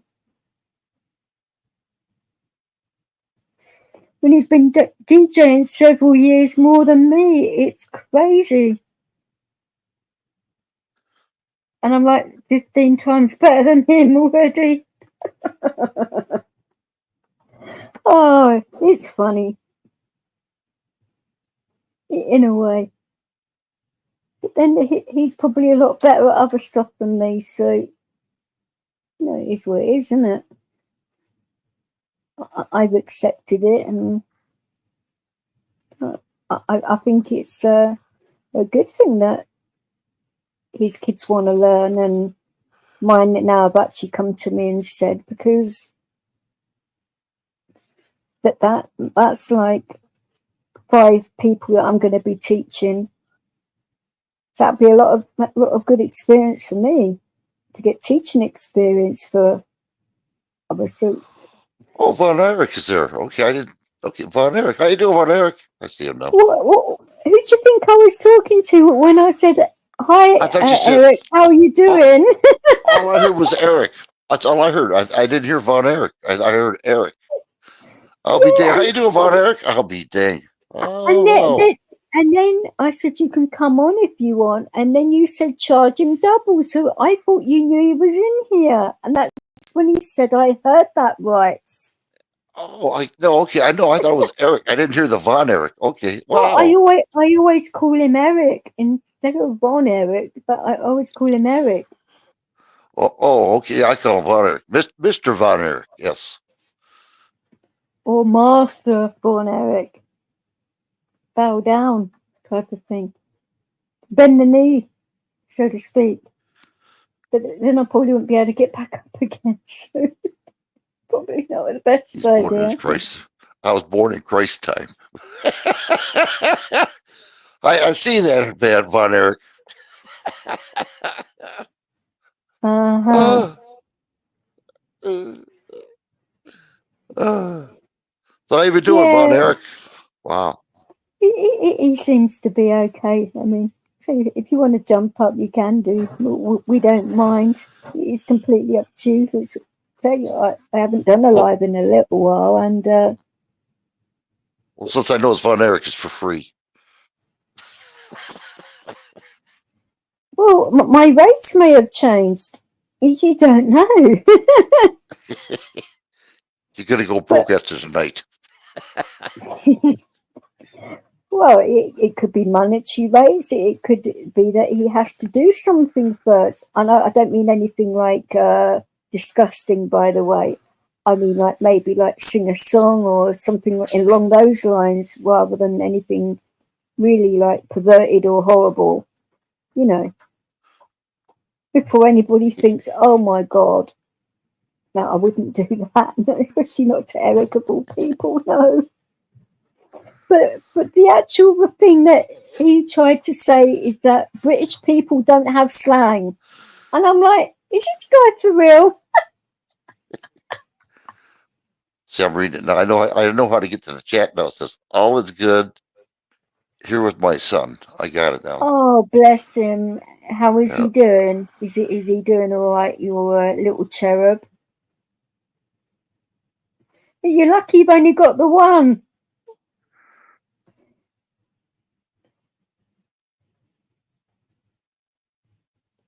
Mind you, boys are a lot easier than girls. Believe that. Right, so would you agree with me there that boys are easier than girls? And I know James will probably be listening to this, but no, she would probably like say good on me for asking the question, because I do have the experience of having both sexes, so this is how I know. Well, yeah, it's just, well, since I haven't talked to Vaughn Eric in a while, just your kid's got to be about what, 21 now, Vaughn? Oh, behave yourself. Oh, I'm glad he's doing good. Well, it's been a while since I talked to Vaughn. I figured, Hasn't been that bloody long, you cheeky sob. The way you were talking, if it's been about 15 years or something, not like a few months. My goodness me. It feels like it. This is the last night. Yeah, isn't that the truth? I mean, I didn't think your Alzheimer's was that bad. I'm kidding, by the way. Yeah, I must have that voice. I am allowed to joke about Alzheimer's because of my mum and that. So that's the only reason I mentioned that particular thing. Wow. I didn't actually mean it. You're 10, I know. Because to 11. Wow. When I first started speaking to Eric, he said he was 8 and a bit. So, yeah. That would be about right, yeah. Time does fly. 11 years old almost. Damn, time goes by fast. It does. Well, when you have little ones, this is what I said this to Eric before. Enjoy him while he's that age, because soon he'll be like 13, and then he'll be 18, and then he'd probably grow up to be a great kid. But some of them can be a little bit that they go through that stage of being a little bit of troublemakers, and then they turn out to be good. So you might have a bit of a bumpy road, you might not. You never know until it happens, but that is how I know boys are a lot easier than girls. Knowing Vaughn Eric that I know, he'll teach him right. He will. Vaughn Eric, he's not he's got his shit together. He's got his shit together. No, I'm not saying that. It's about outside influences of other people's behaviors where your kids pick it up from. I found. Yeah, that's true too. I was influenced too. It's like in regards to say, Mary, when my kids say around my ex, for example, they would act a lot differently. But when they're with me, if they don't behave themselves, then they know what they get. And I don't mean I get physical with them or anything like that. I don't have to. I just give them that look, and they know damn well that they're going to get a mouthful if they don't knock it off. Well, again, I was influenced when I was a kid too, so I know what you're saying. Her name was Mary. No Well, comment. I could say a few things, but I don't think I should actually. I sort of like learned from quite a young age that you don't need to get violent to get your point across. No. And if you're teaching kids that the only way to get your point across is hitting people, then they're going to learn to be violent with others. And when is that a good thing? It isn't. No, there is no difference at all. There isn't. You know what? I must have that voice where people recognize my voice on the air because he knew exactly who I was. Who are you talking about here? Von Erich. He says, "Oh, I hear that's rights." You know, so he must have known it was me. Well, considering that your name's on the bloody screen, I mean, he can read, unfortunately, you know. Oh, I thought it was Bill Brown. Was the Bill Brown on there? No. Oh, I thought it was Bill Brown. What did he do with me? I thought it was Bill Brown. Okay. For one, there is a lot of difference between my accent and yours, for sure. Well, for one, you're a bloke and I'm not, and our accents are completely different. And your laugh is very distinctive as well, and your hearing is batshit horrible. And not being horrible, but you are the only person around that has as bad a hearing as you do. So that's sort of like you're narrowing the list down of possible people it could be without looking. Maybe I don't know. Yep, but I don't know how it changed to Rights for Vets. It was Bill Brown. Now it's Rights for It's because you're in StreamYards, maybe, but no, it's fine because your actual icon is your Rights for Vets one anyway, so it wouldn't really matter, would it? I mean, for goodness sake, I probably would have changed it without you knowing anyway, because I can do that. I'm going to have to change that. Not that I do change people's names, but I could do just to wind you up without you noticing here and there. Like put your nicknames up there instead, you know. But I'm not in that kind of mood. Where's your faith? Where's your I don't understand what he's talking about. Where's your faith? Where's your faith? I don't know what you mean, Von Erich. I don't even know where that comment is. I mean, is that the all I've got is smiley faces here. You can't see that?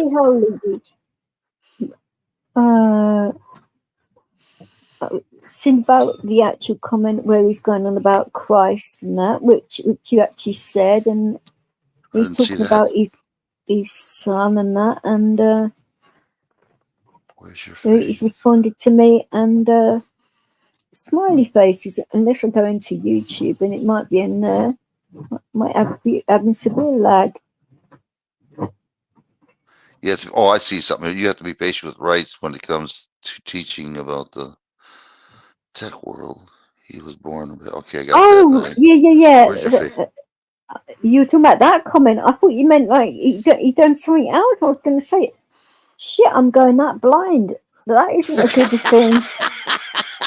I think you need glasses. You flunked your test. All right, let's get some glasses for you. No, I do wear shades, but I don't need them because I've turned the brightness on my laptop down quite a bit. Even though when I had that update, it has changed all the settings on that. Why is it? I mean, I don't know whether Eric can answer this or even yourself. I mean, maybe not you, right? Because it's about tech stuff. But why is it whenever you update your laptop and that all your settings go back to new enough factory settings all the bloody time when they're not supposed to? Because every time it updates, I have to change the brightness right the way back down. every single time. And that shouldn't be like it, should it? The settings should be as they are. When you update, it shouldn't matter. But it's been like that on the past, 5 laptops I've had, because my cats have bloody destroyed mine.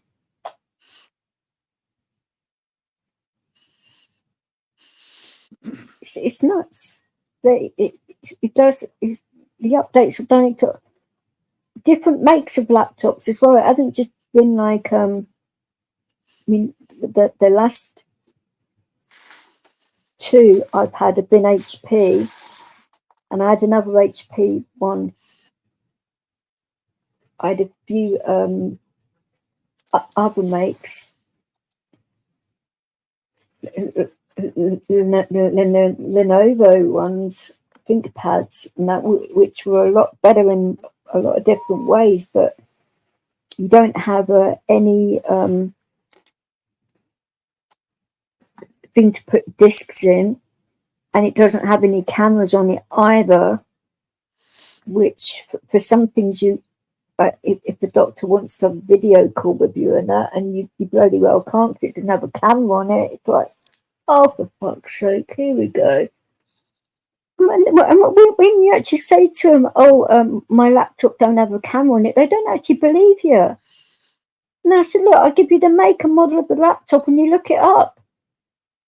Then they do, and they say, oh, sorry, most laptops come with these things. And I'm like, well, this one don't. Sorry.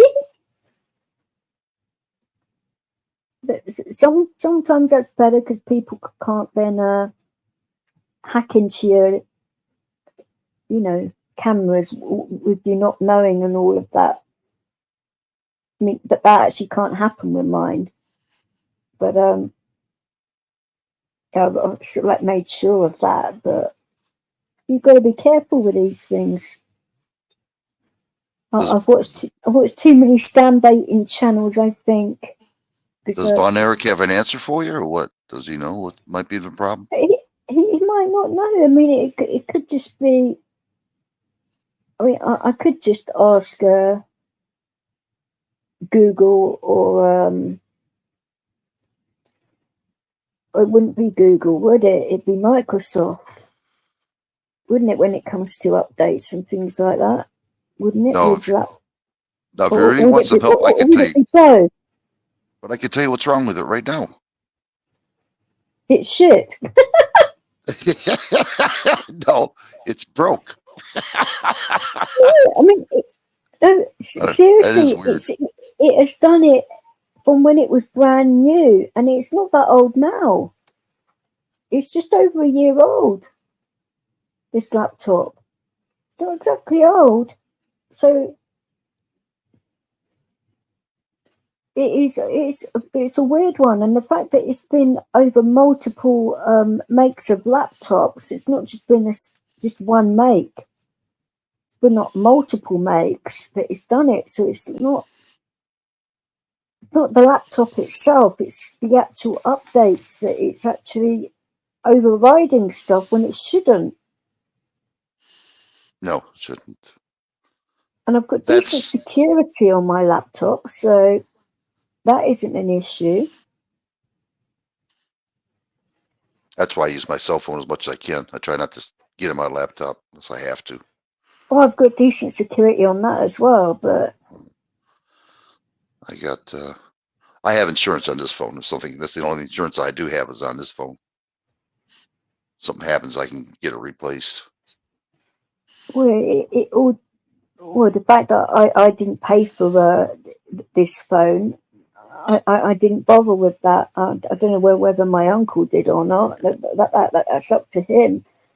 But I didn't ask for this phone. He just sort of like gave it to me, and I'm like, what on earth is this for? And he goes, well, your other phone wasn't doing so well, and this one you shouldn't have any issues. And I'm like, Uncle, this phone is like over 400 quid. What on earth are you doing? He goes, well, it's my money and I can afford it, so why not? And I'm like, Okay, I'm not arguing. You do what you want. But it's pointless bringing up stuff like that with him. If he wants to do it, he'd go out and do it, you know? Well, you're lucky. When I needed a new cell phone when mine broke, my wife bought me one with a string with 2 cans in it. Real nice. Yeah. Bless her. It was that long ago. Well, it saves having to yell and scream at her from across the house, doesn't it? Yeah. She's a nice lady. Yeah. She's sitting next to you or something. He's just skill it out. What on earth happened there? You kicked yourself off and then you come straight back on again because it bleeped in my ear. I was thinking, hang on a minute, is this CBD oil doing some really crazy shit to me or what? But no, it's you. What happened? You actually like went off the screen and then come back on and then it bleeped to let me know somebody was in here, but weird. Huh. Wow. I think StreamYards is having a funny 5 minutes, or maybe I dropped some CBD oil on the bloody laptop or something, and it's really absorbed it into StreamYards. Who knows? Oh my God. Oh, that's too much. Well, I think you should probably try it though to see if it actually works for you. Because you asked me about it before, didn't you? About yeah, I know where to get it. That I haven't been down there though. I haven't got. It's like about a mile away from where I'm at. I can go and check it out. You actually don't have to go into a weed shop or anything like that. You can just get it online. Well, I like to talk to people who get to know the person. So if I keep going back, then I'll he'll give me the right directions. We discuss things, and I like talking one-on-one to people. You know what I mean? I get, me, I'm an empath. I can feel what they're talking. When they're talking, I can feel what they're sensing. You know what I mean? If they're lying to me or not. Well, yeah, well, I can sort of like tell that, in a lot of ways, especially like if you're having like even in like a typing conversation, you can sort of like tell if they're trying to stiff you or not. So that's why I like to talk to people, so I can sense them, feel what's going on. But if you was to go into a weed shop, wouldn't you need like a cannabis card or something to do that, or are you allowed to go in there without one? I don't know what the rules are for you. What I understand, you're allowed to go in there and just buy it. Because it hasn't got any THC in it. That's why. Yeah, I think I'm not quite sure yet, but I know that. Pretty sure, I should say. I'm not going to say it for a fact, but yeah, you can walk right in there because I've heard everybody else say I walked in there. Well, if you get one with THC in it, though, you will need some kind of card, wouldn't you, from the government? I do not. I'm going to find out, but I'm not going to have to. I just want something to numb the pain a little bit for me, Well, at night, it might help to have one with a tiny amount of THC in it, or to help you sleep. Do you really want me to have THC and come out here in StreamYard? No, I'm just saying you have issues with sleeping and your PTSD and that, and I actually found the actual one that I had, it was good for that kind of thing. So yeah. Hey Joe, I stay up at that time.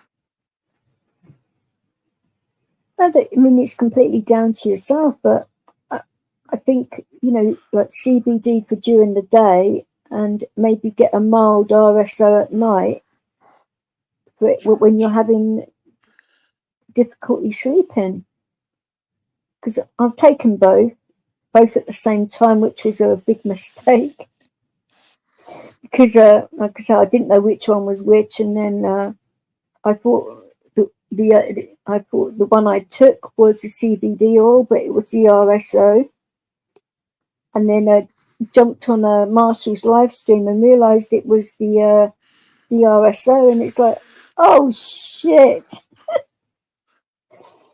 And yeah, he had a good time for a few hours because it was a good live stream actually, but my laptop kept on messing about. My laptop kept on booting me out of StreamYard automatically. So Marshall Marshall doesn't pay attention a lot of the time because he was having sound issues himself, and rather than asking a person for help like myself, who's like a professional in sound because of the DJing part of it, which I probably could have like fixed his headphone situation in 5 minutes. It took him like, I think it was over 2 hours to sort out his bloody noise issues. He's not a logical thinker, bless him, but hey.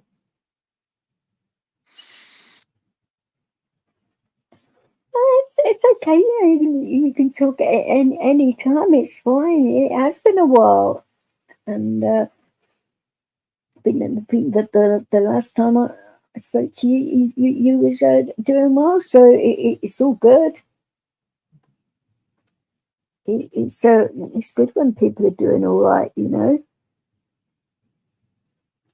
It's obviously a lot better than when they're not, and you know, obviously if you're not doing well, that's okay too. But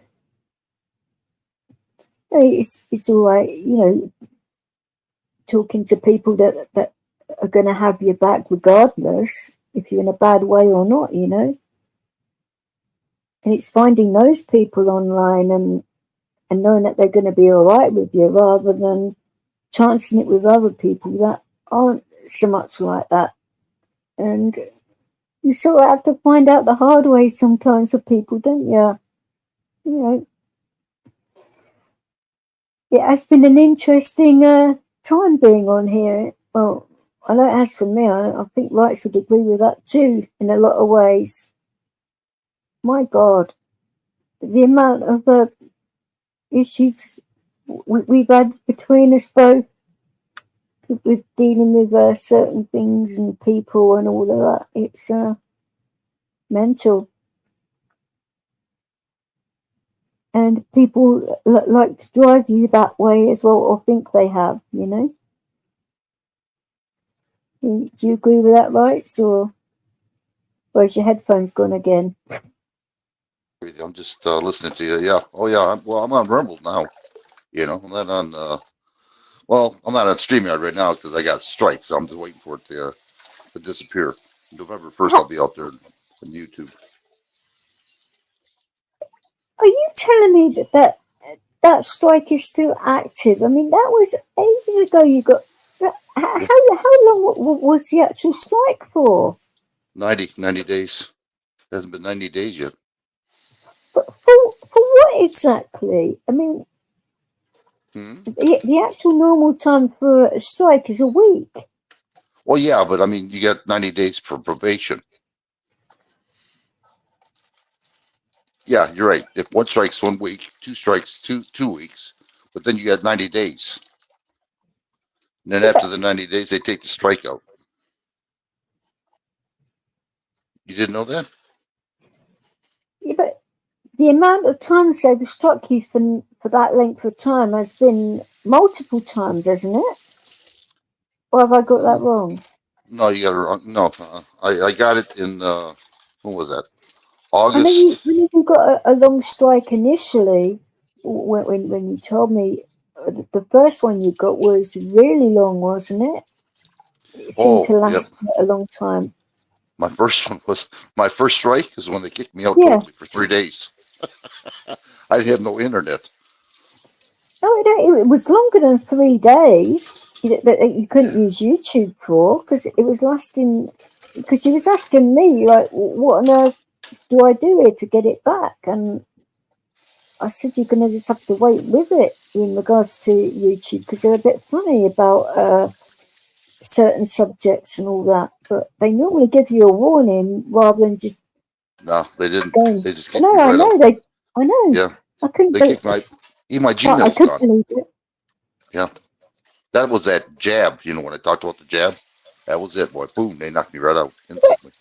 In regards to your Gmail, that shouldn't. They shouldn't have taken that as well. I mean, They did. They took it all. It says nope, no access. Access denied. You know. I went what? So I had to make a new Gmail. You know. well, that isn't exactly difficult, but learning all these different emails, I suppose, is for you in particular. Well, you know what the kicker is? What I talked about? I was right. I told the truth. They kicked me out, and then 2 years later, it came out to be the truth. I said, ain't this a mess? Yeah, misinformation. Okay, yeah. Oh, Jared said he stopped auditing now. Oh, there's nothing wrong with that. I mean, I can sort of understand why, because the way some of the Americans are saying the auditing community is getting a lot worse, and people are getting arrested for really ridiculous reasons.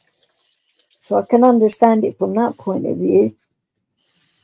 This is what puts me off of any stuff like that, because quite a few people said to me that I'd be good at doing it, but because I get triggered by cops too easily, until I get that sorted, I wouldn't even consider it. Well, Rumble, man, I'll tell you, you can play music on there, your own music, no strike, nothing. He's talking about going auditing.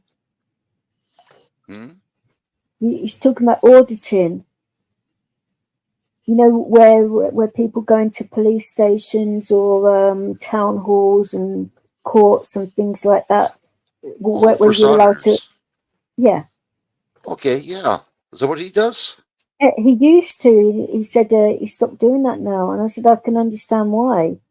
Oh yeah, yeah. I'll give him credit though. I'll give you credit. Is he still there? Yeah. Jared's still in the chat. Yeah. Yeah, Tom. Yeah. Well, he can hear me. You know what? I give you all. There's a lot of credit. I really do. What you go through. It's a scam system, is what it is. It's a rigged system. You know, and it's hard to be an auditor. What I've seen out there, wow. They arrest you for nothing. You know, make up things. Oh, yeah. They do like to flip the script on you because they think they can get away with it. Mm-hmm. But that is why it's good to have body cameras and all of that, you know. And yeah, I can understand. Time, money, you know, and then you can hopefully sue, you know, after that, you know. Oh yeah, I can see it can change your personality, because when you're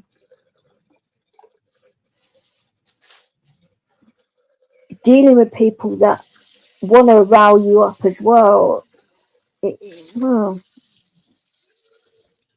That's why I don't like cops. I don't like them at all. Well, They're a gang. It wouldn't be so much really in regards to me, because people just call cops for the sheer hell of it. So that would be like the back end of it for me. I wouldn't like particularly go to police stations and all of that, because that'd be pretty silly. Going to a place where you get triggered straight away. No, that it's not a good way of dealing with PTSD, is it? Not particularly. Yeah, I wouldn't like it. Don't like it at all. They can do whatever they want to do to you, you know, and get away with it. Well, I'm going to find out and see if I can go to Hendon. It's got to be done. Hendon's our complete police training centre, where all the police get trained for the country in all forms of the police, all branches and all that go through Hendon apparently. And because of the bad way that they treated my case and everything else, I think they would probably say yes to it. They should. Well, it would give them good training as well. I think that a lot of cops need to be retrained when it comes to victims of knife crime and all of that, because it's on the rise. Well, they're trained just to get money out of you. That's all it is. It's not really to protect you. You know what I mean? In Detroit, where I live at here, if there's a gunfire, they wait till the gunfire is done. Then they show up like heroes, you know? Well, They don't want to be out you there. don't really have to worry about that. I mean, like I say, I got a bit of a heart attack when I was right near the MI5 building and it was having issues. And then, come to, and I had coppers around me with big weapons, and I'm like, what the fuck is going on here? What the hell did I do now? I thought it's either me or the dog. Which one of us has done wrong now? And you don't normally find coppers with automatic weapons in front of you, for goodness sake. I mean, no. So Leo stood up with his two hind legs and had his paws up in the air, right? No, they actually thought I had like a biological thing on me because I was foaming at the mouth, because that happens sometimes when you have fits and that, and it weren't good. But because Leo obviously doesn't like the smell of guns, and he was starting to get a little bit antsy with the cops, and luckily for me, one of the officers was a dog handler, and he didn't have a gun on him, and Leo was fine with him. But the others, he was like growling and say, "Back the fuck up." We didn't trust them. Wow. So he's never been around guns, so I don't know whether it was the shape of it or the smell of it or just their attitude. I don't know. Because I suppose if you've got a big automatic weapon, you can have a bit of attitude, aren't you? Yeah. I don't know. Like I said, I'm not really experienced when it comes to guns. And Jared saying he's in Michigan as well, so he gets it. Yeah, we got them here in Michigan. You know, semi-automatics. Like we're not allowed to have automatics. People do, but they're not going to say anything.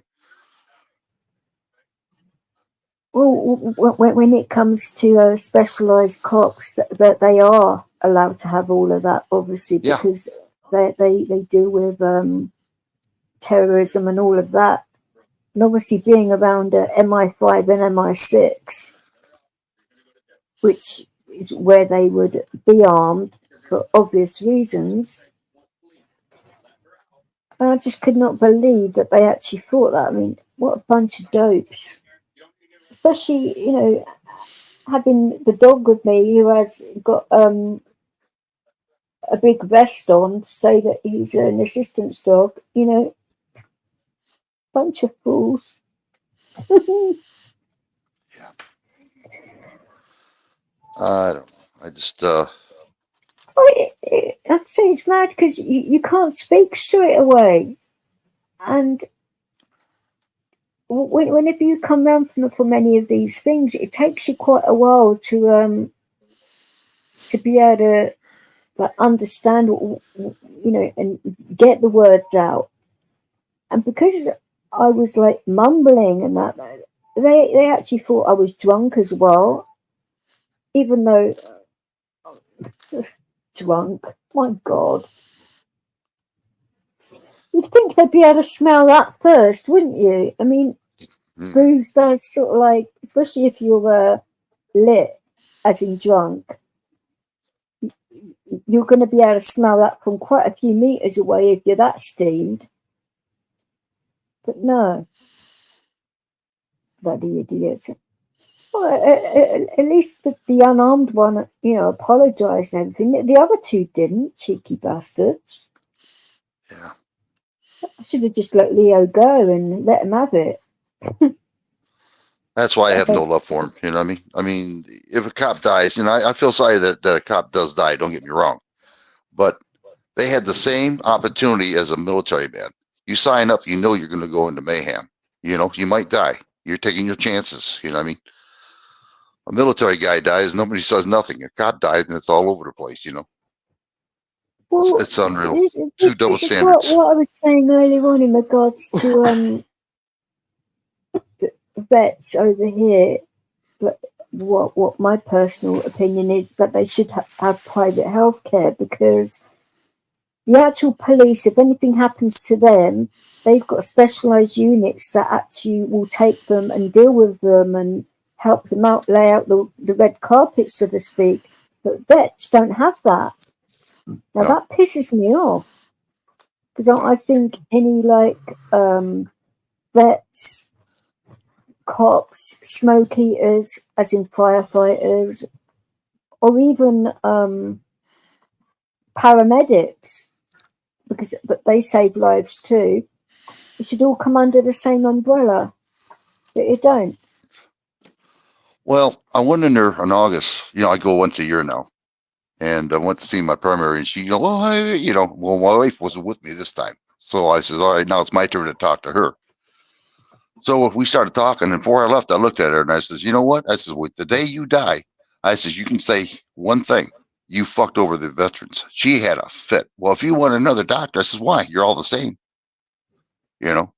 So I went out to give them the scheduling for next year, you know, to have it programmed in the computer. See, And a lady comes up to me, says, it's good to be a veteran. Looking at me, and I'm like, what? I says, are you kidding me? I says, good to be a veteran. I says, I'm a militia. I'm a killer. You know, I got paid to kill. That she took off. if that was me, I would have had like a civilized discussion and asked you why you felt that way, to sort of like try and get to the bottom of it. She don't care. That's the problem. They don't care. I've told her before many times, and they don't care. I just, you know, I'm always nice, polite, everything, because my wife is there. You They know, are certainly nothing. in the wrong profession then, aren't they? You know, being caregivers if they don't care. I mean, that blows my mind. They had an article last year about my hospital, my VA hospital. Something went wrong, and I'll tell you what, the senators were over there and trying to correct things. The Veterans Administration head from Washington flew over, and something was going on. Big time, and I got the video. They didn't tell you what it was, or you No, found out what it was. not on the video. Nope, wouldn't say a word. And I asked her about it. I says, you know, if I would have known you guys had a big familiar going on, you know, I said I would have been here. You know, she didn't say a word. I even showed her the tape. Well, if you see it from her point of view, if she was to have said anything, she could lose everything. So you can understand it from that point of view. Yeah, I can, but to hurt the vets to do it, no, that ain't right. No, of course not. She knows what's going on. I'm not saying that hurting veterans is good under any circumstances, but for them to have like conversations where it can sort of like, they can sort of like drop the veil, if you like, and just have an honest conversation. Where I've had that with many doctors over here, where they've just cut the bullshit. She won't do it. She sits there and be nice, you know, like, you know, like she really cares. You have to have the right doctor to actually get that rapport with them. Can't find them. I went through 3 doctors already. That's why she asked me. She says, you know, just get another doctor. I says, you're all the same. I said, I went to 3 of you guys already. You know, 3 of them. Do that? Well, I wouldn't say all They're doctors. all the same. I mean, maybe the VA is different. I don't know, because I'm not a vet. But in regards to GPs over here, they are not all the same. Definitely not. So I've had some cracking doctors. Ones that, well, like I say, would bend over backwards for you and do a lot of things for you. Not over here in VA. VA doctors have qualified immunity, so they can do whatever they want to do. If you want to try to sue them, you got to go through federal court. Government versus government. Who thinks going to win? Not me. I'm not exactly sure how doctors are protected over here, and if the surgeons have got it different to GPs. it's sort of like a different thing, but say for example, like my one of my GPs, the one that I had that had to deal with when I first moved to London, and the initial doctor I had that agreed to prescribe my medications, and then when I got to her, she decided not to do it and to prescribe me something that I'm highly allergic to and would have killed me. Wow. So I said, Jeez. well, it's pointless even writing that prescription because I will not take it. I'm highly allergic to it. She says, well, how do you know that? And I said, are you for real? How do I know that? How do you think I know that? And do you think I'm just sort of like, mind reading here, or, got a crystal ball and I can see the future? I said, no. I said, it's happened before. I said, I was an inpatient for several months under a pain consultant, being a guinea pig. I know damn well what I can take and what I can't. I said, look, if you've got an issue, call my old doctor or call him directly. She wouldn't do either of those things. So I said, what are you frightened of? Finding out the truth or something? So she said, no, you're going to just have to deal with it then, aren't you? So Wow. So, going through withdrawal, so it only took 2 days. But in those 2 days, it was very confusing because I didn't know what to expect. Well, I do now if it ever happens again, that badly. But yeah, the actual hospital thought I was going to have a heart attack. Didn't give a shit. They had the defib there already and all of that, and my actual body was as stiff as a board. I could not move. My breathing was chaotic. And because I have a heart condition as well, I mean, that is just one of the stupidest things that doctor could have done. And when I put in a complaint, because I was like, I just literally moved to London. I don't know which doctors are good and which aren't. So they had like they don't have it anymore because they've rebranded and changed it all now, the system. But at that time, you could actually make a complaint and they would help find you a doctor. And the actual doctor they found, I mean, he was an absolutely amazing doctor. But then I moved out the area and he said, look, I will keep you on as long as I can, but because of all of the prescriptions they write, it comes out of their own budgets. So it wouldn't be fair on him. And if I needed a house call, for example, it would be miles out of his way. So he was fair enough. But the whole time I was at that surgery, he would make me cups of tea and things like that. And we would have in-depth conversations about, he wanted to know like exactly what was going on, the whole lot. He didn't sugarcoat anything. He was a really nice guy, but he said it how it was and sorted out any hospital issues and all of that. He was a great guy. Could not fault that doctor at all. Not one bit.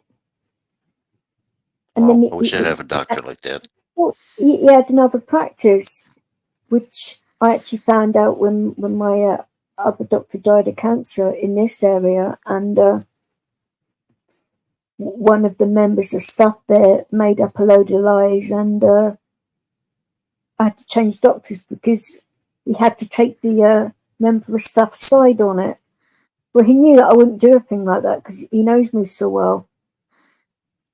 But if you don't back up your members of staff, then the practice manager got involved and he didn't have a choice, even though he owns the surgery. He has to go with what they say. And he said, look, I'll help you find a good doctor that will treat you well and that. There is nothing I can do. And Wow. Yeah, the other doctor was good for a while, but then I was having all these things with him, especially after lockdown and that. It was crazy after that. And then he just wouldn't do anything. He wouldn't write letters. He wouldn't do referrals. He was just being a right wanker. Yeah. Normally I wouldn't use that word on a doctor, but yeah, he was. Hi, Chad. Oh no, not Chad. Yeah. Chad. Is there any other? The Canuck. I'm not saying a word about Canada. No. I am not being horrible about Canucks or Canadians or Let's no. see. And baby, yeah, that's Chad. How you doing, Chad? When you actually said that, I just got a memory of Bud. But whenever Chad or Ginger and that would be in the chat, he would always sing that song, "Fuck Canada, da da da da da da." I don't know if you remember him doing that all the time. No, I don't. That I just can't came remember. to my head. I don't know why. Yeah. Chad, I haven't talked. Yeah, I haven't been out there for a while, Chad, as you probably noticed. I got strikes, so I got to wait. I'm on Rumble though, quite a bit. He's calling you a bad baby. Yeah, he is. You're right. Yeah. Come on up, Chad. Yeah, I can put the link in the gig. I didn't post it. Pin it rather. Okay. No, I did post. I've been posting it periodically, but I didn't pin it this time. I don't know why. Just couldn't be bothered. I haven't really been in YouTube. I've been in StreamYards. It's a lot easier. We're getting stragglers, you know that? It's fine. I don't care. Yeah, we're getting stragglers here. People we haven't seen in a while. It's all right. Oh no, I like it. If my voice holds out, I'll be doing a lot more. And her voice sounds rough because she's been yelling at me all day today. Oh, I see. I mean, it's still a little bit croaky because I'd say cold, but that. Well, yeah. I mean, compared to what it's saying, your device is not connected, Chad. So hang on. We will see if it will. Oh no, there it is. Hello.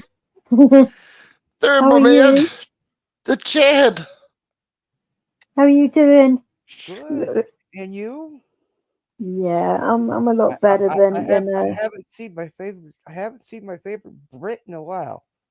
I can't barely hear you for some reason. I can turn his mic up. Hang on. Unless it's actually chat itself. Mic settings. It's probably just be in settings. I can hear him, but I can't hear him loud enough. I don't know why. I've turned it up a bit. See if that's any better. Yeah, I can hear you now a little bit better. Yeah. Hear me now. Well, I haven't turned it up to the maximum, but I turned him up enough. So there you go. Well, we know the bad baby's getting hard of hearing. Oh yeah, you're right about that. Yeah. Well, I'm always telling him turn his hearing aid up. He's gonna be able to put them in sometimes. So how you been doing, Chad? What you been up to? Oh, this, that, and everything. No, such as you can't be vague like that now. Come on, I'm not going to accept an answer like that. Oh, we want specifics. We want the deets. Come on. Been out filming stuff for people and doing media-related work. So been out looking such for as I mean that can mean a lot of filming stuff. Politicians. How's that? Filming people. Well, it's getting a little bit more steamy. Okay, filming them doing what? coming out of the House of Commons, trying to ask them questions. Oh, you're inside there. Ooh. Right. No, I'm right down. No, I'm right down on Wellington Street. So how bad are the questions you've been asking them? Oh, they won't answer. I just filmed them and they don't answer me. So So how do you deal with that? Do you say, "Excuse me, are you going deaf or something, or are you just an ignorant fuck?" I would. Some days I do.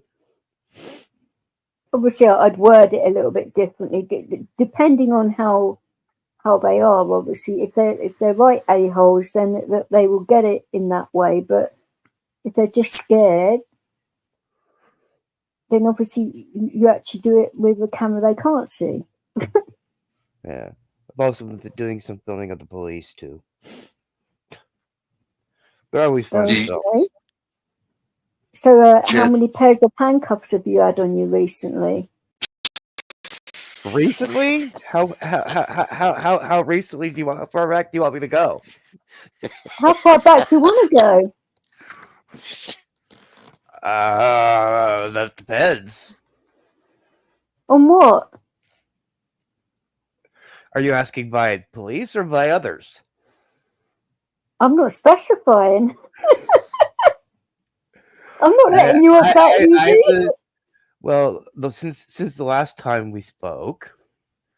No. That don't count because No, there was no conversation about handcuffs on that live, so that don't count.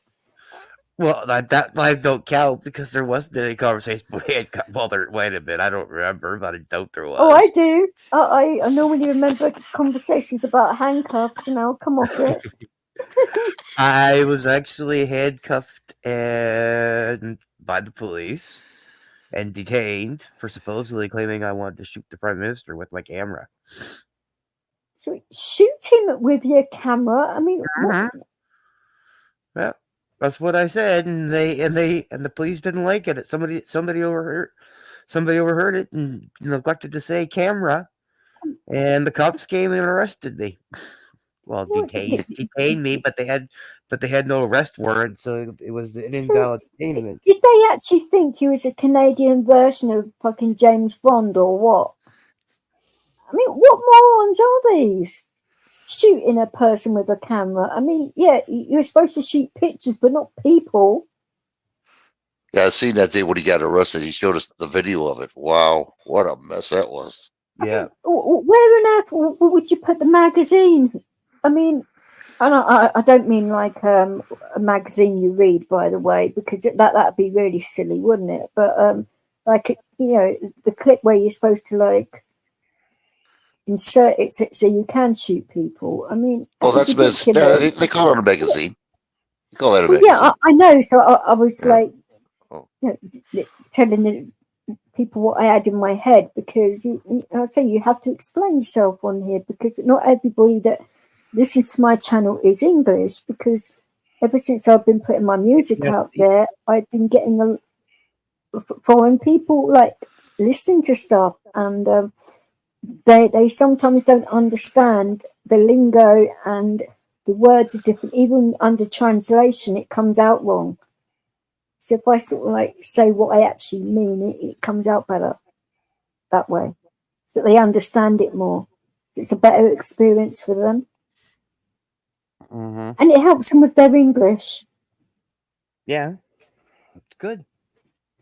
Well, apparently I'm a lot more easier to understand than a lot of other Brits. I don't know why they think that, but hey, I'll take it. But a lot of Americans say that, and Canucks actually, that I'm a lot easier to understand than a lot of English, but I don't know why that is. Having a mixed up accent surely doesn't help the situation, but I don't know. Maybe I talk clearer and maybe a bit slower than some English, possibly. That's what I was going to say. You do talk more slowly and more clearly than most English do. Well, I've been told I do talk quite quickly too. It all depends who I'm talking to, I suppose. But Oh, when you get, I will say this: when you get riled up, though, well, when I get angry, yeah. when you get angry, you're it's like what? Yeah. The bad baby can verify that one. Yeah. Oh yeah. We both heard you angry. I seen her get. Yeah. Oh yeah. Wow. Yeah. I haven't had a big blow up in quite a while, to be fair. Well, but most times when you whenever I've caught you live, you're usually not on too long because you're usually doing just live music. Well, I have been recently because of my voice. So I thought, well, okay, I can't do like live speaking, but I can put my music out there. At least that's something. And like I say, since I've been putting the musical side out there, I mean, my channel has nearly got 2 million views. Mm-hmm. Yeah. So it does make a difference. You know, Chad, when she turns on the music, I don't even have to turn on the internet. I can hear it across the ocean. No. There's a reason why you hear across the ocean, right? Why is that? Why is that? Because she programmed your computer StreamYard so that it automatically pops up on your computer, and that's why you're hearing it all the time. No, I actually hack your Bluetooth devices. Because apparently I'm a hacker all of a sudden, you know. It even goes on my TV set. I see some little character with a gun shooting somebody. Oh, don't tempt me. No, I wouldn't do that. I do not like guns for a start. Oh, that furry little animal. What is that anyway? Is that a squirrel or is that a... That little... Which animal? The meme you have. Oh, you mean Chad's? No, yours. Yours. You got a furry animal that's on a rock. It has a rifle. Oh, you actually talking about that lion that has a hunting rifle? Yeah. What is that thing? It's a lion? It's a lion. Yeah. Okay, I couldn't tell. It's actually a lion flipping the script on hunters. No, I got the idea of that one. I just couldn't tell what it was. Yeah. Which, okay, I got you. It is pretty distinctive that it's a bloody lion. I couldn't tell. Honestly, I looked at it. I said, what is that thing? So he needs a new hearing aid, a new pair of glasses. Is there anything? Oh, and a new pair of headphones. Okay, this list is getting long now. Hey, bad baby. When's the last time you had your eyes tested? Last time I did it was 3 years ago, and they fucked that up. Yeah, VA did. I think they gave you the wrong prescription. They did. Believe it or not, they did. I had to go to another place to get the prescription right. Was the actual eye test in Russian or something? Is that why they fucked it up? It was Canadian. Oh, it was covered in maple syrup, so he couldn't see behind it. I see. I thought the word said "can," but it was Canadian. I couldn't read it. Yeah. There were too many A's in there for him. A? Yeah, right. Yeah. A? Oh, shit, too much. Yeah, there were too many vowels and he needs some consonants. Fucking hell. And the liquid they gave you to test your insides, it was actually Canadian beer. Oh, that's great. I like your the Pilsner beer you guys get over there. It was moonshine, but hey, my bad. We got you guys got that Pilsner beer over in Canada. I had that over 20 years ago. Oh, that's some good beer. I used to drink that over in Germany. Yeah, I love that beer. I thought whilst you're up on panel, Chad, and I sort of like asked Rights just a little bit because I'm getting all the stuff that I filmed with Bud, which, as you know, I did a lot of work with him, and to actually get that right and get the right setting for a nice memorial for him, what kind of things do you think I should be putting in this? Because What be bud grower? yeah, obviously When did he pass away? Oh, recently. you didn't know about that? No. Wow. Uh-oh. No. Sorry, I thought you did. No, Yeah, I Oh, thought you did sorry. too. Yeah, it was recently. Okay. Wow. Oh, wow. Because upstate and that done a couple of things about it, and I got messaged by Mama D, and obviously I haven't been on. I haven't been on KY and all that told me as well, because Well, they can get hold of me pretty. Devo and Upstate, yeah. Usually I'm there quite a bit, and haven't been on their stream in a while. So, wow, it must have been like super Yeah, it has been, and I've been, because I've got so much. I just don't know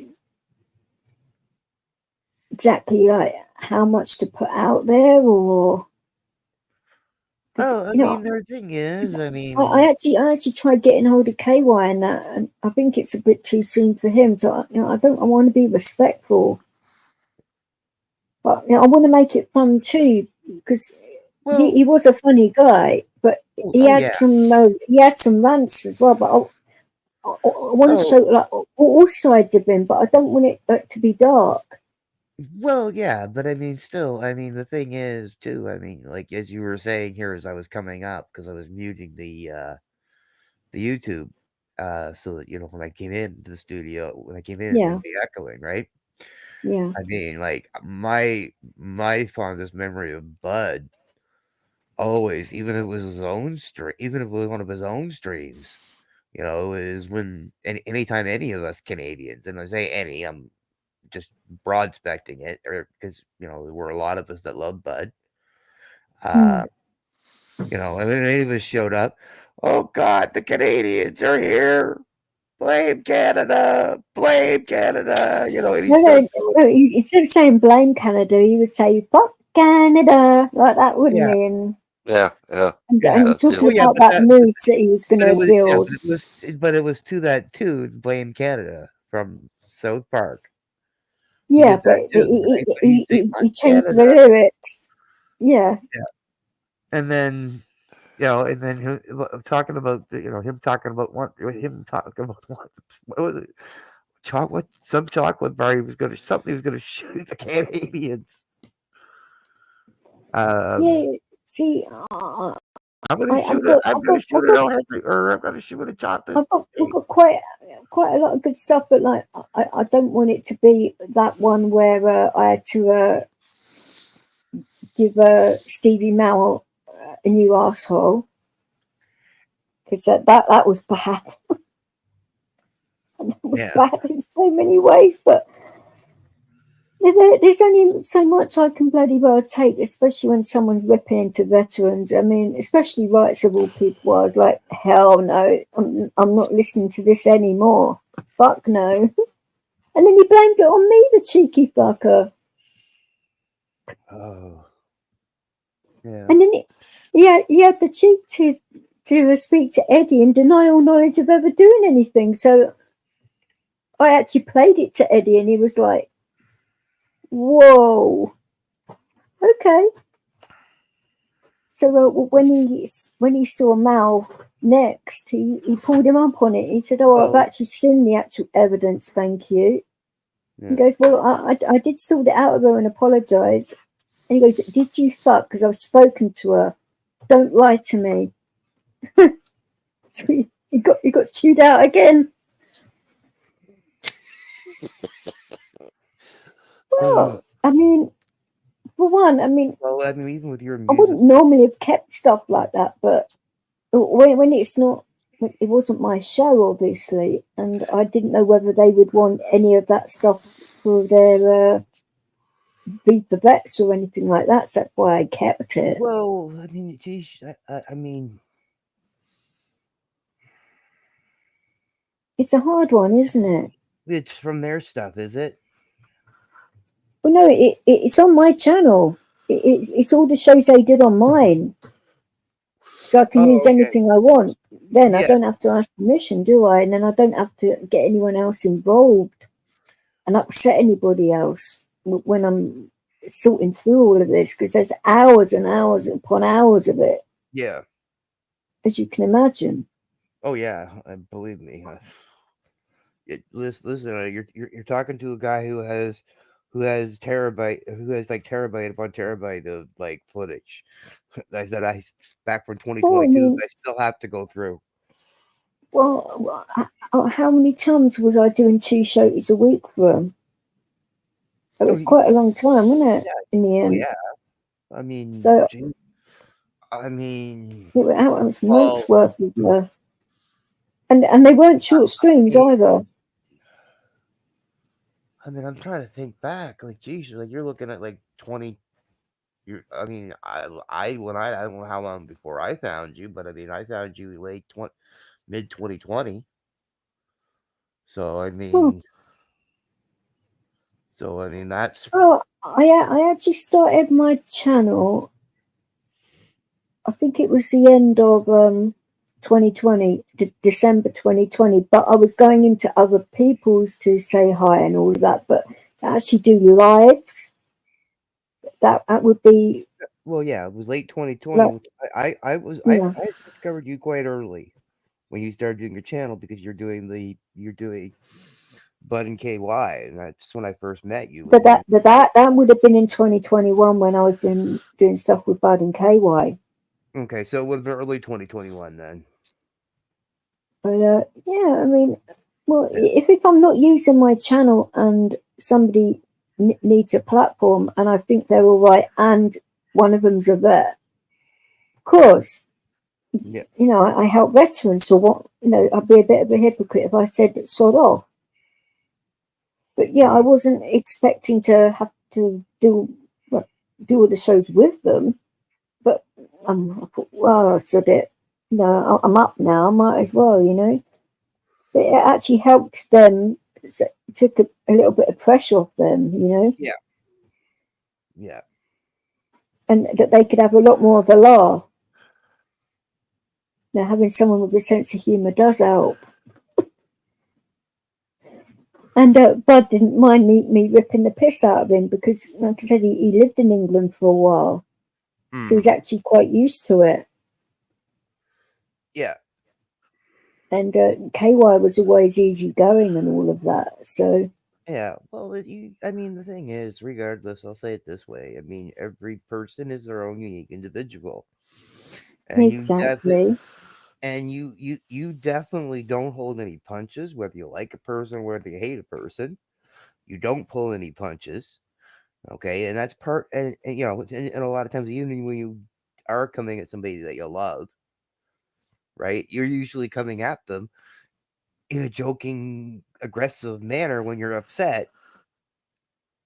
If they've said something that pissed you off. I can think of a few examples off the top of my head right now, but and then minutes later, I'm using. I'm fine. You're fine. Yeah. You know, and then there's other times that you have problems with people, and it takes you a while to get to a place of where you are comfortable to say, "Hey, I want to talk." Yeah, but bury the hatchet. The actual thing is, if they don't give me that time and they're pressing me on it, that's when I start to lose it a little bit with them, because that is disrespectful. And respect, and that is a big thing for me. Gee, Brights, I'm almost tempted to say your sidekick's name 3 times.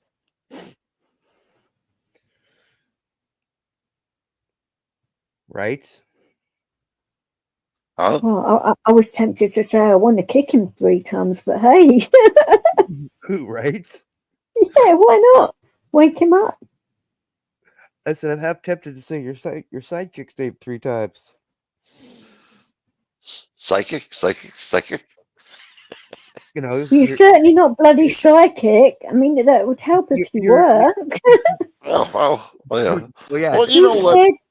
He said sidekick. Oh, sidekick. I thought he said psychic. Well, he might be your psychic Oh too. my I don't know. God. Yeah, an I'm English person is telling an American what a Canadian accent sounds like. I mean, for goodness sake, your accent's near enough identical. Hello. I'm sorry. I'm having a hard time hearing a little bit. You know, I can hear him, but you know, I'm just trying to get the words. Psychic. No, just do what you got to do, DJ. You got finesse. You know what to do with that. You know, just do what you got to do. You know, we'll go up there, we'll watch Well, it, you and know, have a good time. Yeah, but I yeah, just thought I would exactly. ask Chad's opinion while he was here, and yourself, No, because I it's a think you, difficult thing, because I don't want to upset think you come anyone, up but DJ, I think you can come up with something that will be respectful, I can come up with but a lot of things, but it's like, and you at know, the same how far do I want to time, make it funny, or well, but that's the thing is though too. You have to remember though, Bud had a sense of humor. yes, but other Okay? people Yeah, not so much. So well, I don't want to yeah, upset them either, you know. yeah, well, yeah, but I don't think you'll upset it. Half the people that know Bud, I don't think anybody's going to be upset about it. Well, You know. it'd be okay to be upset for the right reasons rather than the wrong ones. I mean, if you know, depending on what you're playing, what you got to be careful what you're picking from, right? Right, this is what I'm saying. So there is so much, and But it's I mean, like, but I mean, it's going to be a lot of work to get it done. oh sure, And I mean, you know, because you've got at least a good 2 years worth of videos to go through, right? yeah. And he came into my channel like when I was doing my own shows as well. So I've got Yeah, ways to go that's through what. too. Well, It's going to take that's what I'm saying. quite a while. 2 years, solid 2 years of video. You know, maybe more that you got to go through. I've just got to remember which bits where I kept on getting porn bombed. One by KY, one by Mal, and it's like, oh, I better not really play those ones. Porn bomb myself. Wow. That'd be pretty silly, wouldn't it? Actually, get all that video done and end up finding out that I really put that in there. That'd be a bit fucking dumb, wouldn't it? I'm sure they would see the funny side in that, but I certainly wouldn't after putting all that work in. Doing something silly like that. I'd have Well, to you know make what, sure DJ? I'm completely clear in the head when I'm doing it. You're doing it out of love. So if somebody gets offended by it, shame on them. You know what I mean? Just do what you got to do, and you know, I mean, to hell with them. You can't please everybody. You know, and you're doing it out of love. You're not doing it out of hate. Otherwise, I wouldn't do it at all, would I? I'd say, fuck No. it. You know, it's a lot of work. Yeah. Well, yeah. We know you, DJ. We know your heart. Well, some people don't seem to, and come out with some crazy shit, as you well know, and I don't need any more hassle in that regard. You know, and especially around that time, I mean, that people started any of that shit whilst I was doing a memorial, and see some of the time as well. Michelle was around too, so it's going to include people that. Yeah, I think it'd be nice to put some of that in there as well, her being a vet and all of that. So I do miss her. I do miss Michelle. I mean, she kept calling me up all the time, but you know, I still miss her though. You know, she was great. She knowledgeable. My God, she was knowledgeable. Wow. Oh, don't I know it? And the stuff, the actual emails and that, I was like, holy hell. Yeah, just amazing. Yeah, I miss her. I do. She's a good person. She really was. It actually makes me wonder a lot what happened to all of that information she had. I mean, that's suspicious in itself. Yeah. Mm-hmm. Yeah. It's just we're dying off slowly, you know, every one of us. But some quicker than others. Yeah. Yeah. Yeah, Um, exactly. Well, Clint came in well, earlier, Chad, and he said his wife's in hospital, and they nearly had to vent her. whose wife? Jeez.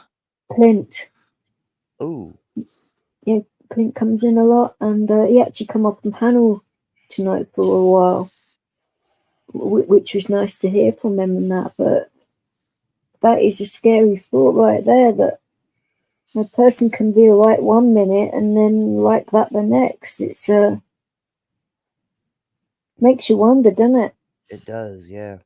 Even before I knew all of that, because I was talking to Alex earlier on in the day to make sure he was okay and that, and we were sort of having a similar conversation, weren't we, about this kind of thing? And because I asked his opinion on what I just asked you, and it's just going to be going through it all and feeling it out, I think. Mm-hmm. Yeah. Well, I mean, like I said, and I think there was just so same much information there, though. I mean, yeah, I can probably do a few, because doing it all in one go would be too long a Well, stream, I think. yeah. Oh, yeah. Yeah. But I mean, like, Do it in parts so people don't get too I would, upset, you know. I would say, like if you're gonna go grab clips, grab stuff that makes you laugh, gives you a good memory of Bud. Oh dear, that's quite a lot of stuff. So Yeah, but pick the ones that really make you laugh. Like I say it this, I'll say it this way: ones that make you want to laugh so hard that you feel like you're gonna piss yourself. oh dear. Because then you know full well that it's the best. Uh-huh. To be fair, it doesn't really take a lot to get me laughing, so that's holy hell. We both know, darling. We both know. Sure. Well, I do apologise. I literally thought you knew. So No, my Yeah, I bad for did that too. one. Fucking hell. no, Otherwise, I wouldn't have come out like that. My God. Well, I you know would have what? Though? I would Hey, have I spoken to mean, you backstage about it, like you didn't know. Jesus. no. Well, hey, I don't. Hey, that's okay. I mean, come on. It was when I found out that Michelle passed. It was on a live stream with rights. I was like, what?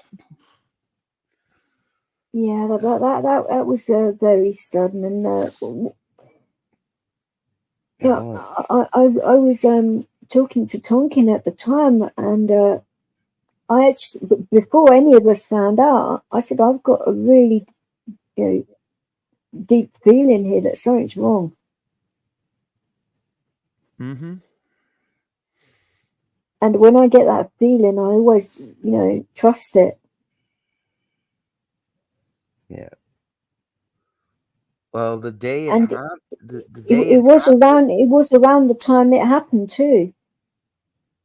yeah. Well, around the time it happened, I just had a feeling. I'm like, somebody I know just passed away. And then, like, literally, like 2 days later, I'm on a live stream with rights, and he's telling me, I'm like, what? I think I was getting that sinking feeling for, I think it was the actual day before she passed away, and the day afterwards it got stronger, and that is a spooky feeling right there. And then obviously found out, I was like, Yeah. whoa. Yeah. So that just goes to show that, if you're quite spiritually connected to somebody, I'm reading your mind. I was just saying that when you're very spiritually connected to someone, or even just spiritually connected in general, when you get gotten to know somebody and you feel something off about them, you're like, you just get that sinking feeling. It's like what Rights was saying in regards to the actual contact, for example, that she would contact me a lot, and she was sounding off a little bit as well when she was speaking. So I didn't want to like ask her what was wrong. I thought it could just be her sleep or something like that. But something was going on with her around that time that she didn't. She didn't let a lot of us know. Well, sure, but You know, because I mean, I know because she would call me every once in a while, and she would be talking to me. Oh, just as bad as Wright's sidekick. Hello, Tonkin. You say Tonkin here? You say Tonkin. You say his name, and he shows up. no, I don't see him.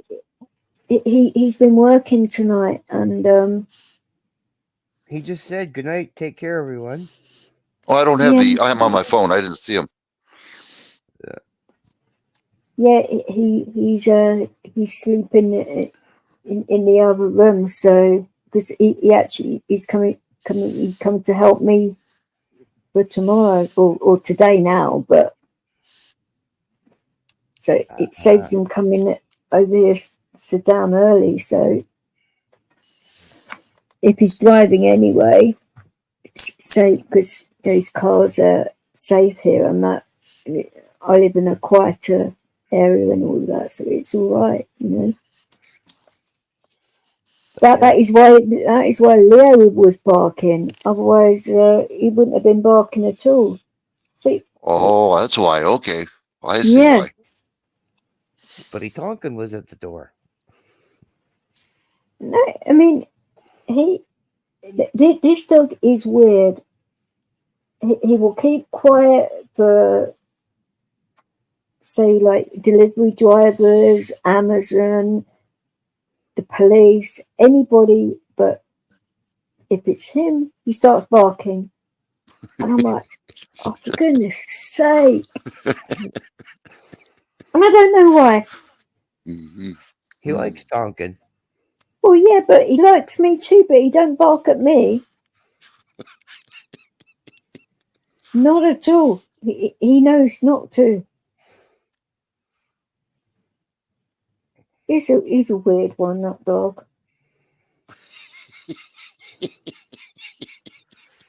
Takes after his mommy.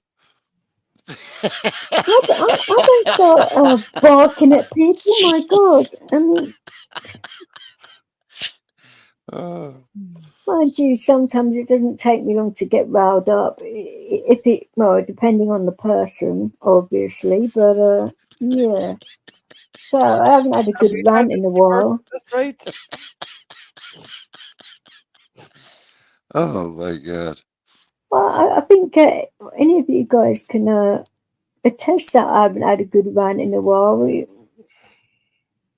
I just cannot believe it. The other day went into English PP's channel, and I thought, okay, there's one guy that I know a little bit on there, but when I like jumped up, instead of there being just one guy with PP, there were 3 others, and I'm like, okay. And then it started into a bloody row, and I'm like, oh shit. I timed my entrance well, didn't I? The start of a bloody row. Wow. And the actual guy he was shouting at, I get on with reasonably well, and I was trying to sort of like say to him, look, you don't have to have a punch up for goodness sake, because he was calling him out to come and have a fight, basically, and I'm like, oh, for goodness sake. He goes, oh, come on, let's fight like real men. And I said, well, real men wouldn't fight it out. That's and he amazing. started laying into me. So I called him out. Jeez, oh man, wow. Oh, the things he was saying, I'm not going to repeat on here, but wow. And I said, this guy's never spoken to me before in his life, and calling me things like that. Whoa, no. Your reputation preceded you. Mm-hmm. No, he doesn't know me in that way to have a reputation. But like I said, my son heard the live stream. Duncan. Right back from it, guys. I think my wife's going to bed. Hold on here. He got to give the wifey a kiss goodnight before she goes to bed, or she'll hit him over there with a frying pan. Heard that. Oh, I hope you did. oh, Tonkin's saying that the dog is like that with him because he play fights with him a lot to wind me up. Payback's a bitch, you know. She knows where you're sleeping tonight. That's yeah. Bong. There is some nice ice cold water and a few jugs around that I could just throw on him at any point. or do something worse. Well, I was just thinking, I'm sure you have razors and shaving cream. What do you mean? And you give him better hugs? Yeah, like fuck. Oh, you're really asking for payback now, aren't you?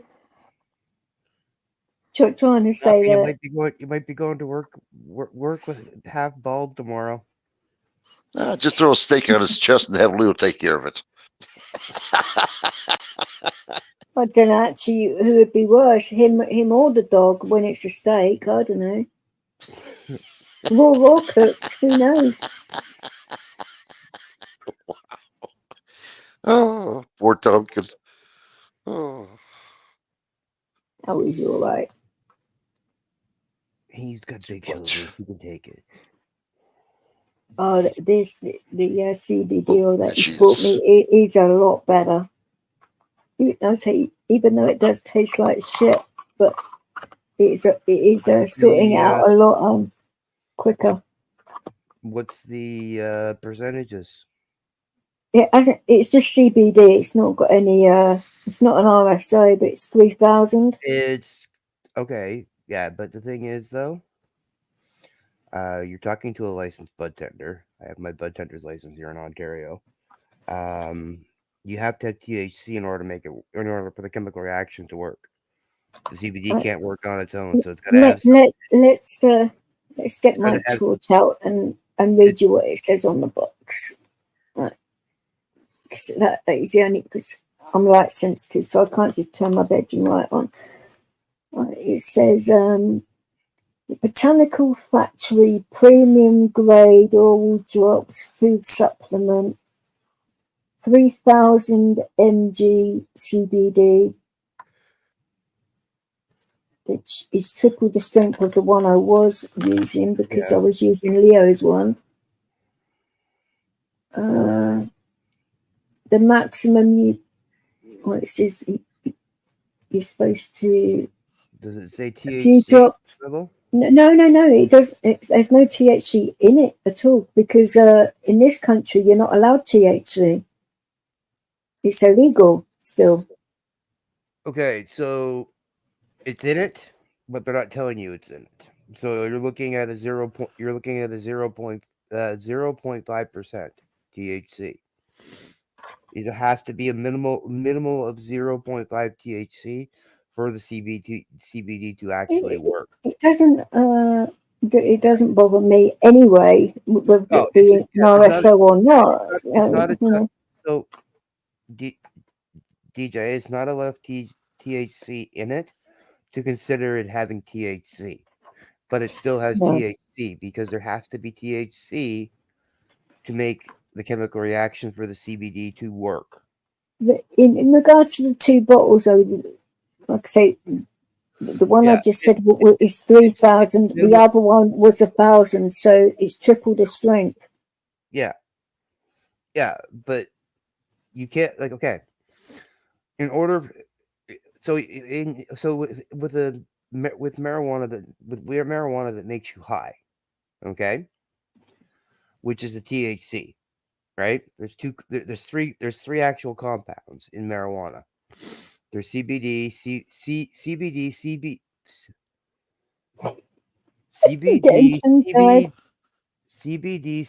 and CBH, and then there's THC. Yes, there is. Okay. So it has to have a small trace of it has to have a small trace of the other two chemicals compounds, which is THC and the other CBD one, to make the chemical reactions work. To make any one of those three need the other two in order to make it work, in order for it to do what it's supposed to do. Like I said, it doesn't make you high though. It doesn't make me high. It just Well, it takes the edge off. The amount that's there of the THC, which is what makes you high.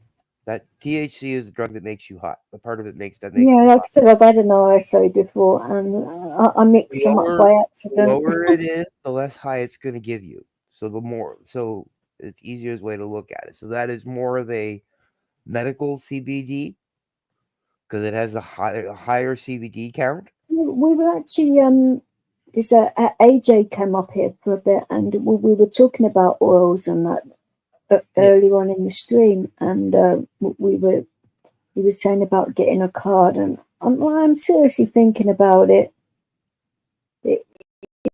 It's the cost aspect of it all. Yeah. But if I'm going to take up these DJ jobs, and I won't really have to worry about that at all, because money won't be an object, will it? No. The fact that I've been offered a few more jobs since, this could be very lucrative. Awesome.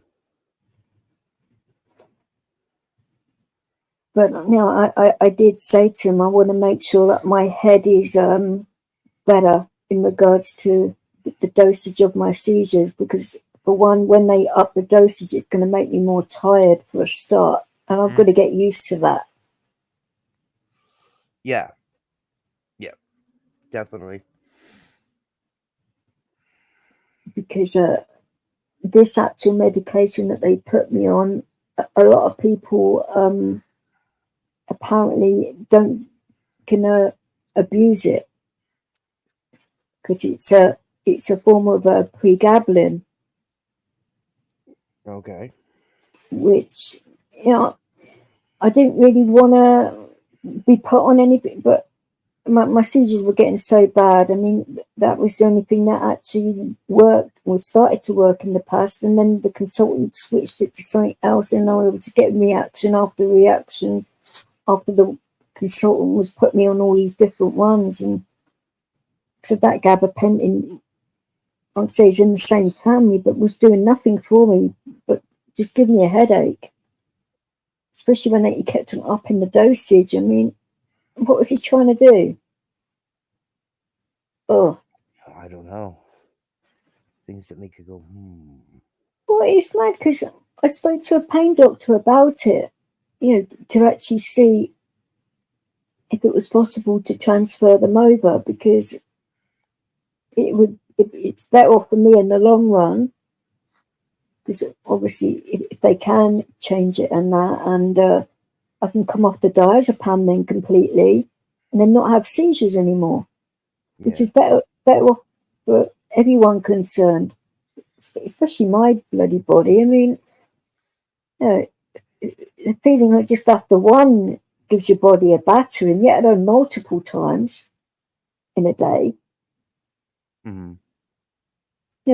Since I've been on these tablets, there's only been, I think, 3 days where I've had double digits in a day.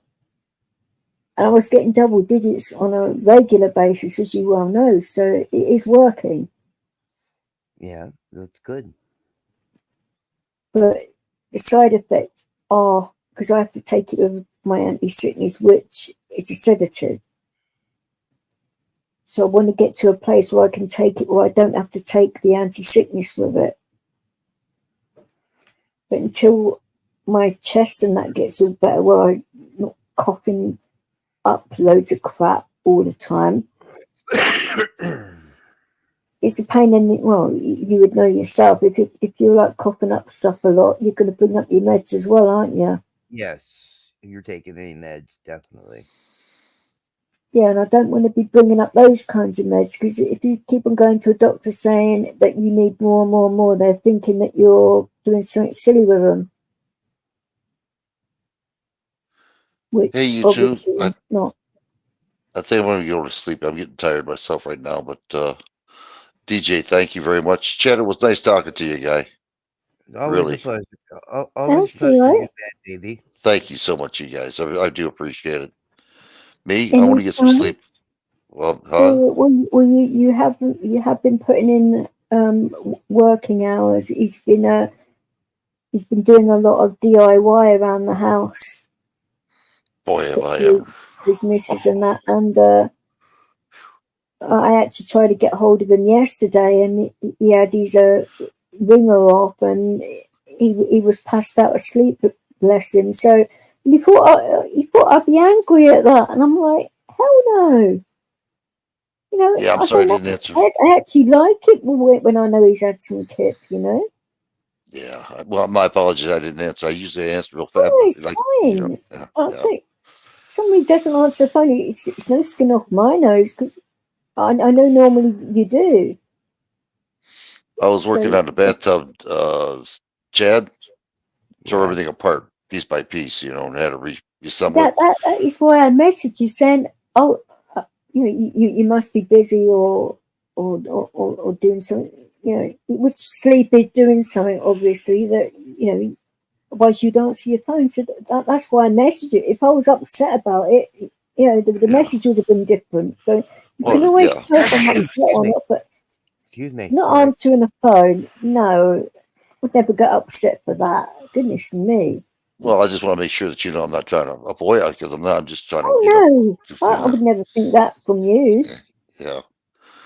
But anyway, I'm working certain other on it. people possibly, but you know. I can tell Chad. I was working on a tub, and I turned it on to test it out. Damn shower head was on. I got myself drenched. Well, he said before that he forgot to put the actual screw in the tap, and but he came off when his wife was trying to have a bath. But it works okay now. Yeah, so she bashed him over the head with a skillet until it was all done. All right, you two. I'll catch you in a while. DJ, thank you so much. Chad, catch you in a while, buddy. Catch you later. All right. See you in a while. Bye-bye. Oh, Right, bye, Tom. See you in a while, buddy. If he's still on. I don't know if he is or isn't, but see you, Tom. Well, who knows? He's not in this room, so I cannot bloody tell. And he's probably he has been working, so yeah, half listening. Yeah, really, yeah. Oh, possibly, right. maybe not. I mean, I'd say it does not bother me. You two have a good time together. Is the dog is literally hanging off the bed? I mean, what the hell are you doing, Lily? For goodness sake! And he's comfortable, like hanging off the bed. I'd say he's got plenty of room on it. I mean, it is a king size after all, but he's decided to like hang half off the bed. This dog is a weird mood. I mean, I think you're going to have to talk to your kid, Yeah, you have to talk to your kid. Yeah. I just hope he don't fall out of bed, because that would hurt him in that position, because he would land on his head. Mind you, he has got a big head, so he'd probably be all right, actually. Who knows? He just get up, shake his head up, shake his head, and prance off. Get you guys a short. Thank you. Bye-bye. Take care, right? Oh, well. It's been one of those nights, but no. It's fine. Hey, it was nice to see you come in here, but like I say, I apologise again about the actual slip of the tongue with Bud. I mean, I feel like a bloody arsehole. Hey, I'm glad I heard it from you two as opposed to hearing it from someone else. Yeah, but I would have liked to heard it from would you could have come across a lot better than that. Bloody hell. So subtlety's not my my forte. But like I say, I literally thought you knew, but Oh, I didn't know, honestly. I was you like, know, what? But I kind of had that vibe. yeah, I Because got a the little last bit. night, I had a vibe a while ago that he wasn't well. No, he wasn't well because I see he came on my last live. I think I did, and he has been coming in my channel periodically when I had been live and that, but he seemed to have got better, and then you could hear it in his voice that he just wasn't. Mm. I think he was just trying to like pick himself up. Yeah. But you know, I know him very well, and obviously I wasn't going to pull him up on it because you know if you're trying your hardest, and you know, he had a thing about medications as well, as you know that too, and it's hard to deal with when you're in a lot of pain when you don't want to take any kind of relief. Mm-hmm. Yeah. Oh, I know. But what upset me about it all was the length of time he left things. Well, I don't think his body ever recovered from from that either. You know, when he was tramping around helping the homeless there that day, I don't think his body ever recovered from that. Although I was mirroring the stream at the time. He took what he thought was a shortcut, and he literally jumped down like a ravine and landed in Yeah. was it still water, wasn't it, as well? Yeah. So not only did he hurt his foot by landing on it in a really awkward way, Mm-hmm. Yeah. he got infected with that. So he must have had like an open cut on his leg somewhere. Yeah. Yeah. But if he was thinking logically, he would have like taken his shoes and socks off and cleaned it all up properly there and then. But he wasn't thinking, you know. because I'm sure somebody would have had, you know, first aid kit around. Because people normally have them in their cars, don't they, and things like that. Well, not everybody does, though. Not everybody thinks about that. Well, I normally have like something like that just in case, you know. Yeah. Because you never know when you're going to need things like that, do you? Like plasters or whatever. Yeah. Well, I mean, not everybody carries one with them all the time either. So. But it was, well, like I said, I remember that stream, and why he jumped down like that was really bloody silly to begin with. I could have kicked him up the jacks for doing it. I was like, what the hell is he doing that for? Yeah. Oh no, me too. None of the others followed him down. Well, even after, I mean, like I saw it after the fact, and yeah, so I was mirroring the stream. So yeah, I saw it happen at the time too, because I said I'd mirror it for them to give them maximum publicity. I'm like, what were you thinking?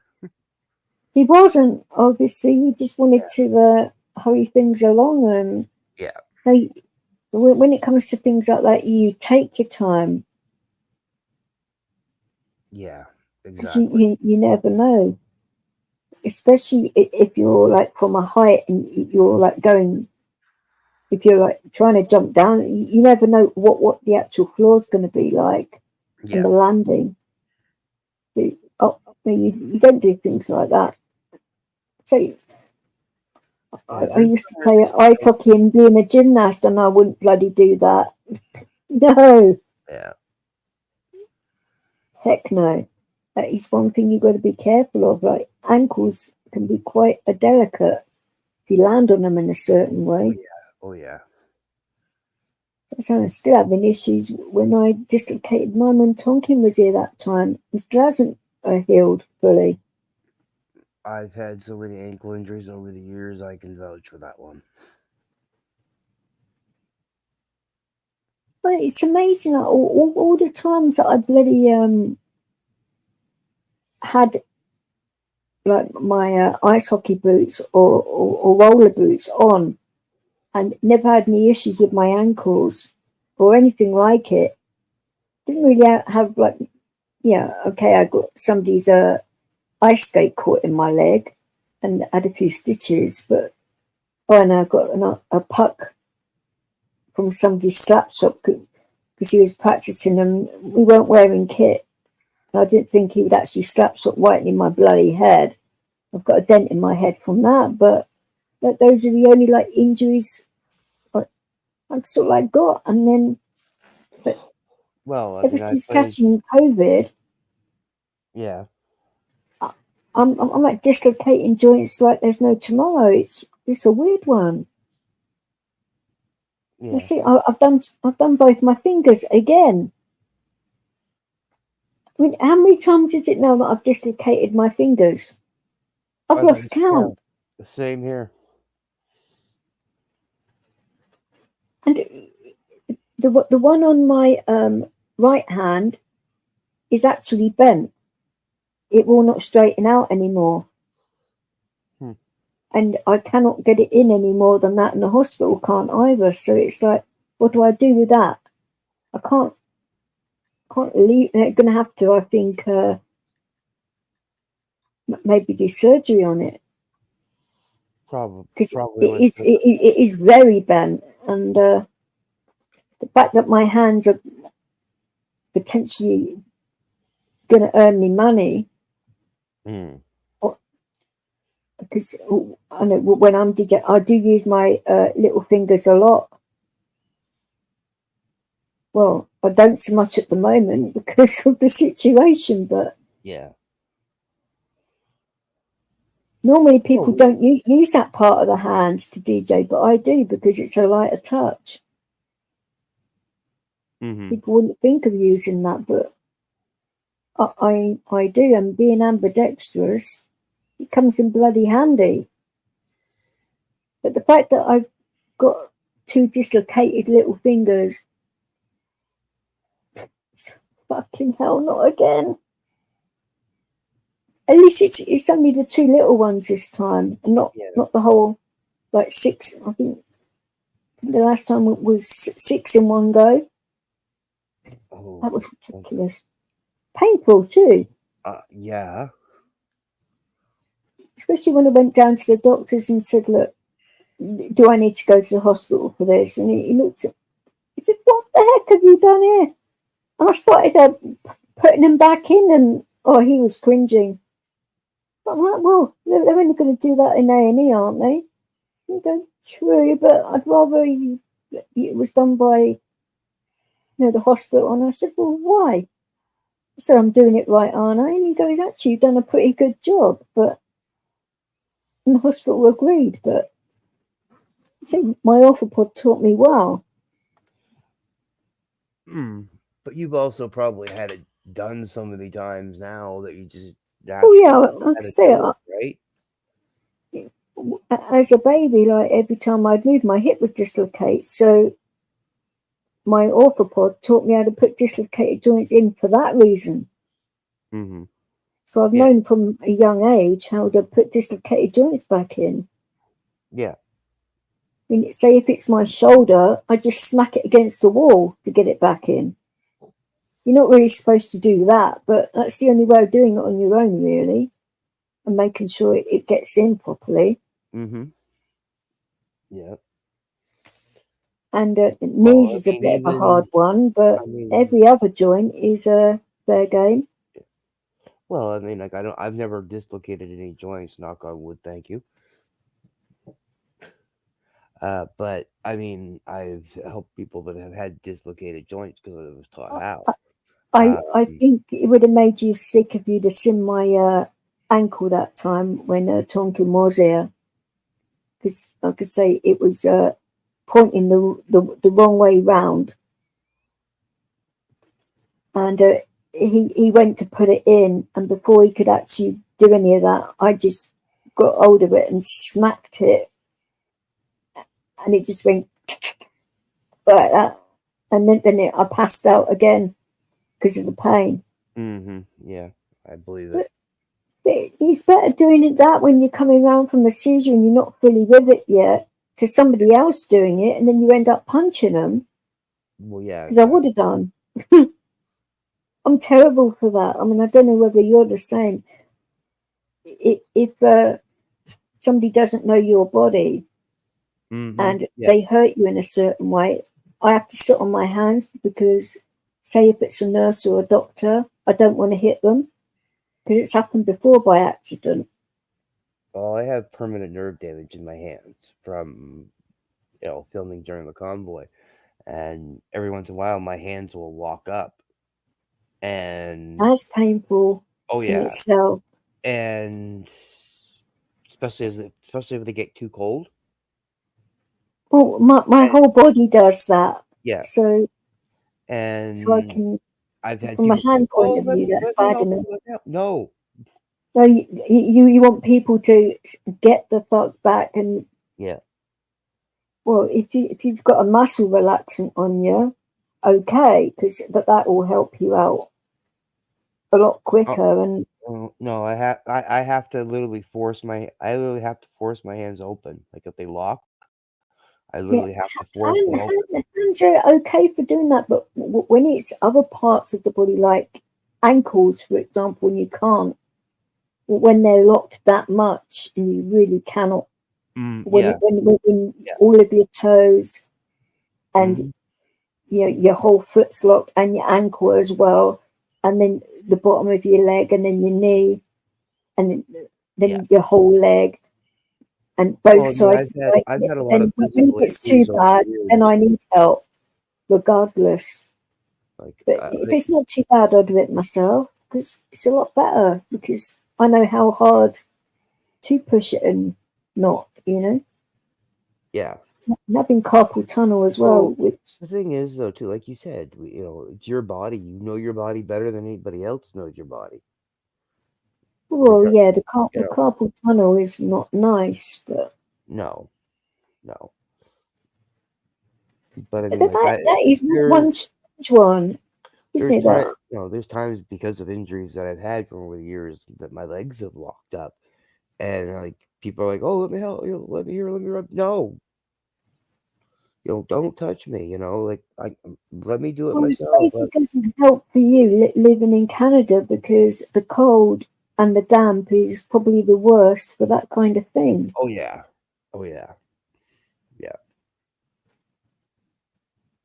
It doesn't help at all. I can sympathise with you there.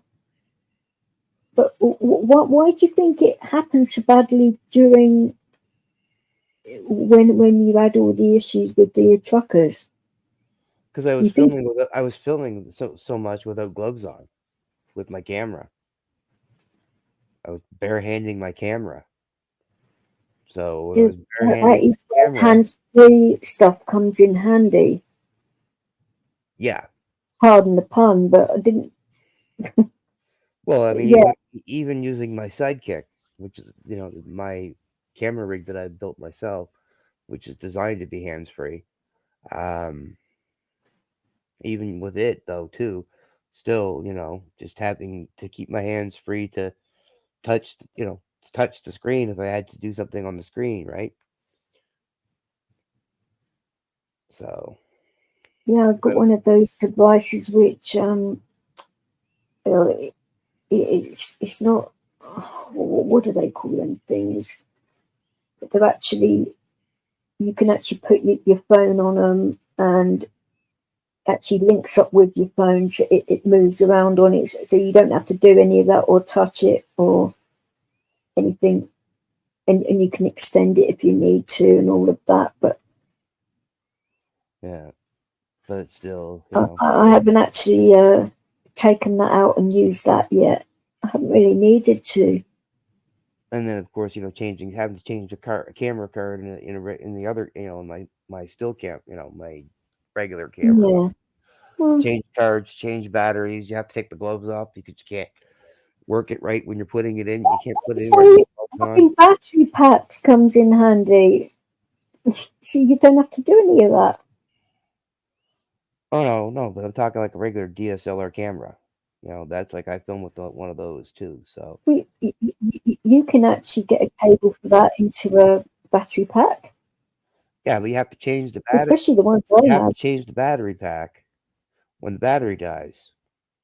So you put the new when you put the new battery in, it with wearing gloves, it's hard to do. So you have to.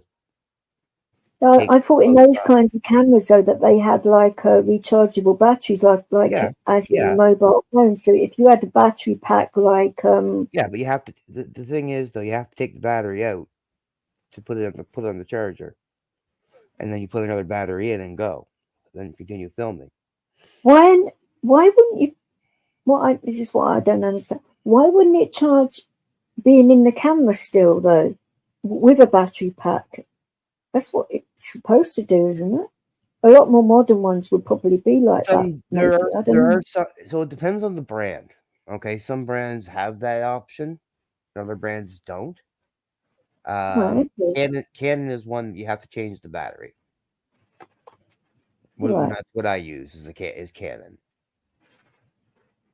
Well, Canon are quite a good maker camera, aren't they not? Yes, they are, but they make it so you have to take the battery out to charge it. Okay.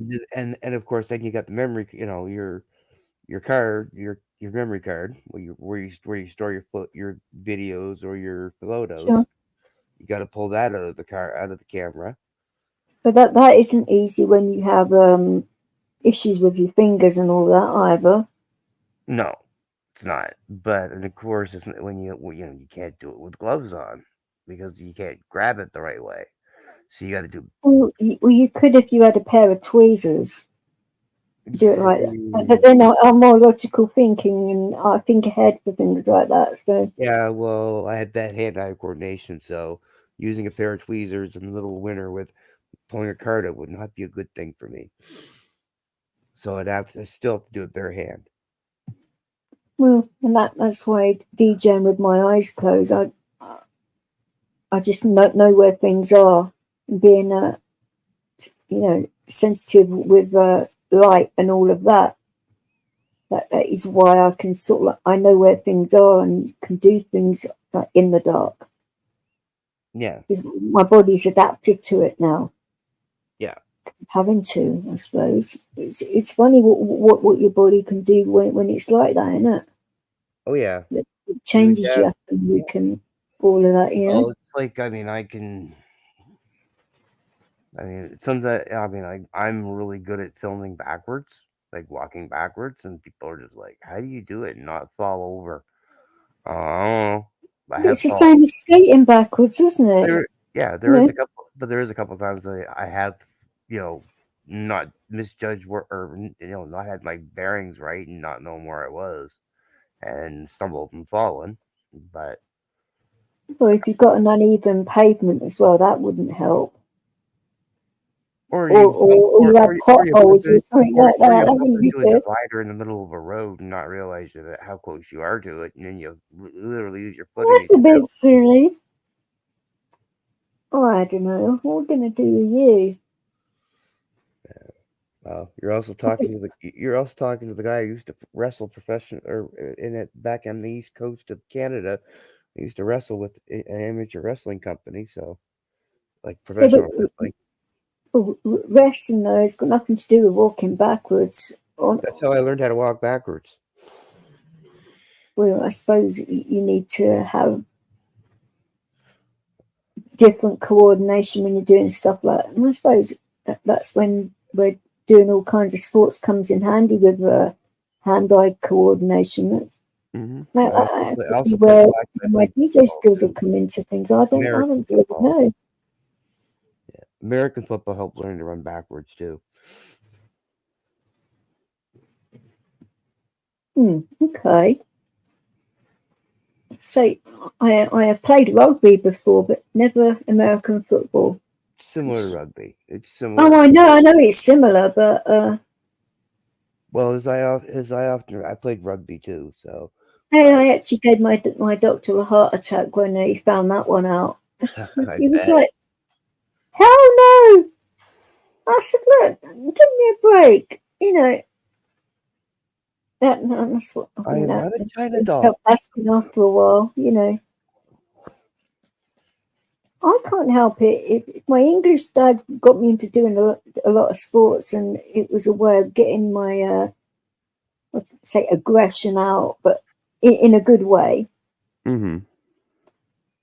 No, adrenaline sports. I mean, there aren't that many that you can do that you're not going to shape be doing some major damage, you know. Yeah. But sports are also a good way to keep in shape too.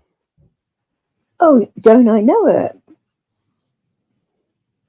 That is also what gave me my heart condition, though. It's a weird thing that is one of the reasons. Otherwise, I would have had that from birth as well. But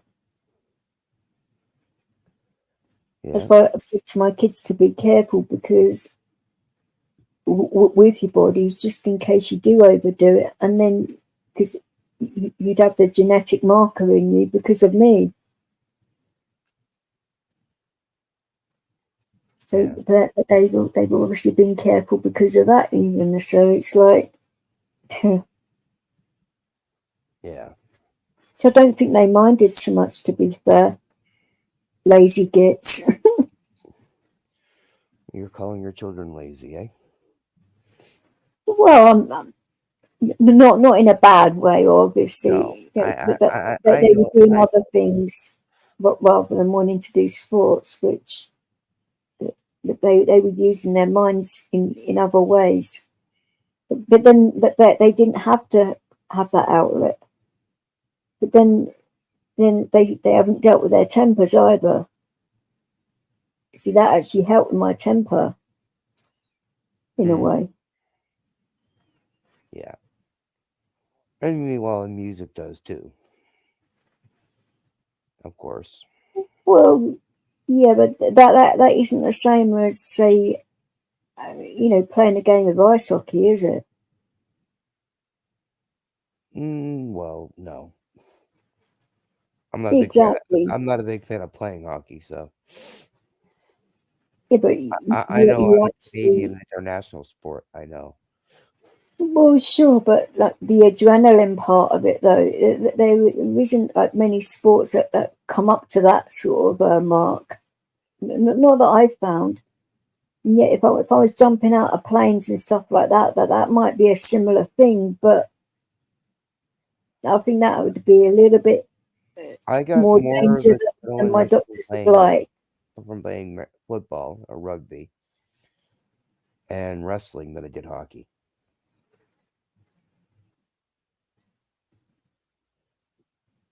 Just I suppose some moves, like especially if you're like facing off with somebody, but when people want to start fights and that, the wrestling part would come in handy, I suppose.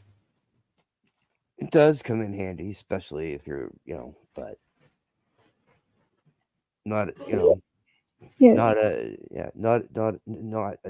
the recommended. I didn't need that for myself personally, because obviously doing gymnastics beforehand, I had a very good core and balance, so that helps a lot more too.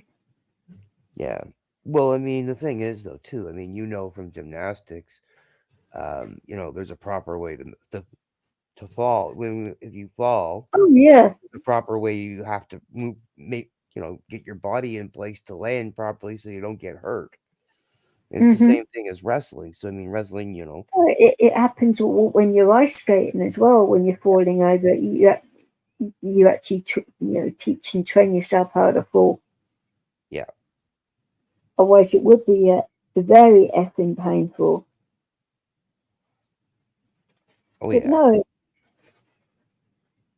I will always try and land on my right side, because landing on my bad hip is never a good idea.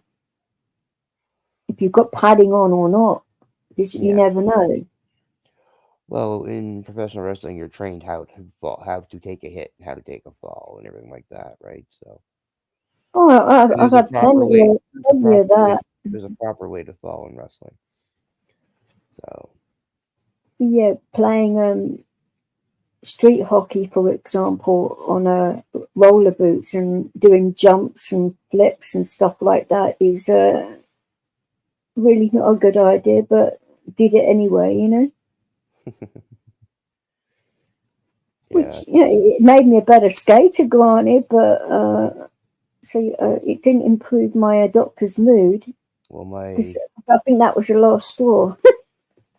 well, when I was doing the independent circuit, independent wrestling group that I was with, I had two trainers. I had the owner of the company who was who's training me, and then the girl I was seeing at the time was training me. So, Oi. yeah. Okay, like that, is it? Say no more. So, well, yeah. The thing was, I mean, you know, she did more extensive training with me than he did, but you know, and you know, there was a lot of bedroom. There was a lot of bedroom matches between me and her. Carpet burns and all of that. I don't answer questions like that. You don't have to. You can just imagine there probably were some. Oh yes. I can probably think of quite a few places where you got marked where you didn't particularly want. But hey, if you're going to fall around like that, then you're going to have to part with him. Yeah. I fought in a few ladder matches. I fought in a few tables, ladders, and chair matches. What, with her? Yeah, and the owner of the company. Oh, I thought you meant he had three. So he had three. He had four. Well, so he had I thought you meant when you was having romantic time. I was going to say, no. what kind of relationship did you have? Jesus Christ. Okay, so to give you an idea, this will give you an idea. Okay, he had four titles. Okay, plus a tag team title. Okay. Hey, Eddie. He had. You right? Yeah, I'm good. Eddie. It was Eddie's birthday the other day. I don't know if you knew that. I'm going to be like tactful until you know answers to things now. Happy belated birthday, Eddie. Thank you, sir. Yeah, he said he had a good one, so which is good. I did. But it's always good to have a good birthday. I badly need it. I'm not going to say how bad, but you actually sounded a lot better. So yeah. Unfortunately, all fucking hell broke loose afterwards. I'll tell you more later. What? How badly are we talking it? I mean, I hope it weren't with the neighbours or anything, because no, it was all to do with the financials, shall we say?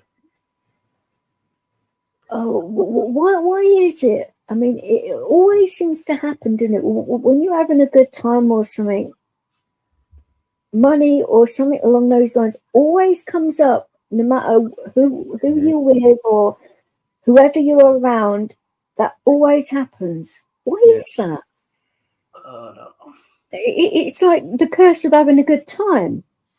Yeah. That is why I have sort of like come to the conclusion, like if you're gonna like lend friends money, you never lend it to them if you can't afford not to get it back. Because when I lend people money, really, if they're really good friends, I don't really expect it back unless they really promise to do it and that they want to pay you back. I'm not I never hound them for it. Yeah. Because that ruins, when you bring money into friendships and that always ruins them. Absolutely. I don't know why people are like that, but even if it's like 20 quid or whatever, that will break a friendship, even if you've had it for many years. And it's like, why on earth are people so bent up about a small amount of money when you actually get a good friendship with someone that is worth a lot more than what you've lent them? Well, it is my opinion anyway. Mm-hmm. No, I agree. I mean, like, whenever I went out, I'd always take out like packets of cigarettes because I don't smoke. Occasionally, I would have a couple if I was in the mood, but they would always run out of cigarettes and get moody. Yeah. So I would always have my own. And then they would find out that I had my own, and then they would smoke them all and then get moody. And I'm like, oh, for fuck's sake. They don't ask, just help yourself, why not? Because they know I'm easygoing and all that, but Yeah. it does take the piss a little bit. Especially, if you're in one of those moods and you actually want one and you actually can't because they bloody smoked them all. Yeah. And then they said, oh, you can have some of my rolling tobacco if you want. I said, yeah, as if I want a bloody roll up. Behave yourself. And then obviously, a guy had passed with one in a nightclub or something that overheard the conversation. Yeah, you don't really have to ask blokes for cigarettes normally. For some reason, I don't know. Maybe they think that is one way of really getting with you or something, giving them a cigarette. I mean, it takes a lot more than that, for goodness sake. Yeah. Some people have no standards at all when it comes to things like that and expecting stuff and all that. Well, Yeah, well, that's true. oh, it's damn annoying. Things like that can't be bought. Well, yeah, exactly. They can offer to buy you drinks all night, but for somebody who doesn't drink, that does not work with me. I would actually prefer that you actually, be yourself, and have a laugh. But that is what I appreciate. With being who you are. I'm not trying to buy somebody's affection. Because that never works. Exactly. No, exactly, doesn't. Blokes don't get that. Well, actually, some women expect it, so that's probably a harsh thing to say, but yeah. I'm not like a lot of women in that way at all. Yeah. I suppose it's hanging out with a lot of male DJs that you sort of like start to be like them in a way, which isn't a bad thing. I mean, people like us doing a lot of male-related sports and things like that, and but being people on like men's teams that are in the entertainment industry. Because I mean, I play, I do play the harmonica, and I mean, I have acted and that sort of thing. And as I said, professional wrestler. That's you all. That's all. A radio station, didn't you? At some point. What's that? You did say about a radio station at some point, didn't you? You mentioned it. Yeah, I worked at a radio station too. I've got a good memory. Yeah, you did but we're a long time ago. we're entertainers, right? In a sense. Oh, sure. So we get that. We understand that. We don't, we get that aspect. Like, yeah, okay, because you're always having, fanboys or fangirls chasing you, right? Trying to get with you. And like, oh, let me buy you a drink. Let me buy you a drink. When you're like in nightclubs or at raves in particular, a lot of people would say for me it was more of my energy that was infectious, than anything else. And obviously as well, not being, I was dressed respectably, but I wasn't dressed like a nun either. But I wasn't like in my underwear, like half of the women were in there. So and some blokes like that kind of thing, but no, I think it's better to cover your body up to a degree when you're out and about, rather than be half naked. Quite frankly. Well, I look at it this way. This is the way I look at it. A woman that's going to prance around and show you everything she's got, you pretty much know what she's got before if you want that type of woman, you pretty much have open shopping on that. You pretty much have an idea. The woman that's hiding it better, a little more mystery, right? Oh yeah, it's always better to have that mysterious side to you, and not make it easy, because people do like a challenge. Mm-hmm. And it's the same on the flip side as well. Yeah. That is where having a good sense of humor comes into it for me, and having intelligence. Yeah. Now, for me, that is a lot more sexy than having a guy with a ripped body, say, for example. Mm-hmm. That is just me, I prefer brains rather than that. Because at least a guy that has that in them can keep you entertained a lot more than what the other guy can, in a lot more ways. Yeah. True story. Yeah, I mean, and they can probably keep up with the fitness side of it too. You just don't know until that kind of thing happens. But then again, well, the guy if you've got a good bond with someone, does that really matter? Well, I mean, if you vibe with them in a way where you can have like deep rooted conversations and that, and yeah, all of that, and not, because I get bored way too easily. Yes, and that can be a problem. That is why I do like the DJing side of it, because it keeps your attention onto like things and that, and listening to like my friends doing it and listening to all their mistakes and that, my head stays busy, so yeah, I don't get bored. And then you can always talk to people about that. I mean, everybody will open up about music. Yeah, well, you talk with anyone that does any type of music. But like blokes, in a club or a rave don't expect you to be able to do that for a start, and then when they realise you can, it's like, oh.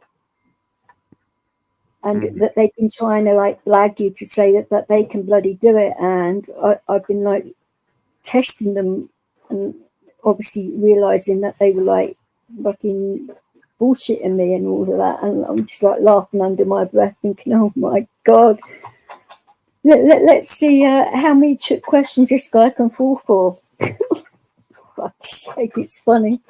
But even sitting down with other musicians, like, I mean, I class a DJ like yourself as a musician, because I can play many instruments. Yeah, but you're making your own music with you're making your own music at the same time when you're DJing, right? So sure. Yeah, but Vix is doing she's doing a thing called looping.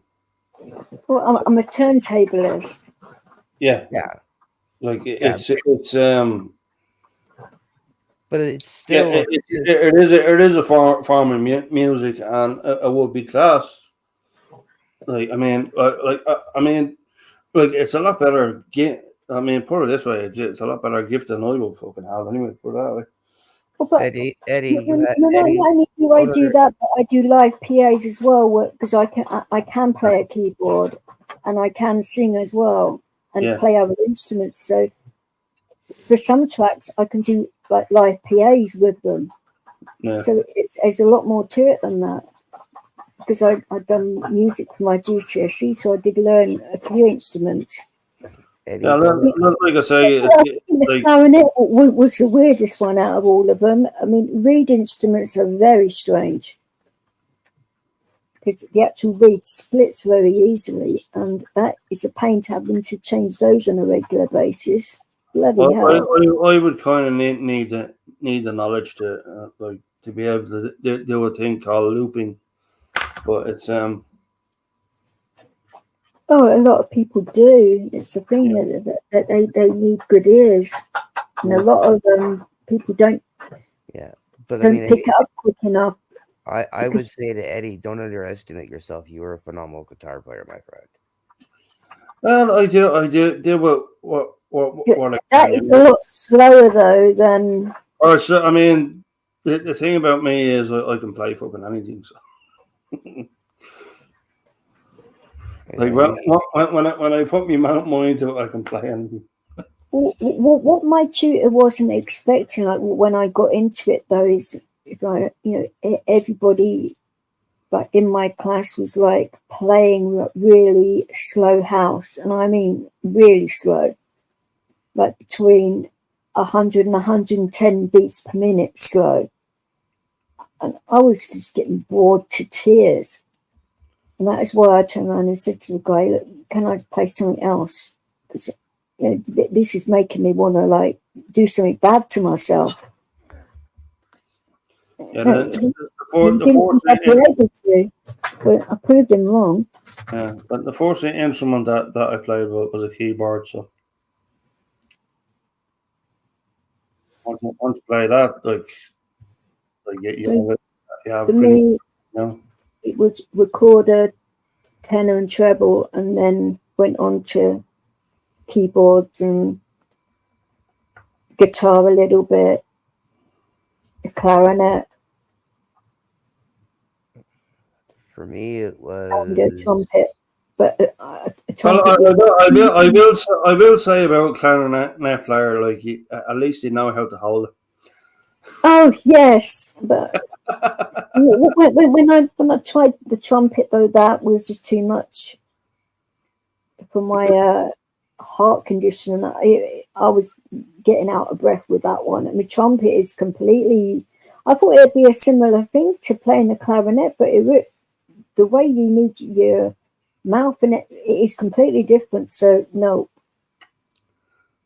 That's what she said. Well, I'd be right with a saxophone probably, because you know, reed instruments are reed instruments, aren't they? But it's going to be a lot heavier than what a clarinet is. But yes, definitely. The first instrument, my instruments that I learned at first was recorder, of course. Then drums, military drums, and then dabbled in the keyboard a little bit. Dabbled with guitar a little bit, but then the harmonica.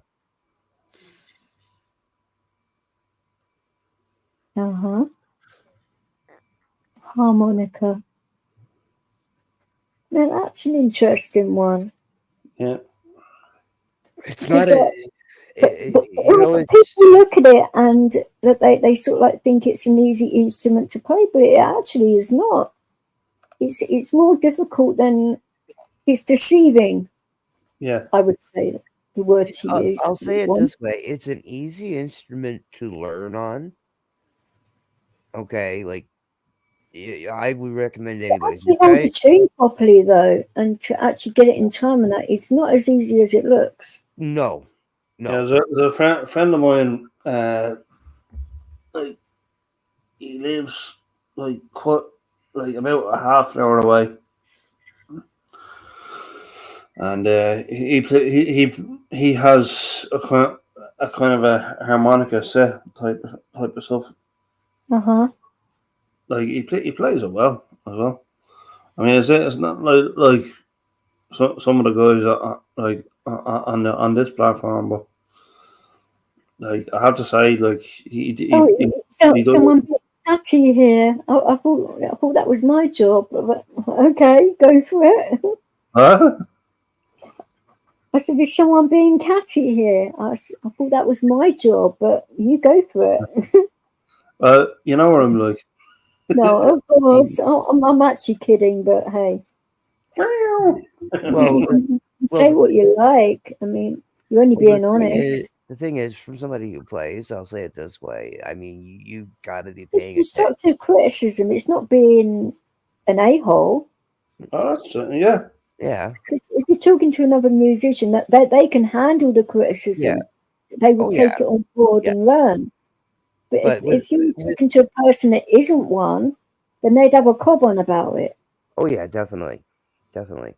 But the thing is, it all depends on too. The other thing is too with the harmonica, like you said, as Eddie said, his friend has a set. I mean, I have a set too. I haven't played some of them in forever, but because some of them are still back in Nova Scotia. My big set is still back in Nova Scotia, but I haven't got it sent up yet. But you know, depending on the song that you're, you know, what, and depending on the song that's being played by, like, I mean, if I was playing with Eddie, okay, I'd have to say, okay, Eddie, what chord are you playing in? And he tells me what chord, and then I'd have to go a different chord to make it sound harmonistic, to sound in harmony with him. And of course, that's like spicing it up a little bit as well, making it sound different, so you can actually hear the like different instruments. Like Eddie might be playing a song in a D, and I could be playing. Using this as an example, I could be playing it in a G or an A, because that's usually what you play in a D. If the guitar player is playing D, you're usually in an A or a G. For the harmonica, and it would. I would say other instruments too. I mean, because those two notes do go well with that. So yeah. And it's also the preference of the guitar player too, because that's the thing. Like they may like an A sound harmonica, sound better. You know, you have to work in unison with whoever you're playing with the harmonica. It's just one of those instruments. I think that's the case with any instrument. To be fair, yeah, it is. It's respecting as well, that you both respect what each other are doing, and you can vibe off each other then. And have a good jamming session. But if you're not doing that and you haven't got the respect of the other person, then it's not going to work. Yeah. I mean, it's always good to keep an open mind and switch it up at the drop of a hat. I remember I was in the like I was in the the last homeless hostel was in. It was like this guy, he had the bongos. Oh, nice. Okay. And that's quite hard to get your hands in the right place for those too. Yeah. That is another deceitful instrument, because it's not easy to get the timing right for those and to get the hand movements and all that. Let's say for example, like Mad World, like that's just like one example. Like there were so many versions of that song, so okay. Well, I mean, I done the Gary Jules, and like I done the Gary Jules version, you know. Like, I was doing it in guitar form. Ones. Like I was doing it in guitar form as well. So but I mean, he kept the rhythm going. So I mean, it was. I mean, it worked out like really well. See, that's a difficult song to keep up with, Mad World, to be fair. It can be very, very difficult. But I mean, fair play to him. He done it, and he was. I suppose I'm used to a lot of faster music, so for me, my ears, I don't know. It's a really hard one for the harmonica, I will tell you that. I've tried it. It's hard. Well, I couldn't believe. I went to a mate's birthday party, and he had just bought some decks. I think it was off eBay or something like that. But instead of paying, so like I said to him at the time, you know, if you're going to get decks off of the internet, you actually go and play with them first, or actually see them being tested out in front of your eyes, because you never know. And you always use PayPal or going through or pay with a card or whatever. You never do a bank transfer. And he did a bank transfer, so he got fucked. Yeah, But those debts would not hold time at all. And it was the sets where it's the one which I think I've got part 3 on unlisted, but I'm going to release it soon. But it actually turned out like nearly Gabba speed, because it's the actual last bit was like mostly French chord, and I'm like, are you fucking for real? You want me to play like this on these decks? I mean, I was actually, that was the first time I was scratching myself, and it was like, well, he had 3 decks. He had 2 Newmark ones, which were the fucked ones, and he had his old Vestax, which held its time, so I could scratch on that, no problem. But trying to deal with like 3 decks and 2 of them which wouldn't hold time at all when you're playing quite fast music, it was just fucking. I had to use my chin, different parts of my face to use the mixer. My friends were finding it fucking hilarious. I bloody wasn't. I wanted it to sound good because it was my mate's birthday and all that. But yeah, he wanted it to sound like that, so I'm like, okay. And he wanted the scratching as well, and I'm like, you do realise that I've only just started learning to do that, don't you? He goes, I don't care if it sounds bad. But I said, I bloody well do. But I actually come out good. Yeah, that's the thing about Mad World. It's played in an F major, or F minor, I should say. Yeah. Which would be... It's quite a low octave tune as well, isn't it? Yeah. But when it comes to bongos, that wouldn't really affect that. No, it wouldn't. So, but that is one thing you wouldn't have to worry about. But which would be a B flat on the harmonic, I think.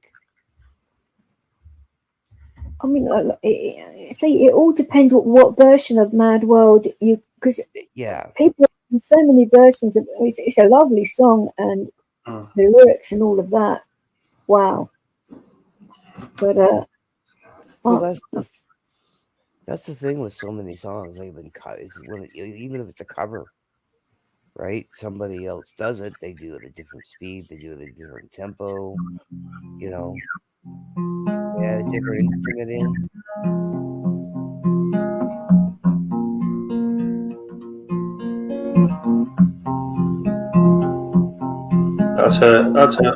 That's the key I do it in.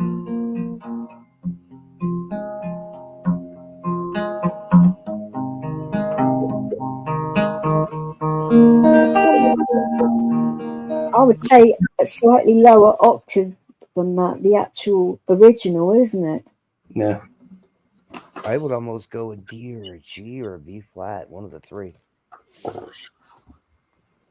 There is nothing wrong with that octave for a lot of people, because the actual original is very quite hard.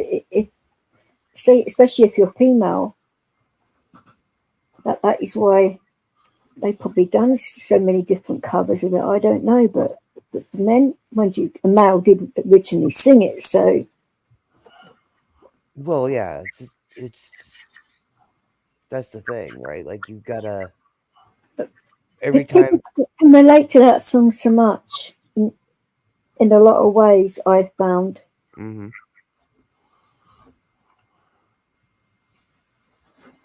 There are a few tunes that do that for people. Yeah, there's one in particular. Everybody hurts. You know, that's Oh, well, it all depends if you're talking about the Cause version or no, oh I'm yeah, talking about the.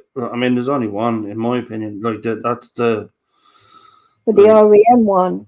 REM Well, one. the actual unplugged one version that the Cause did was very good as well, but it's on their unplugged CD, but it does sound different to their normal version of it. It's a lot better. All of their songs on the unplugged one are a lot better. Well, the But- thing is, though, too. But those ladies have wonderful voices, I must say. Yes. It's the same when you get any group of women together. It doesn't last very long because you get you have the sibling rivalry, and then you have a women rivalry as well. Unfortunately, it's just one of them things. Yeah, it's done on an E minor.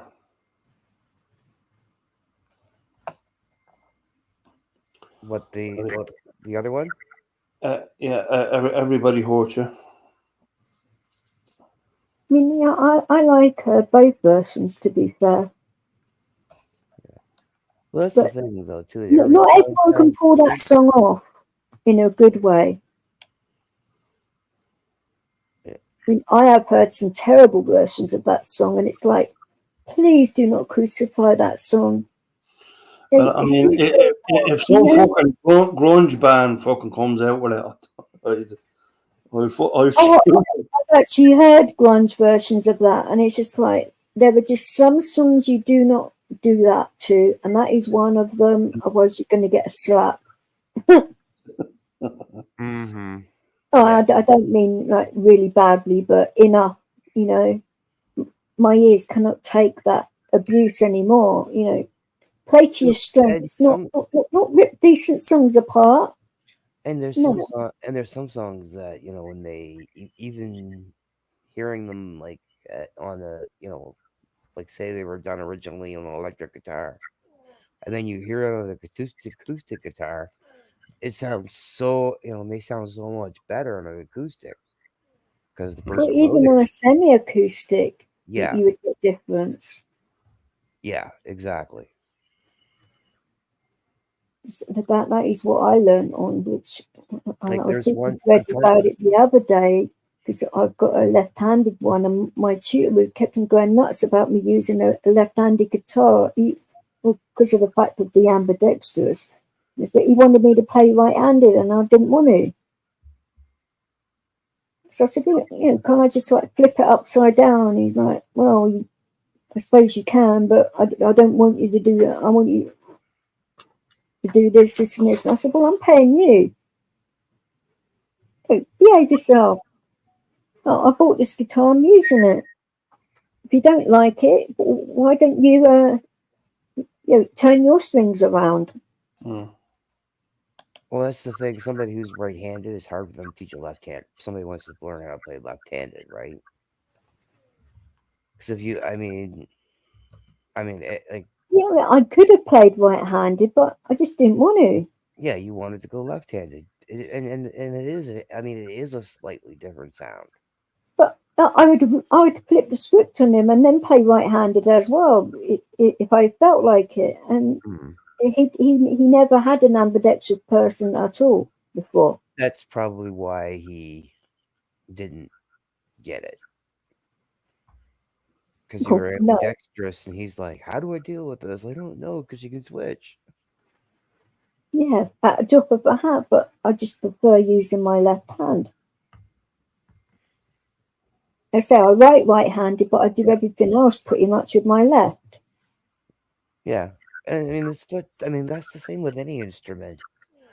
It doesn't matter what it is. What hand you feel comfortable with when you're holding the instrument, or because people look at me sometimes like I play. When it comes to the harmonica, I play it left-handed a lot, just because I just feel more comfortable that way.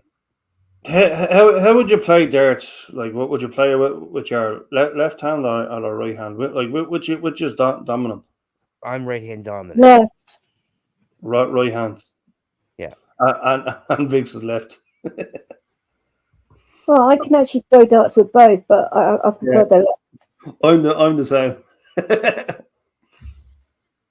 I'm right hand. I would go to the right.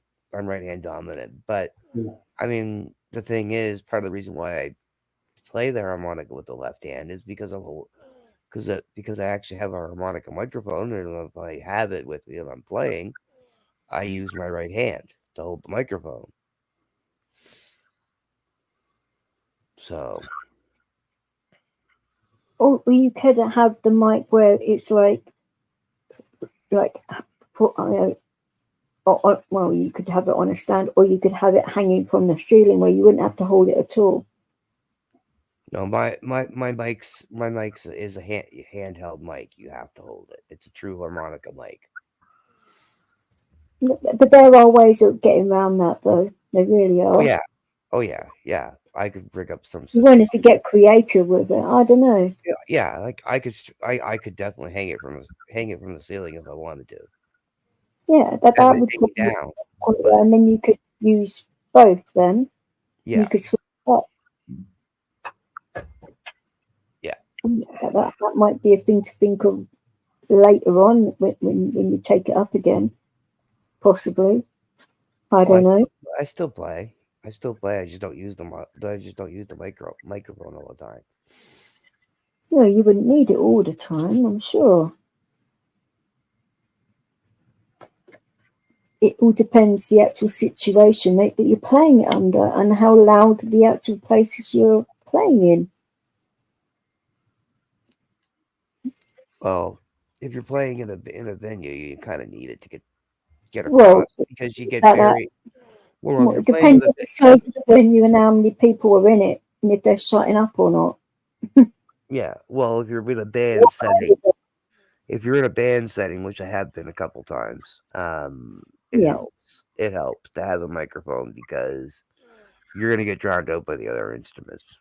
Harmonica, it's not it's not that loud. Yeah, it's not that loud of an instrument, so it's gonna get. I mean, like for example, even if I was on stage with Eddie and Eddie was, hooked into an amp, with his acoustic guitar, he's gonna drown me out. Well, if he needed an amp, that would be a semi-acoustic because you can't put an amp in an acoustic. I know. I know a semi-acoustic, but he's playing a semi-acoustic, right? And he's plugged into his amp, and I'm jamming with him. They ain't gonna hear me if I'm not mic'd. No, there's a way of doing it. It's just like, I mean, you can like, I mean, the sound guy would well, I mean, he'd always make sure that you wouldn't be drowned out, Yeah, but the sound guy has to make sure I have a mic on me so that I'm not drowned out. That's it. Yeah. Yeah. People normally leave the sound. I mean, that's why you do a test before the show. Yeah, exactly. Probably because I've got the better ears out of everyone else. I don't know. Well, I've been a sound guy too, so. It does help though if you've got very good hearing and you can hear if something doesn't sound quite right and other people don't hear it. But if you can hear it, then I'm a perfectionist in that way, because I don't want other people's music then to come across sounding tinny or anything like that, because that noise is horrible. Mm-hmm. It comes through speakers and that, because it makes it sound like you're not playing properly. Or well, the first time I played Legrand by the harmonica chords for Legrand by ZZ Top, the guy that was the lead singer, he literally had to adjust the microphone for me on the fly because it did sound tinny. Ooh. Yeah. And he was. That is why you always have good sound checks beforehand, just to make sure. You know? It was spontaneous moment where they asked me to jump on and play the harmonica for the crowd, but it wasn't planned. It was just, like, let's just try it. Like, okay. Well, I always plan for. If I know who's Really? around me, I always plan for all eventualities, just in case. Yeah. That is why I normally bring quite a few genres of music, because I never know who's around and all of that. So I have enough to please everybody. And bless you if that was a sneeze. Yeah, I was, yeah. Don't say you're coming down with a bloody cold as well. No, it's just a moment of sneezing, shall we say. You got a dust bunny up your nose? I mean, he's not snorting anything, Chad. What are you saying? I said he got a dust bunny up his nose. Well, but that could be a translation to something else. So I was just clarifying that for a start. Only your mind would go there, Teach. I was referring to dust. Some dust flew up his nose. Like dust. Yeah. Well, some people could say Colombian dust. Mm. No, I don't. I know Eddie. He doesn't do Colombian dust. No. I'm aware of that, but other people on other streams have tried turning around saying that Eddie's sister was into that kind of stuff, and she actually isn't, and that made him flip out. So I was just, reassuring him and everybody else that he wasn't referring to that, because that was bad. Yeah, I mean, put it this way, like we were never brought up that way. Yeah. But in regards to those kinds of situations, I mean, I don't think parents ever bring their kids up to do that, do they? No.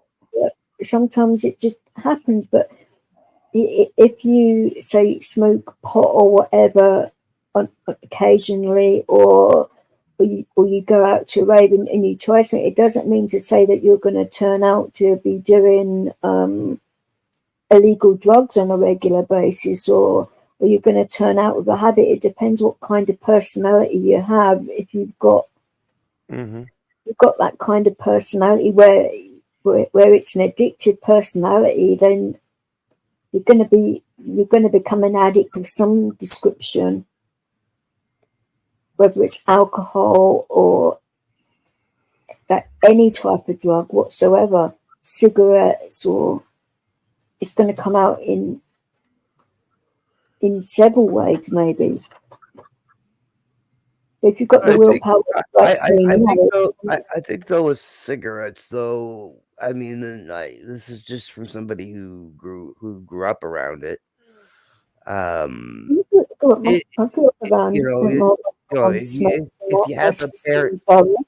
If you have a parent who smokes cigarettes, you're more likely to pick up the habit, because I didn't. It put me off. I was going to say you're more likely. I'm not saying everybody, person that's, if you have a parent that smokes, you're more likely to try it. And if you have that genetic disposition, like you said, you're probably going to continue it. Case in point, myself. Smoking is one of the hardest things to give up, apparently. Cigarette smoking is yes, it is one of the hardest. I've never done it. Yeah, it's actually harder to quit than heroin. And I've had heroin, and I've been told that by heroin addicts. But it's mad, isn't it? That I mean, I don't know how true this is, because I've never done that myself. But you can get addicted after one try of it if you've got the wrong kind of personality. Is that true or not? Cigarettes or heroin? No, the H.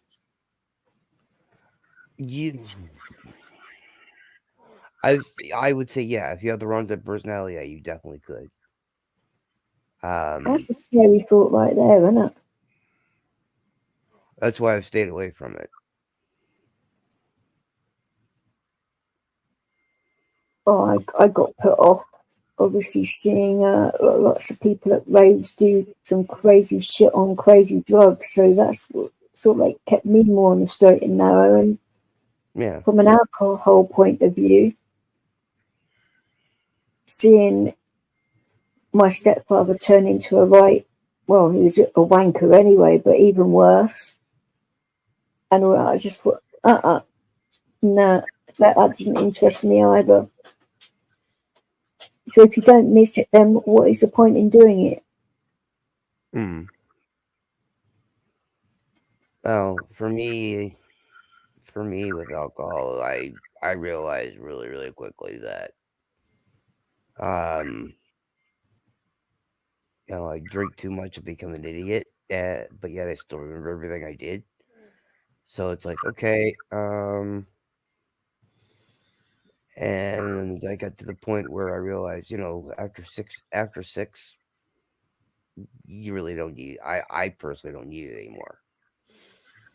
I drink six alcohol drinks, and I'm fine. Well, as in spirits or beer? Both. Oh, I'm not beer.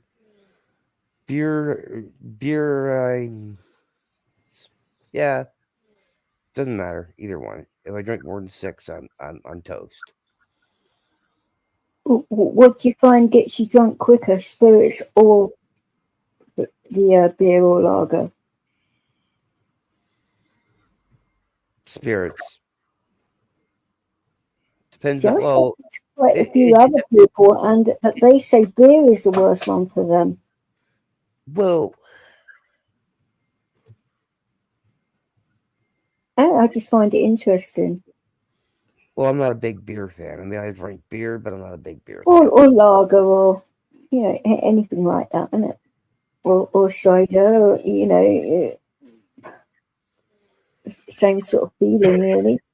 Yeah. I suppose that is stronger than a beer or lager, especially from the West Country of the UK, where they specialise in making it. Yeah.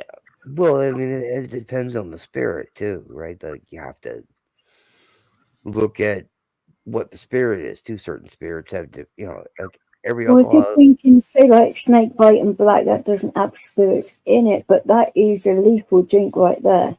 What was it? Snake bite and black. That's cider with lager and blackcurrant. Yeah. Yeah.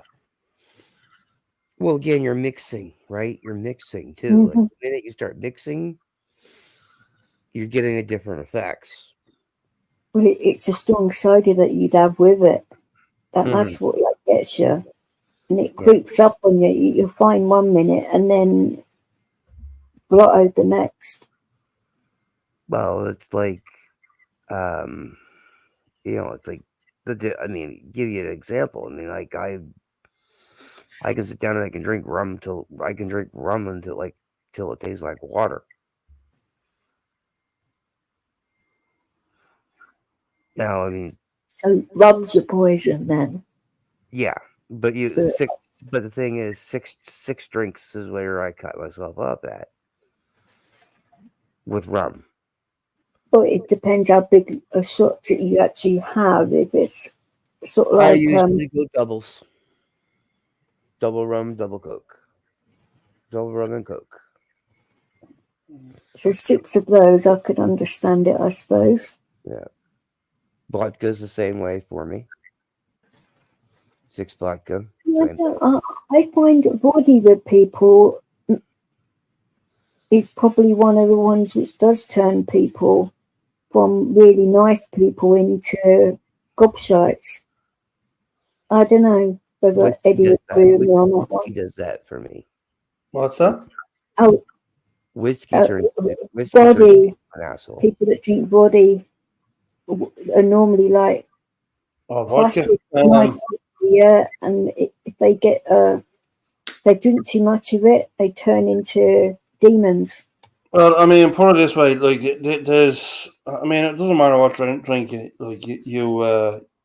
have. I mean, So you're whiskey is a bad one as well. if you can handle it, all well and good. But if you can't, I mean, you shouldn't be taking it. Oh, but those two particular drinks That's the way I see it. are Anyway, the worst. I think. Well, some alcohols are worse than others. Whiskey is definitely one. For me personally, it makes me extremely violent. Yeah, Marshall's exactly the same. He's not allowed to drink that anymore.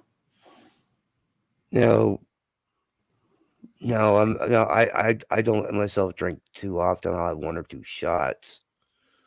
But it's tequila. Anything after 2 shots, and yeah, the bottle's getting dry. The full bottle's getting finished. He likes the brandy, doesn't he, Marshall? It's brandy in it that he drinks. I believe so. yeah. The brandy's not bad. I like a good brandy to sip once in a while. Same as a good scotch. Well, as you know, you used to live like here in Ireland, so like yeah, I mean, predominantly like brandy and port. What was it is a thing over here, you know. What? It's a combo. Yeah. I couldn't imagine those two together. Okay. It's actually quite sweet. It's nice. I was gonna say it would be a sweet. No, I'm not really into sweet stuff, so that's probably.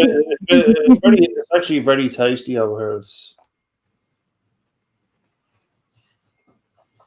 I'd well, the brandy would offset for me personally, but it's just my thing, isn't it? The brandy would offset the port enough that it would make it. Yeah. Well, it would be sweet. Oh. Depending on how you make it, of course, but. Well, if you're a stingy git about things and that is never good when it comes to booze, is it? So I've been told. Yeah. Well, then it comes to shots, and shots are a entirely different kettle of fish. It's like when I had house parties at my gaff, I'd always make sure there's plenty of booze in the house, even though I don't drink, and my ex-husband didn't drink either, but everybody else does. Yeah. Well, yeah. When you're hosting a party, you always want to make sure you have a few beer or a few, Yeah, a few maybe, but like enough to bloody for the whole street and more. But like we have like week-long benders. Yeah, well, you're a DJ. You're kind of expected to have alcohol in the house. Most DJs, that's how it is. That's how it is, dude. People expect DJs to have alcohol. Well, when you're hosting your own party. When you got two people that are teetotal, but obviously to be nice, as long as they clean up after themselves, because I'm not their maid, then it's okay. I don't mind, but as long as they don't attempt to drive and all of that, because that really gets on my nerves when people drink and drive. Yeah, that's why while they're playing song, I hide their keys. While they're playing the song "Drive by the." I hide their keys in places where they would never even think to look. He's gonna drive you home tonight. If you want to go home that badly, you're getting a cab, and I'll get you your keys. Get an Uber.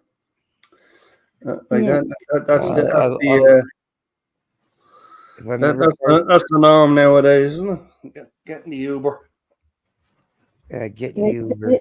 Then they turn around and say, well, I've got to pick up my car. And it's like, well, you've got an option then, don't you? You can like get a cab and then, Get the bus out of it. get it, when you're sobered up, which, the amount of alcohol you've had would be, at least 2 days.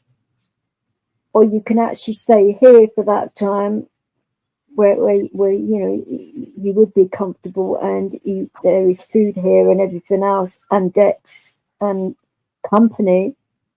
So it's your choice, isn't it? But you're not getting your car keys back. I'd be just like, okay, I'm crawling in bed with you with the dog. Well, at one point, when we were having a party, there were 6 people in my bloody bed, and it's like, what the fuck is this shit? No, that is a little bit too much. 6 people in your bed? Well, Yeah, they just like all pile in. It's just like, hello. hey, at least you were very, very warm that night. Or like when you're married and you have like people that you're not married to, like you have to be very careful when you're bloody putting your hands and other parts of your body just in case. That's when you that's when you hope you turn and ask, or that's when you situation you say, honey, is that your private parts in my ass or is that somebody else? Or obviously I would know if my other half was in the room, that would be different. But if they weren't and there was that many people in your bed, that's different. Then you know that, because a lot of the time somebody would be keeping the music going and all of that. Yeah, and that's the thing when you've got a house full of bloody DJs and you're having parties and all that. Mm-hmm. But it's nice, just to lay down flat, and I wouldn't necessarily be sleeping myself, but for a person that has a bad back and all of that, I mean, sitting up just gets too much after a while. Yeah. And you have to. I mean, I'm sure Eddie gets that. Oh, yeah, definitely. All the time. But people do not understand that at all. I mean, even sitting there play, I mean, that's why you look at it. Most bands, they go, oh, we're going to play, they're performing overnight or at a bar, let's say. They usually break what they're going to play up into 3 sets. So they have an opportunity to get up, move around, give their fingers a break. Well, say if you've got like a house, refill their between drink, 10 whatever to they're 15 drinking. DJs in it, you don't really need that. Yeah. Yeah, well, they can all like pick up the slack then. Yeah, that's a little different when you have DJs around, because you can just go to a DJ, right? But if you're a live band, even if you're a live band, you gotta, you can't, you've been using different muscles in different parts of your body that, where you're playing, you got to give the other muscle a chance to get the blood flowing again. Well, but bending over a set of decks fucks your back anyway. Oh yeah. No matter if you're tall, short, anything, it's not the best thing when you've got a bad back at all. No. I found, which is a shame, is even if you're sitting down, it hurts your back because you're still leaning over. There isn't a way of doing it where you're not going to hurt your back in a way. Because I've tried. It just doesn't work. And it's better just to stand over them rather than sit, because just to get it out the way. And then you can sit down rather than having to sit, stand, keep on doing that will bugger you up a lot quicker and more than standing up and keeping to that, you know.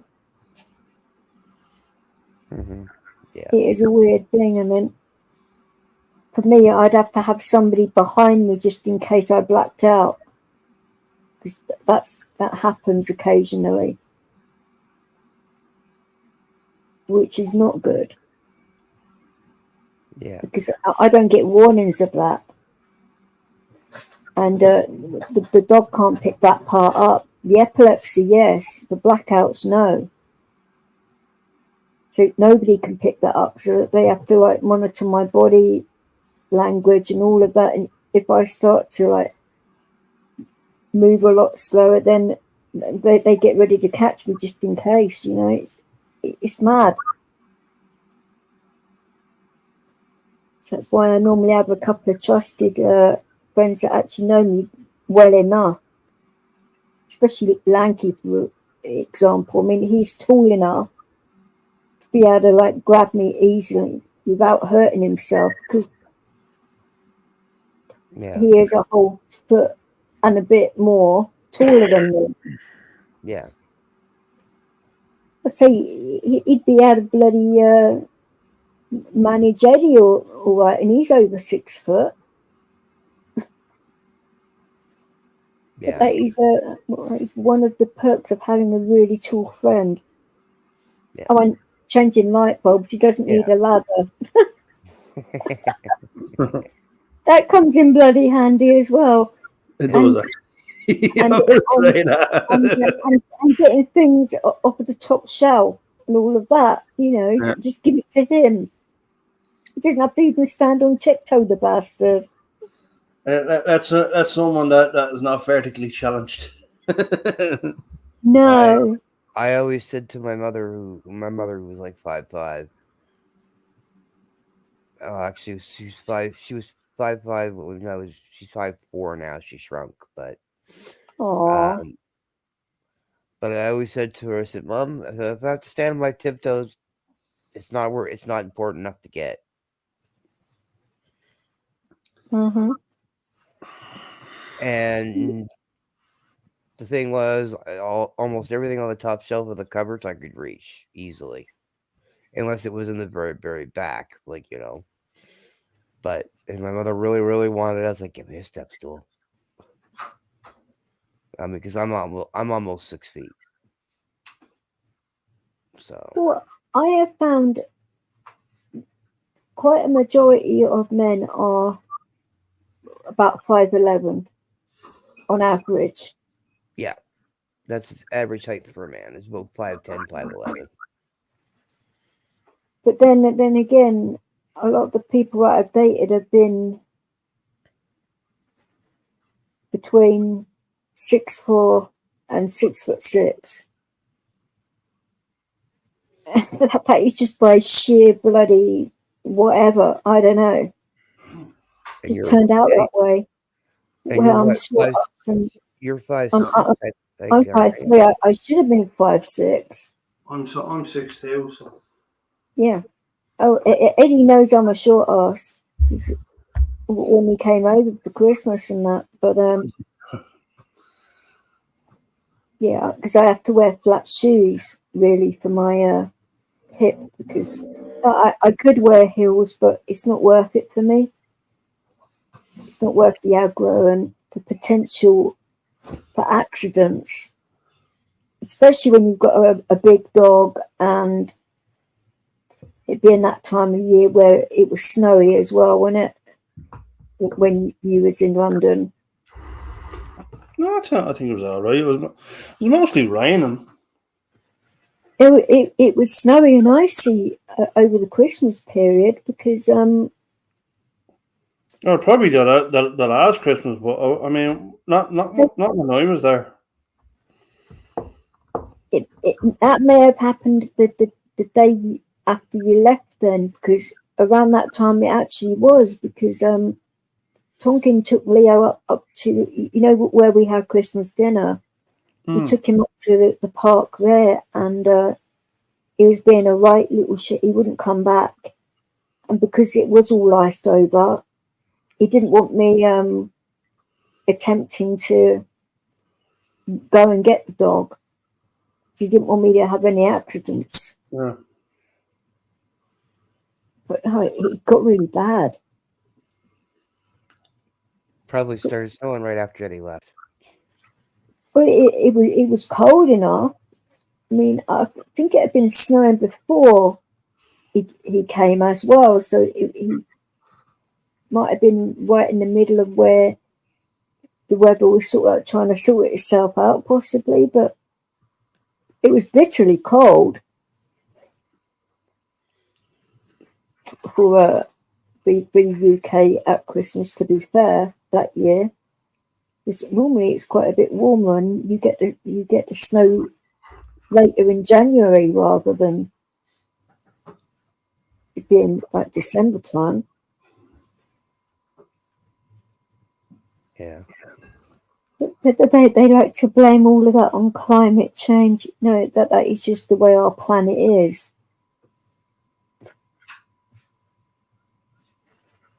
Yeah, exactly. Climate change. Oh, it's climate change. No, it's not. What are your opinions on this net zero business, by the way?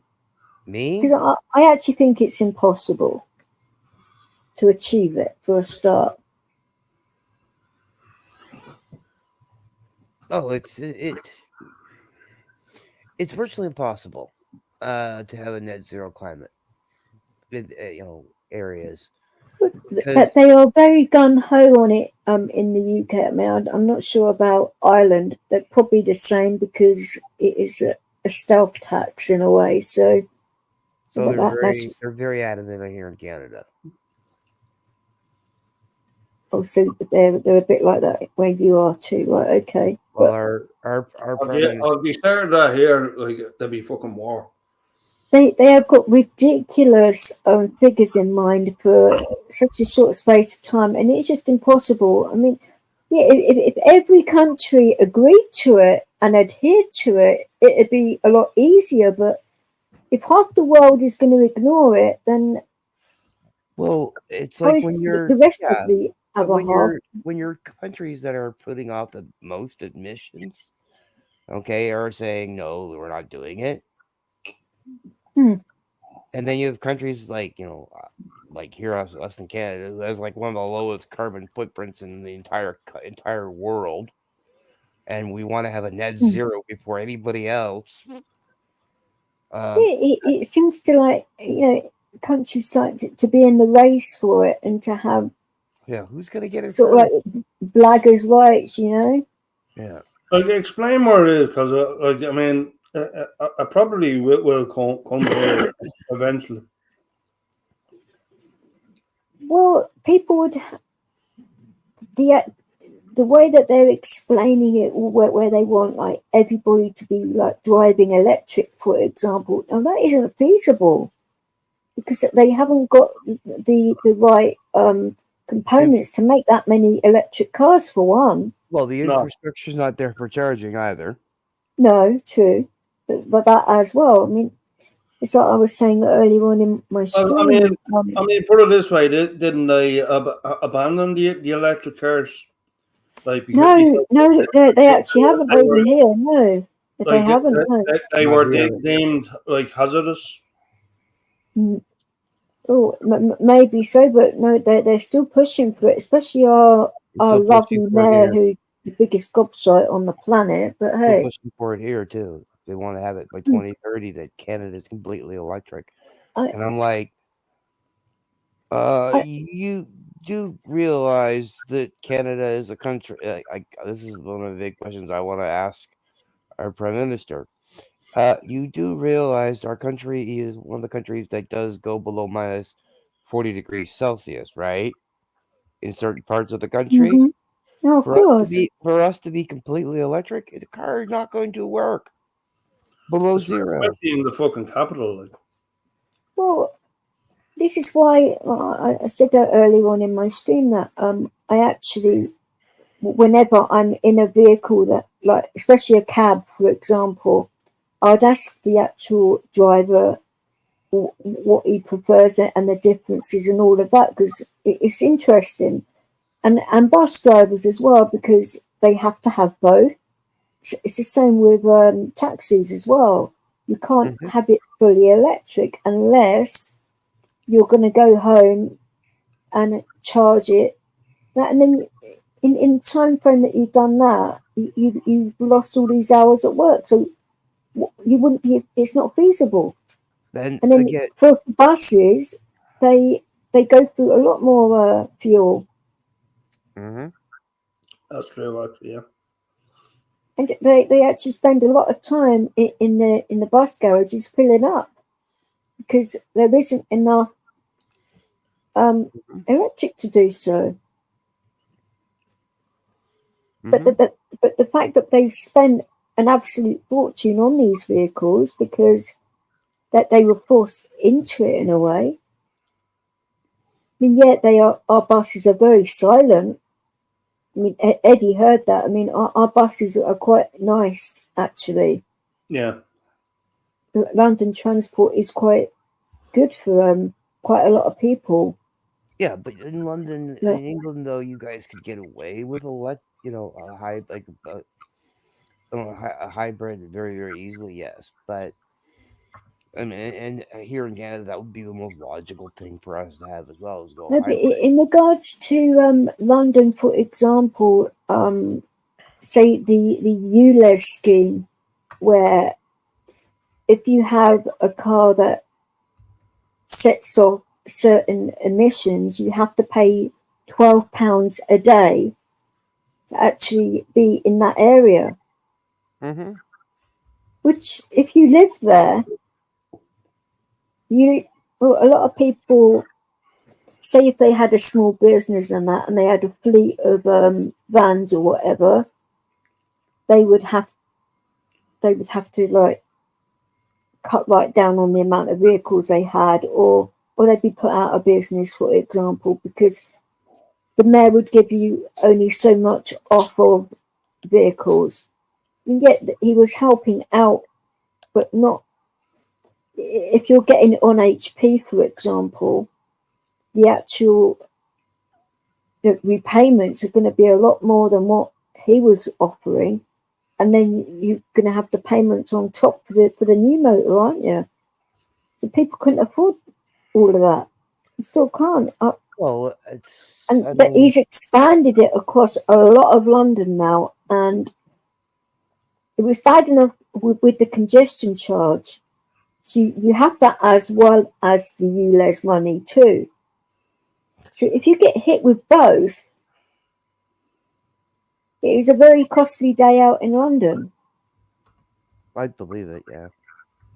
Which is unfair for drivers. I mean, that is just one of the ways he has screwed them over, which he has come up with some crazy ideas on there, but hey, I don't think he really likes London very much, or the people in it with his behaviour. Unfortunately, I don't like saying this about a person, but I feel it's true. And I did bump into him on a couple of occasions, and he's not a nice man at all. Very arrogant and ignorant, and he won't say sorry if he's like, he actually like hurt the dog. He didn't say sorry in that. And I got smacked with his briefcase as well. He didn't say sorry or anything. I pulled him up on it. I didn't realise who it was at first, and then obviously when he turned around, I was like, oh, here we fucking go. Do I give him both barrels just because it's him as well? I mean, he should know better, for one. Yeah. Being the mayor of London and all of that. I mean, yeah, he may be late for a meeting or whatever, but it doesn't mean to say he has to bash his constituents, for goodness sake. That's what I would be saying to him. Oh, well, I guess I ain't voting for you next election.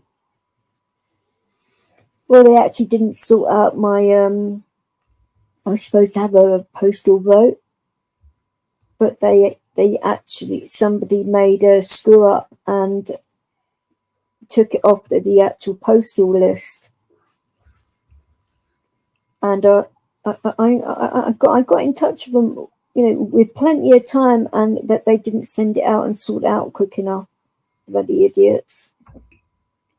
And they still haven't sorted it now, and I'm like, oh goodness me, I'm going to give up at this rate.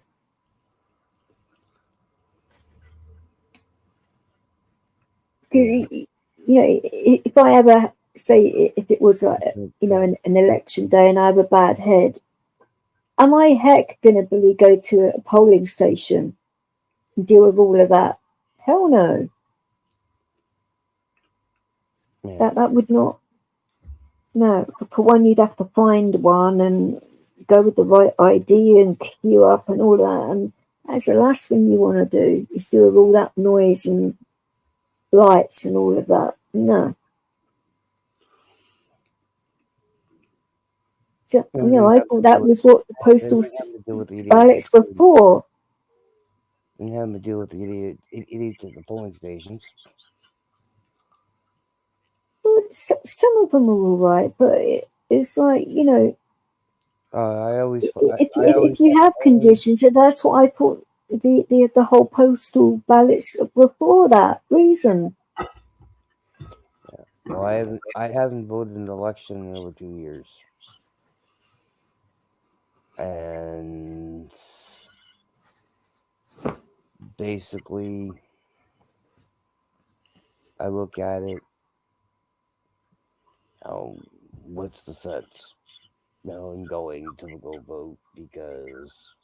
Well, in regards, say, to our situation, I mean, our PM is something else.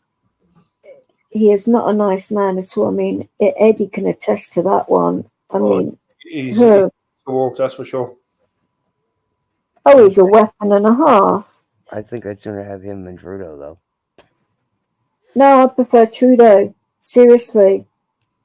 Yeah, I'd rather have fucking Trudeau myself. Keir Starmer is a nasty wanker, and he doesn't give a shit about anybody. I would rather Trudeau over like Simon Harris and that saying something. Or even Macron is better than Starmer, personality-wise. Mm. I mean, Keir Starmer has got the personality of a used tampon. And that's being polite about it. He is not a nice man at all. I don't get the guy. I really don't. But he has the audacity to claim all this free stuff for people, and he's a millionaire himself. So he doesn't need to do that. And he's claiming all of these expenses off of the taxpayer, which he doesn't even need to do that. He can afford all of that. But then he stopped that the pensioners getting their winter top-ups, which is like £300. Which when you've got like our heating bills have quadrupled. And the cap's been taken off now, so God knows what it would be now. It was quadrupled before the cap come off. So I feel sorry for people that have to decide whether they eat a meal or heat their house. Well, it's like that here, too. I can imagine, but would Trudeau have done that? I mean, they actually said that before the election and that they wouldn't do any of this stuff. And as soon as they got in, they flipped the script on everything. Well, I think we're playing. And he's given away. Is it the Chagos Islands? That was British sovereignty, and he gave that away without telling anyone. think it might have been that island or one near it, which is got a military base on it that we share with the US. And he didn't even tell the US what was going on, because the actual general public aren't allowed to be on this island either. So that did not go down well with the USA. No. But he don't give a shit. So it's like, what prime minister wants to ruin the actual? Because we are known to have a good relationship with the US. So what prime minister would want to go out of his way to ruin that? I mean, he's a barrister and all of that, so he's not a moron per se, but he is a moron because he's doing all of this stuff. Yeah. A calculated moron. And they're the more dangerous ones. Oh, of course. I mean, I think it was that he got, what was it, £30,000 worth of Falls on borderline of that. 3 suits. Which, I mean, that is a lot of suits for anyone's standards. I mean, £30,000 worth. I mean, how many suits do you need? One for the week. His missus got, I think it's like over 10 grand in dresses. He went to see Taylor Swift, I think 3 times, and got free tickets for that. I mean, surely if you're any kind of decent person, you would, put them into a competition and let a child have them, or the opportunity to win them. But no, he's not like that at all. And he likes to go to Arsenal matches for free as well.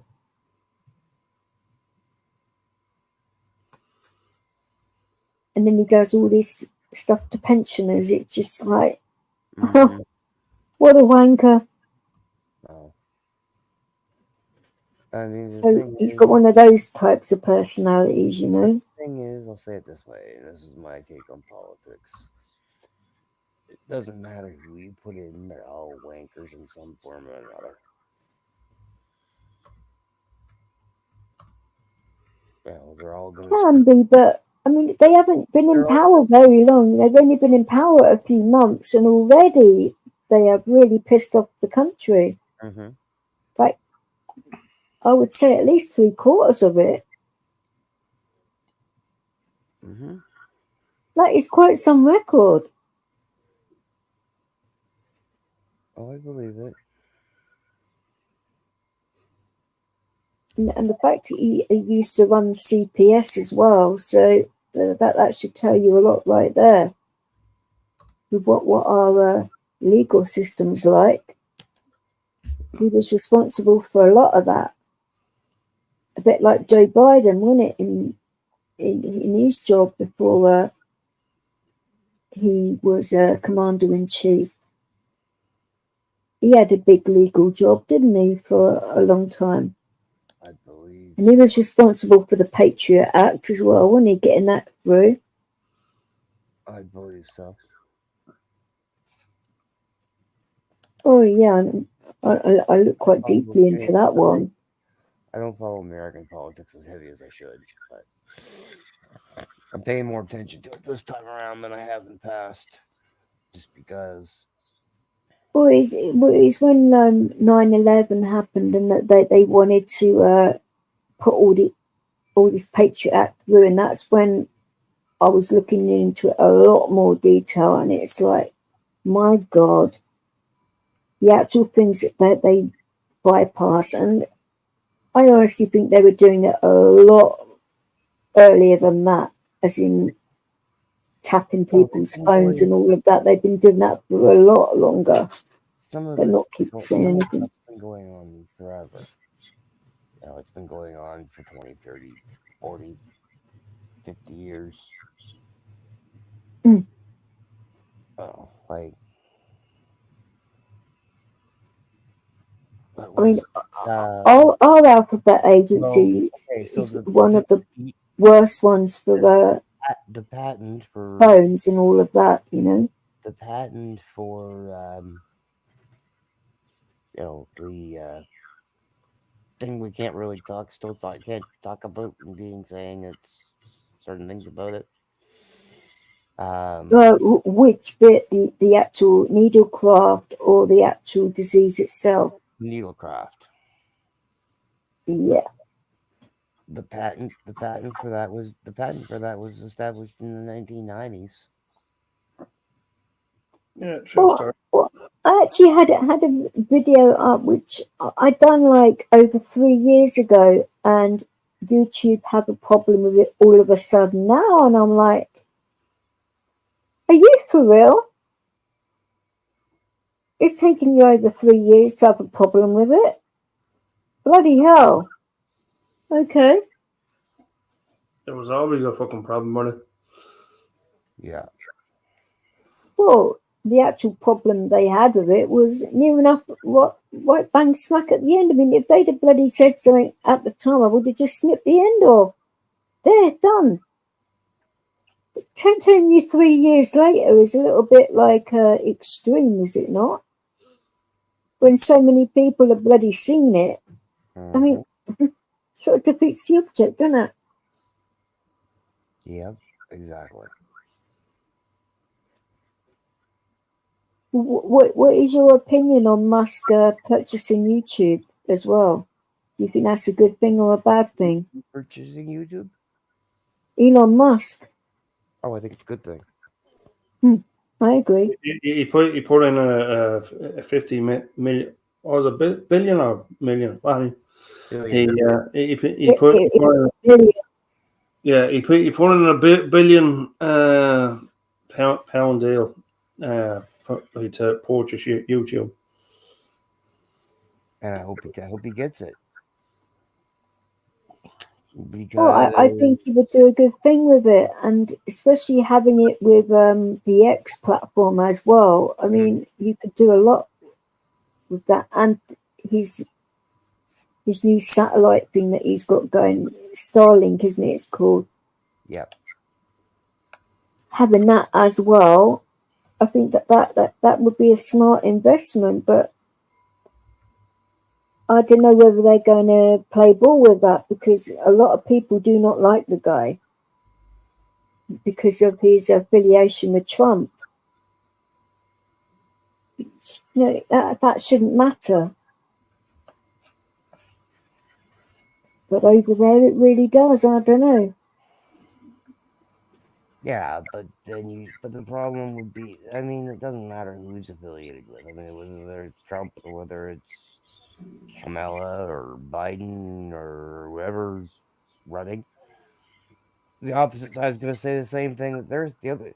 This is the thing people don't realize. One side's always going to say the same thing about the person, no matter what side they're on. So. Because if he was, that's Well, why I mentioned the other day about quite a few of our Labour MPs and delegates are going over to the States to tell people to vote for Harris, which is actually illegal. Mm-hmm. You are not allowed to meddle in other countries' electoral affairs. Yeah, so they tried to do that. Interesting when they come back. I think they should all be arrested, because other people that have been given crazy jail sentences recently in this country for really silly things.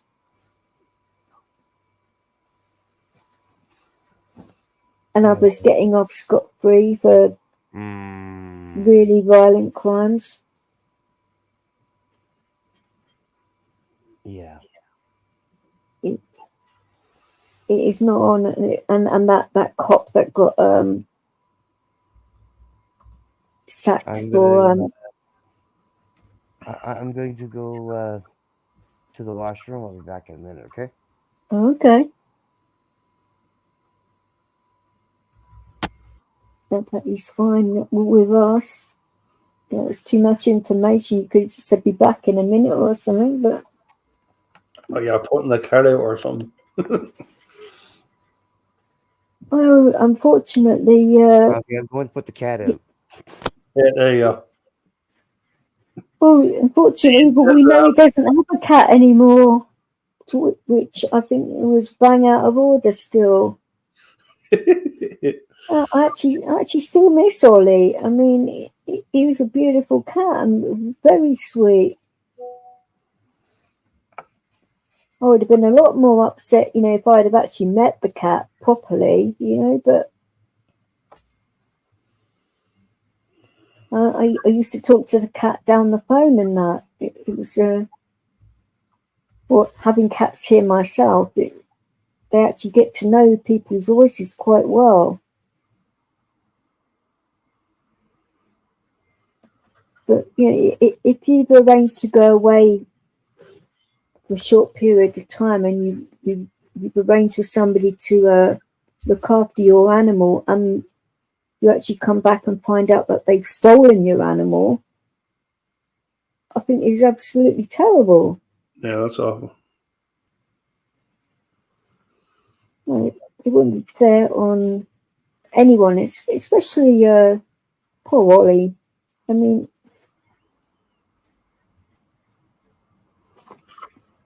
when you have a particular human with cats, they're very clingy.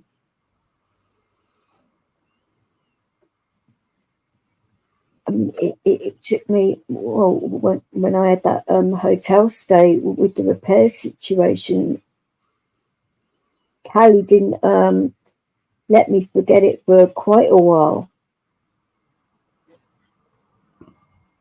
But no, she's all right about it now, but the other one still isn't. But then a lot more happened to her, I suppose, so I don't know what to do about her. I really don't in that way. Because the repairs haven't all been done yet, so it's only going to happen again that people are going to be coming in here, so I think it's better to sort her out properly when it's all done rather than her getting better and then her getting scared again and all of that, that's not fair on her.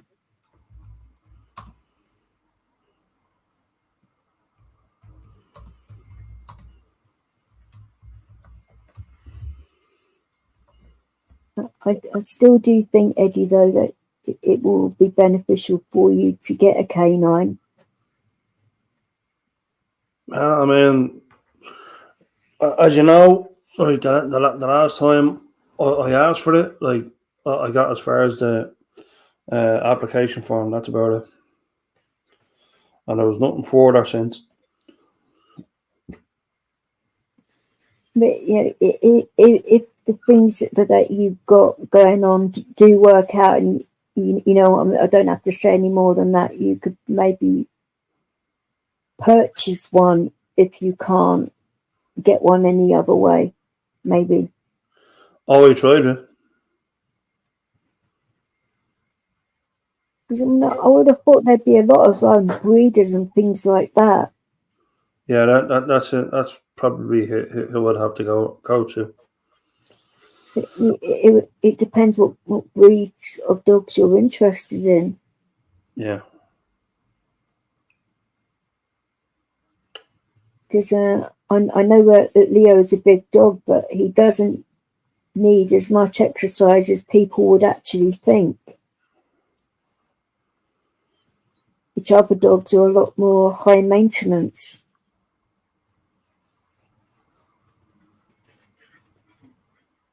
So you have to take that into consideration for somebody who has back issues and all of that. So in a way, it'd probably be better for you to have a bigger dog that's properly lead trained and all of that, so they wouldn't pull you. Because you are so tall, it would work out better. I don't know.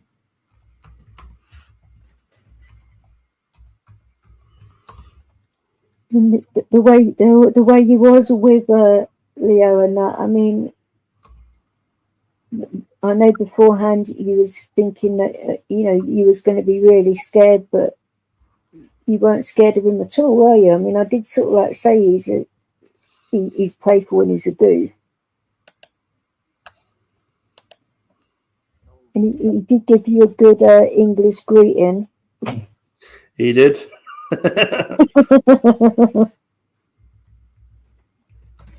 I could not believe he did that. I mean, cheeky bugger. This, when you said about you being scared of dogs and he bloody did that, I was like, oh shit, here we go. I knew like what would make him endear to me, shall we say? Did you put bacon in your pocket, Eddie? No, he was giving Eddie kisses on his head. Yeah. Oh, Eddie, you used that bacon cologne, did you? I did, yeah. Oh, he gave him like the biggest bear hug. And he literally just like come in the room. It's just like, give him a chance to settle down, but no. Oh, Callie, you can't have the CBD oil, for goodness sake. But he's just I mean, just looking. I mean, just knowing. I've seen pictures of him, so I mean, just looking at him, he's just a big, lovable guy. Yeah, but he wants to be loved, and doesn't matter who it is. He's going to try to get love from everybody. He does mind doing it. Is actually you'll be surprised because he's not like that with everybody. Mm-mm. Well, yeah, but animals have a sense to know that people who good people are right off the bat, and I guarantee you, he knew Eddie was a good guy, so he's like, yeah, but he also sensed Eddie's fear as well. But he thought, right, I'm going to jump, make him jump in at the deep end here. He's going to get a better hug whether he wants one or not, Yeah, he's getting the lovey-doveys. Doesn't Well, matter. I mean, It doesn't matter. I think the whole time you were down, you're getting the lovey doveys.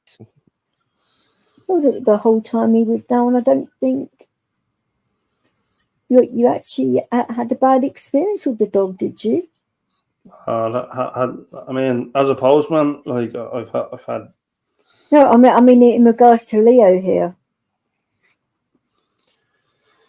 I mean that breed. Yeah, I've had. No, I mean him in particular as a dog. I don't think you had a bad experience with him. No, not Leo. No, no, that's what I was getting at.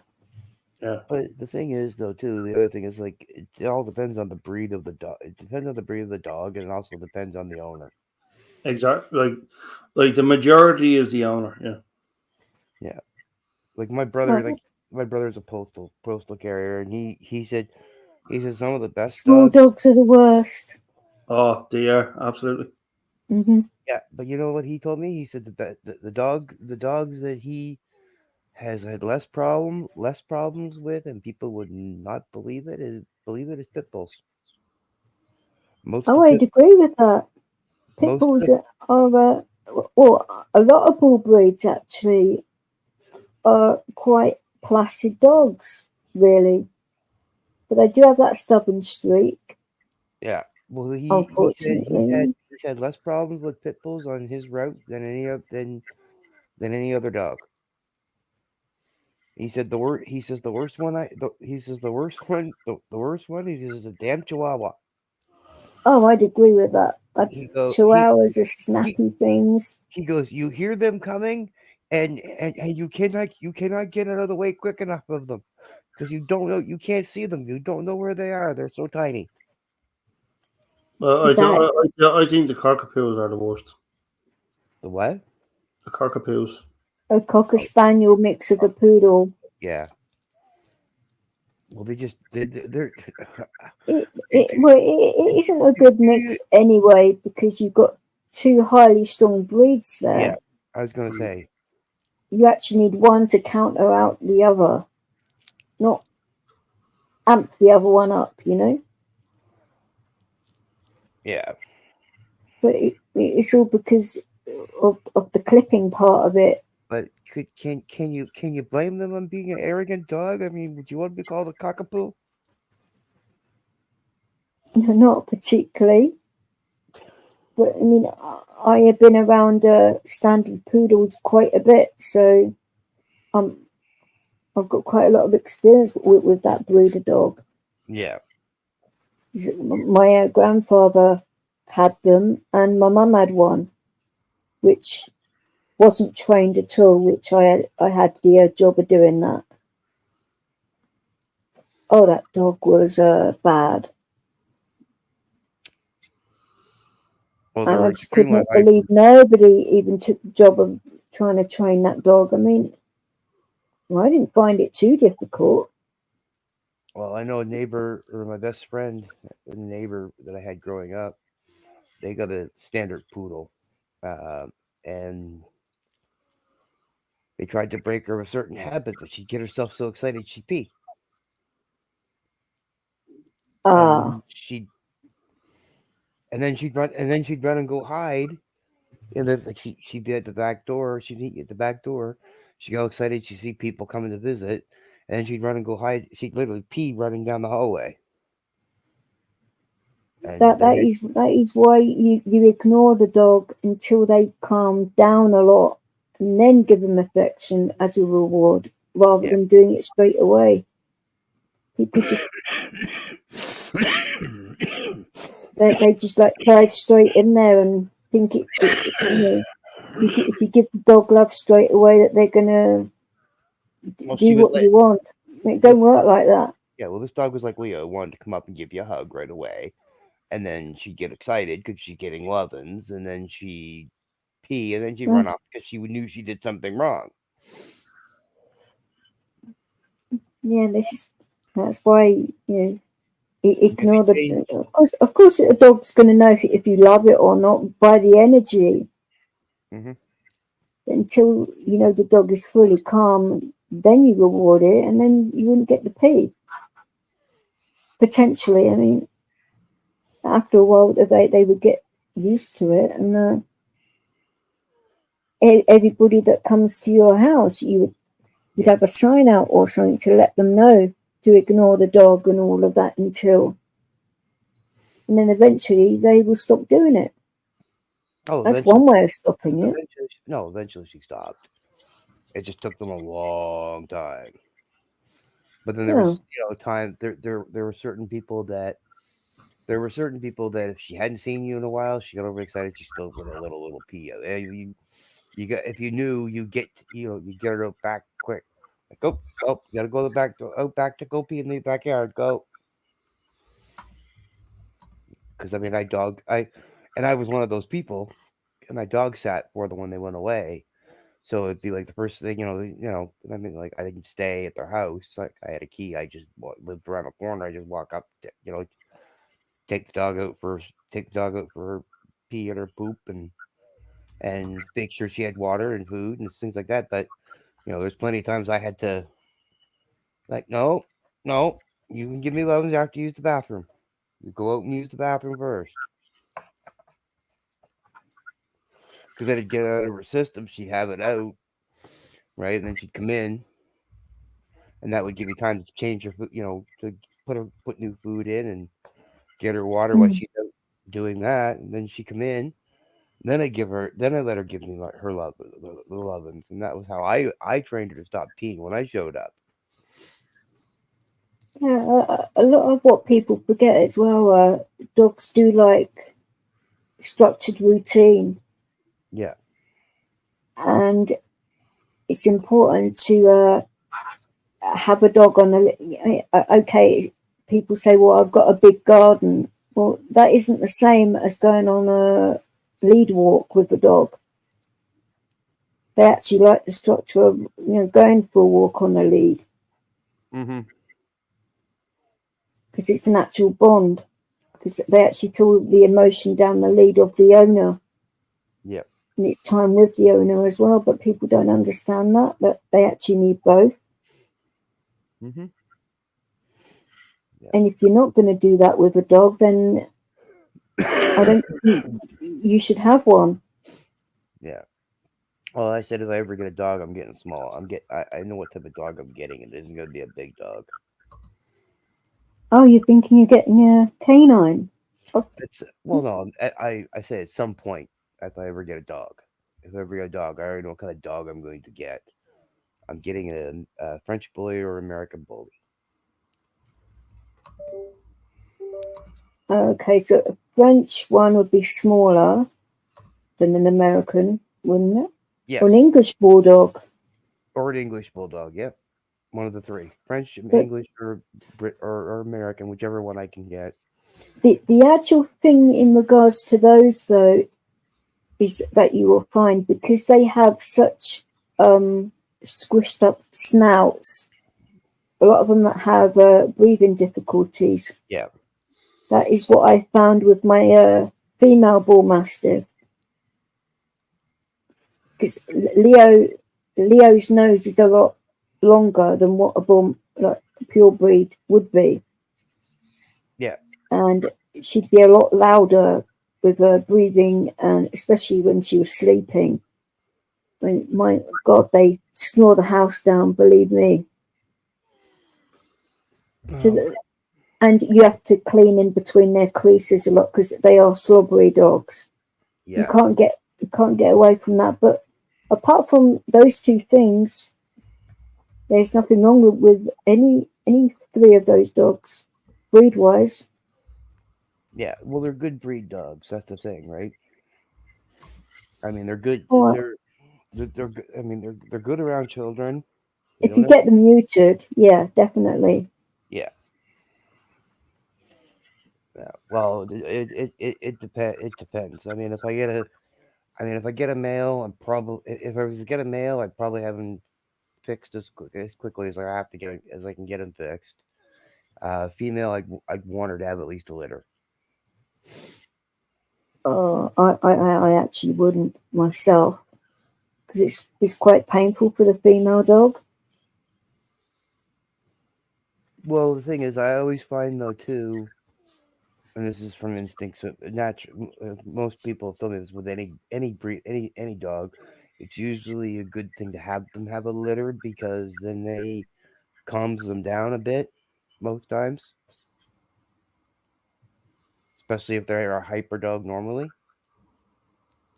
Bull breeds don't tend to be like hyper. No, They don't really have it in them, so that's why I want one because they aren't that hyper. But their their parental instinct is also there once they've had it. Once they've had once a female's had a child, female's had puppies. well, it all depends on the dog. I mean, some dogs might not take to the puppies, and then you'd have to raise them yourself. Yeah, true. So it's a gamble either way. But I always say to people, it's always better to get your dog neutered, whether it's male or female, for their health. It's a lot better for their health. Yeah. No, I understand that one. Yeah. And Steve, as in Plastic Paddy, he's got a big male pure breed bull mastiff, and he hasn't neutered him yet, and he keeps on saying to me, what should I do about this and this? I said, well, for one, get his balls done, because it won't change his personality, but it will sort out quite a lot of things. Yeah. Especially around his little boy and all that, Yeah. Well, I have a friend of mine. There's another type of dog. I can't remember the breed he has, and he's had the dog since he was a pup, and he hasn't had it fixed yet. And the dog's what 9 years old now. But oh jeez, yeah, and he's a male, and he hasn't had it fixed, but he has no health problems. He's perfectly healthy. He's, but the thing is, how many like unwanted pregnancies have the female dog owners have to go through because of that? Though that's highly irresponsible, I think, personally. he tries to keep him away from females when How it's impossible. Yeah, well, yeah, it is, but that is like a cat saying to keep away from catnip. It don't happen. Yeah. Oh, yeah. And it's not very fair on a male dog because they can smell a female dog in heat from over a mile away. Oh, yeah. Well, so I gotta laugh. It's not fair at all. I gotta laugh at this. Is funny. So there's this one. Speaking of that, there's one point in time he's at somebody's place. They have a female dog. It's not fixed, and she's a big dog, and he's just little. He's just looking up at like he walks away. He's like, "Fuck that shit! I'm not going anywhere near that. It's too big. I can't reach it." Well, you'd be surprised. I mean, they find ways. If the female wants it, then they find ways. Oh yeah, yeah. But no, he just the first time he was near this female when she was in heat, he just looked up at her and went, and he had the look in his eyes he wanted to, and he's just like, "Yeah," he walked away. He's like, no, you're too big." But 9, though, I mean,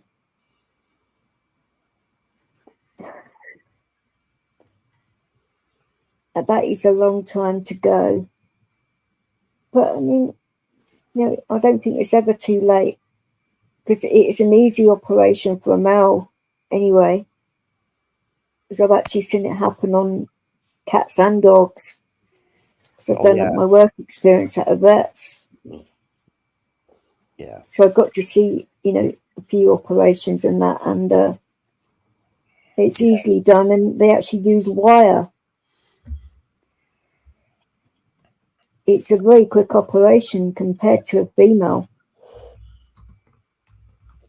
Mm-hmm. It was quite fascinating to watch, but I'd always sort of like ask questions and that, and having male and female cats, I mean, the difference afterwards when they've been fixed. Oh, yeah. Yeah. It's a lot different, but yeah, I've had both cats, like males and females, and why is it though, in particular with vets, as in veterinarians, not as in the military? Why are they so gung-ho about making them wait until they're at least 5 months old before they will spay the animal? Because an actual animal can go into season before then. Sexual maturity is 5 months for an animal. For a cat or dog, sexual maturity is 5 months. Yeah, that is the time that they make them wait or longer. I say, that they can go into heat before then. I had my cat done at 4 months.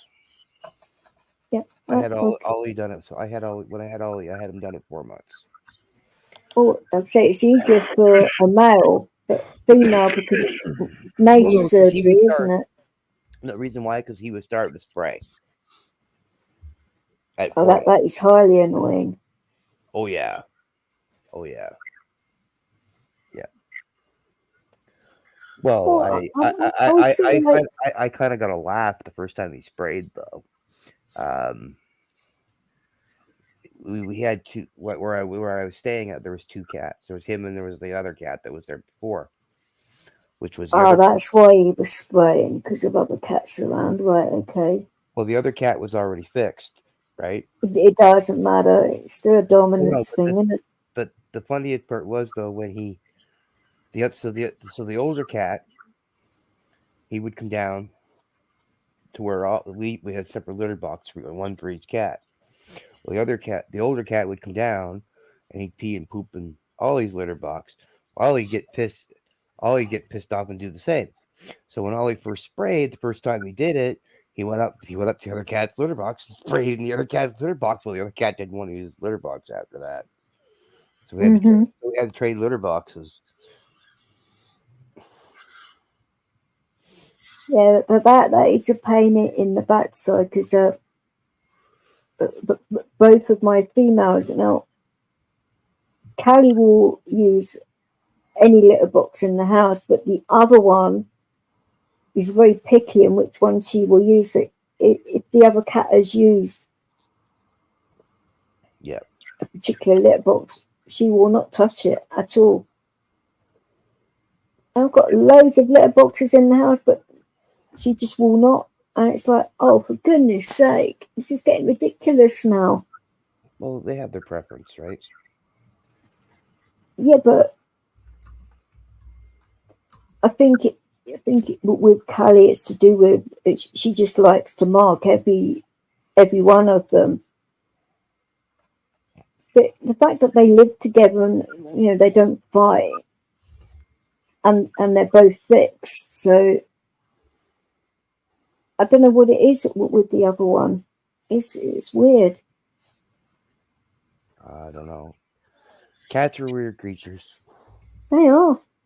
Well, I couldn't agree with you more. But in regards to getting her fixed because she was a bigger breed of cat, and I turned around and said to them, "Well, when you have cats up for adoption and that, you always rehome them neutered, and that's from 8 weeks old.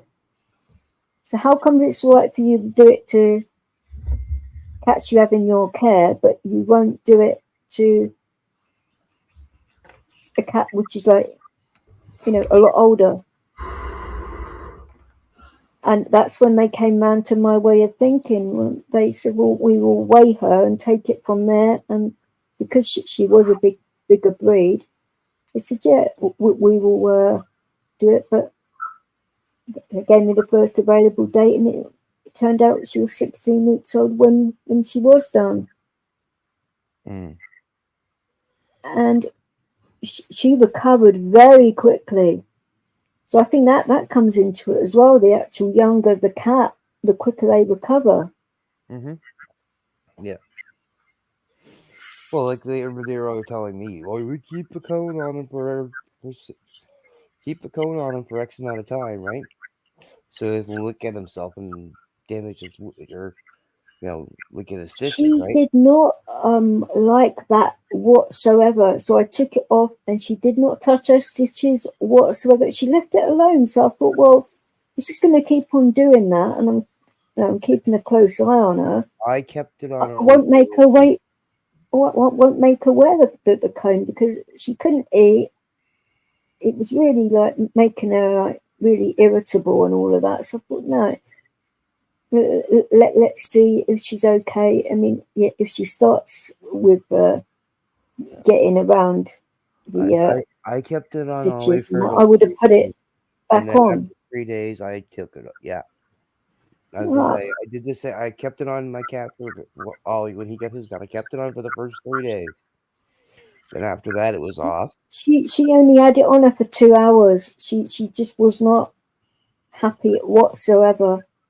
And I actually thought she was in pain, and it wasn't that. It was that cone. She hated it.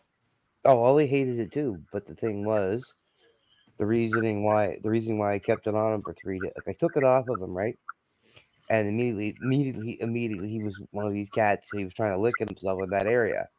So I put it back on him. And I'm like, no, it stays on until you stays on. It's gonna go back on. It's gonna stay on if you don't stop. Oh, And then I took it off. And then I took it off at one point in time. And he, and then that night I caught him trying to lick himself again. So I stuck it back on. And it's okay. It's staying on this time. And it stayed on for 2 more days.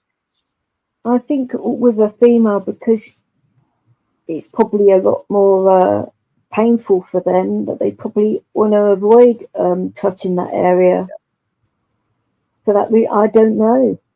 Yeah. But she didn't actually try going for it or anything. It's Then the third an day I own took it thing. off of him, and he didn't go near himself.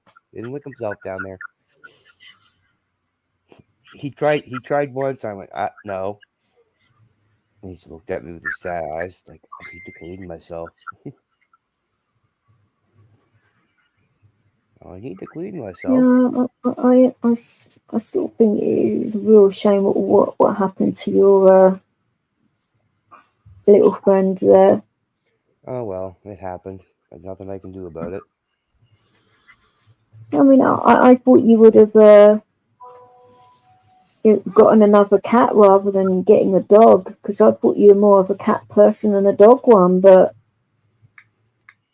I'm an animal person in general, but like, oh, sure, a lot of people are.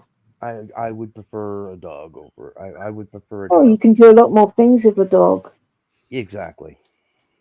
Take it out and about with you, and you got at least. And if you was to go away again, you can take the dog with you a lot easier than a cat. Mm-hmm. Yeah, dogs travel better. Well, it depends on the dog, actually. Yeah. To be fair, I mean, if you're like me and go on public transport with the dog a lot, it actually makes him a lot better. I mean, he actually prefers. I mean, he's all right in a London cab, completely fine. But if you say goes in Tonkin's car, he gets nervous about it, which is very strange. Maybe he's the driver. No, he actually.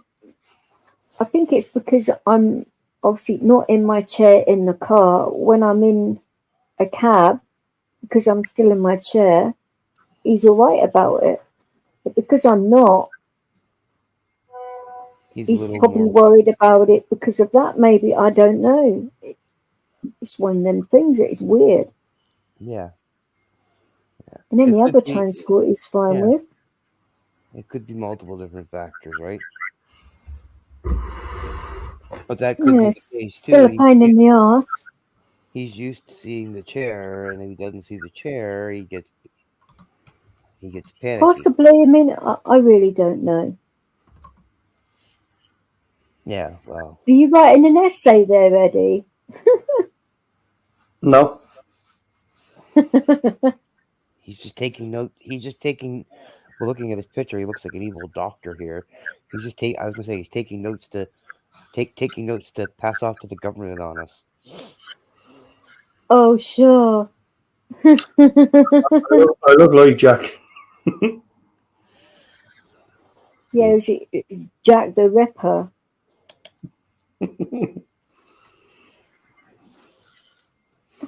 That was actually sent to me. That was some of the things they look cool. It's an AI generated app, apparently. Yeah, sure. You're playing dress up. Come on, admit it. Well, we won't ask what you had on underneath all of that. But we can imagine. He's Jack. He looks like Jack the Ripper, not Jack the Flasher. Get there, girl. Or you could say Jack the Zipper. Yeah. That's what she said. That's true. That's what she said. I did. Yeah, you're right. Bloody hell. Yeah, cheeky monkey. I can be. I also thought maybe a nice tribute to Bud as well would to cover a few shows on PTSD and how to cope with leg injuries and stuff like that, not to leave them. And what is the situation with that? Did he die from it, or what? Yeah. Yeah. He did die from. Well, everyone dies of heart failure. I saw something about it, but I wasn't sure. Like, Well, don't feel bad. Don't feel bad. I got it sprung on me here. On me here. Oh, Tonight. I thought Chad knew. I didn't know he didn't know, and I actually said something that something Chad typed in the chat before he jumped up on StreamYard, and when he started to come in, he heard me say, "Oh, that actually gave me a real big memory of Bud," and then he twigged what I was getting at, which I did not know he didn't know. And I felt like a right a-hole. Yeah, you were starting to do the fuck Canada, fuck the Canucks. Yeah. Which he would say a lot. Which would wind Ginger up and all of that. I mean, one of the things I always loved about Bud, though, other than one of the other things is he always said, "I want to ride a moose." yeah, he had a big thing about mooses, didn't he? Yeah.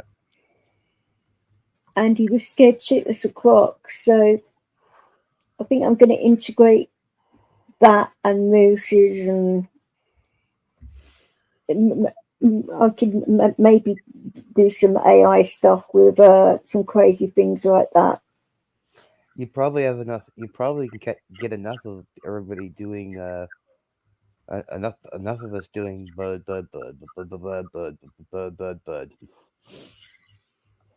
Well, actually, I would only need it once because of my DJ editing stuff. Yeah, but that's what I'm saying. You got enough of us saying it, and edit like a group of us together, going bud. Because you with certain computer programs, all you need, you can sort of like change it using a keyboard, and I don't mean a laptop keyboard. I mean an actual keyboard. Yeah. You can actually use the notes as words. You can change it like that. It's quite simple to do, but the actual program, actually, that's on a Mac. I don't know whether you can get it on Windows. I don't think you can. I think that is a Mac only, because that was on a Logic. I don't think they make a Logic version in Windows, do they? Because that is Mac's biggest seller of production programs, isn't it? Yeah, I think you're right. I think there is something similar. It's not the same.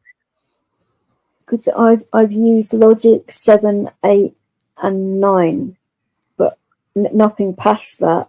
I didn't have to.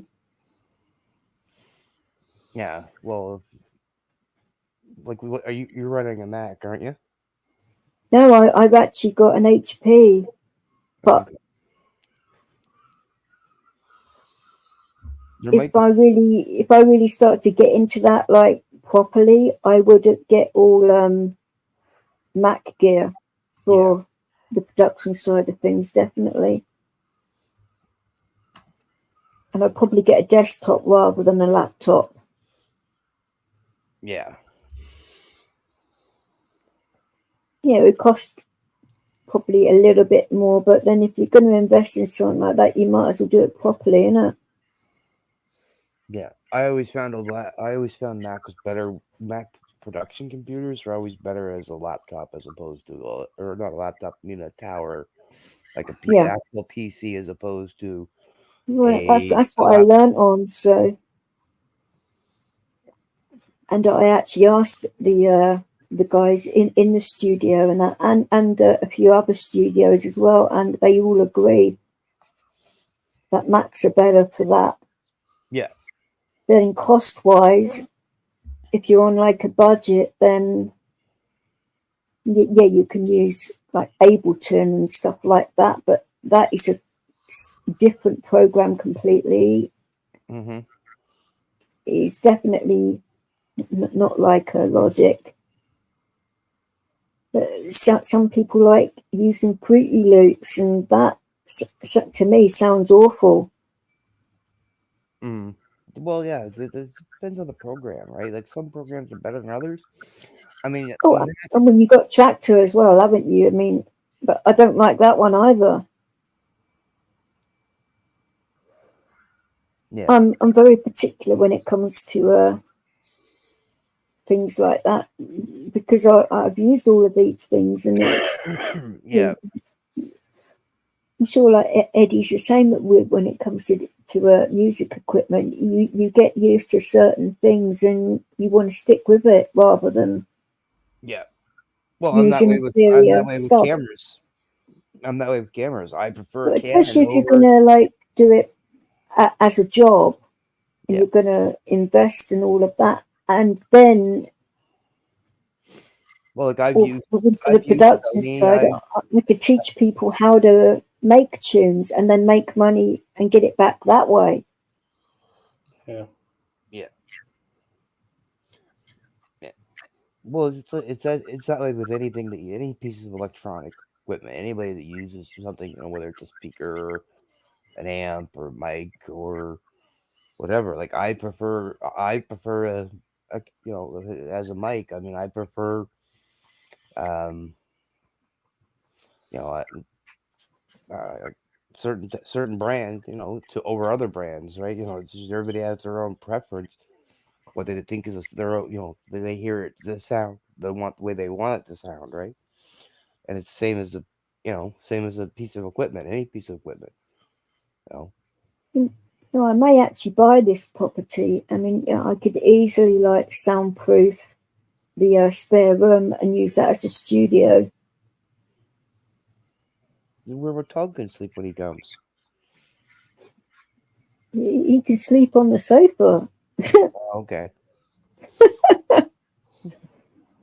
or you can get like a sofa bed for in there or whatever. You don't need that much room for a studio, really. No. You've got if you've got like a decent unit, because I've got a design in my head which would work where you can all fold it away, so it's not bulky and out all the time.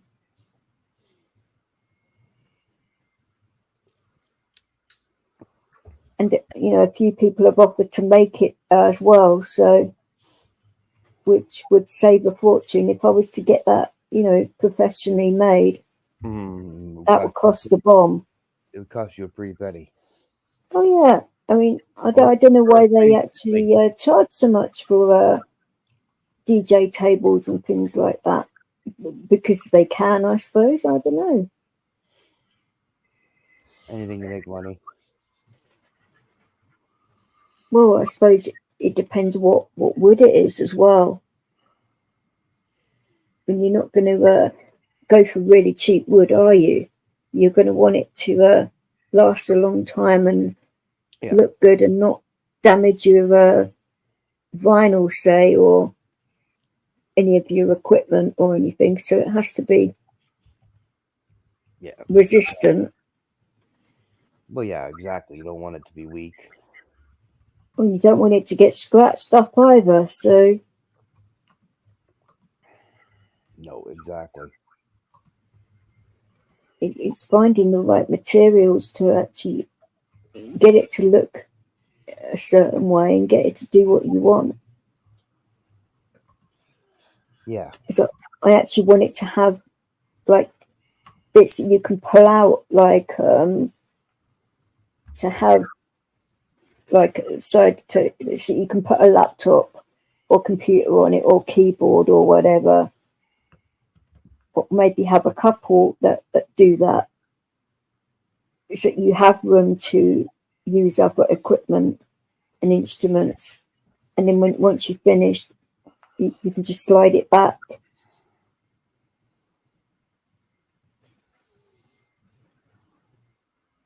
Yeah. And do a certain way, so you've got like good stands for your monitor speakers and all of that, and actually have like on the top of the table, but actually measured holes so that that your equipment can like sit in it without it moving about. Yeah. And then have the actual holes cut in the back for the wiring, so it's not all bunched up or anything. Oh, it's going to look really nice when it's done. Oh yeah. I've just got to draw out the plans and all of that, or maybe speak to my uncle because he's an architect, so he's a very good drawer, and get him to draw it out properly, measurement wise and everything. Yeah, I could do like a rough sketch on that, but to get someone to make it properly, it might be better to ask someone like an architect to do that. It's whether he's got the time, isn't it? Or somebody knows a carpenter. An architect, probably be better because they're going to design it. But a good carpenter. Well, Tonkin himself, he does all of that, doesn't he? That's his job. Doing shop refitting and all of that. And there you go. Get Tonkin to build it for you. if he's got the time, he works a lot, as you know. Yeah.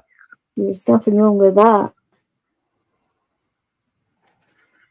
It all depends where he's working and all of that. And I'm gonna jump out here. It's 3 o'clock in the morning. Yeah, I mean, this is, God bloody hell, been live for what?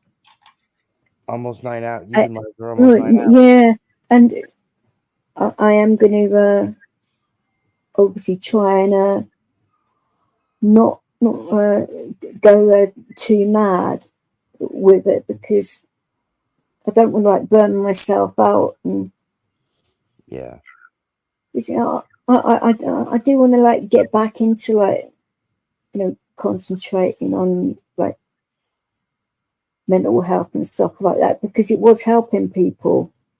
Mm-hmm. Well, I'm going to say good night, Eddie. Good night, DJ. Yeah, I'm gonna I might end on, let's see if this will work, because I've never actually anyway, catch you guys later. If I see you live again, I will jump up. I've never done this before, so let's see if it actually works.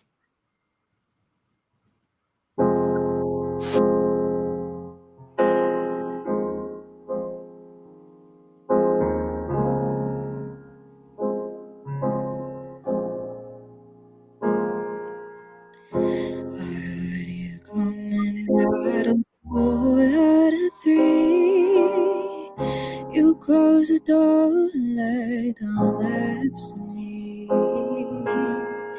That's when I heard you say her name in your sleep. Your dirty secrets too far gone to keep.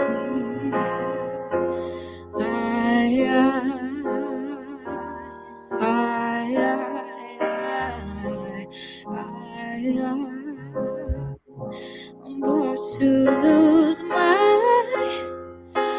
mind.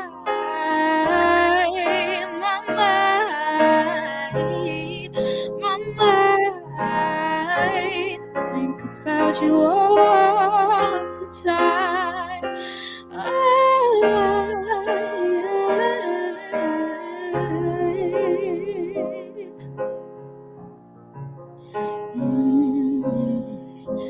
You can't even look me dead in the eye. Her love is strong, she got you hypnotized.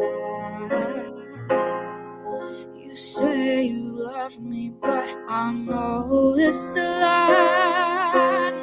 When I work so hard to keep you satisfied,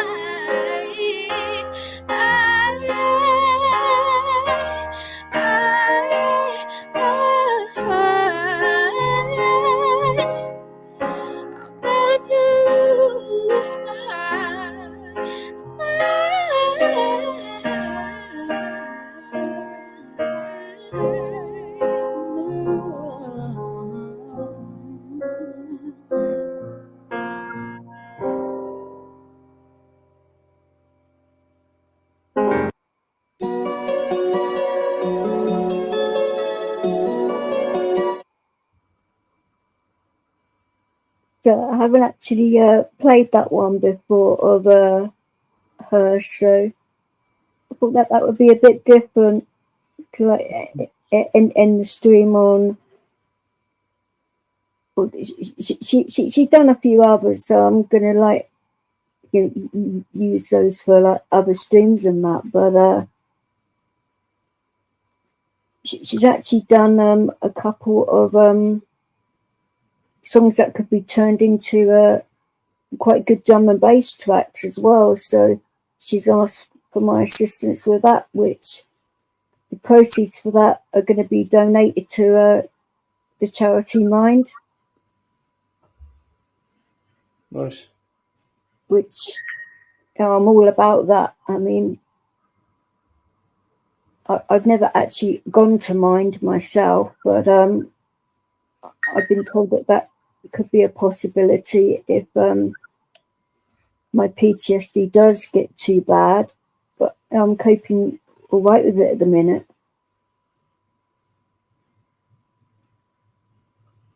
You don't want to like take on too much too soon, do you? And if you think you're doing all right at the moment with it, then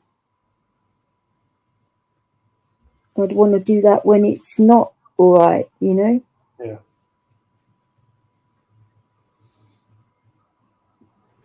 Well, I'm going to finish this live because it's nearly a 9-hour job, and everybody, have a good night if it's night for you still, and have a good morning, everyone else. Enjoy your day, and we will see you again relatively shortly. Or unless I lose my voice again, which hopefully not. I'm crossing my fingers, toes, and everything else that I can cross. Enjoy yourselves, guys.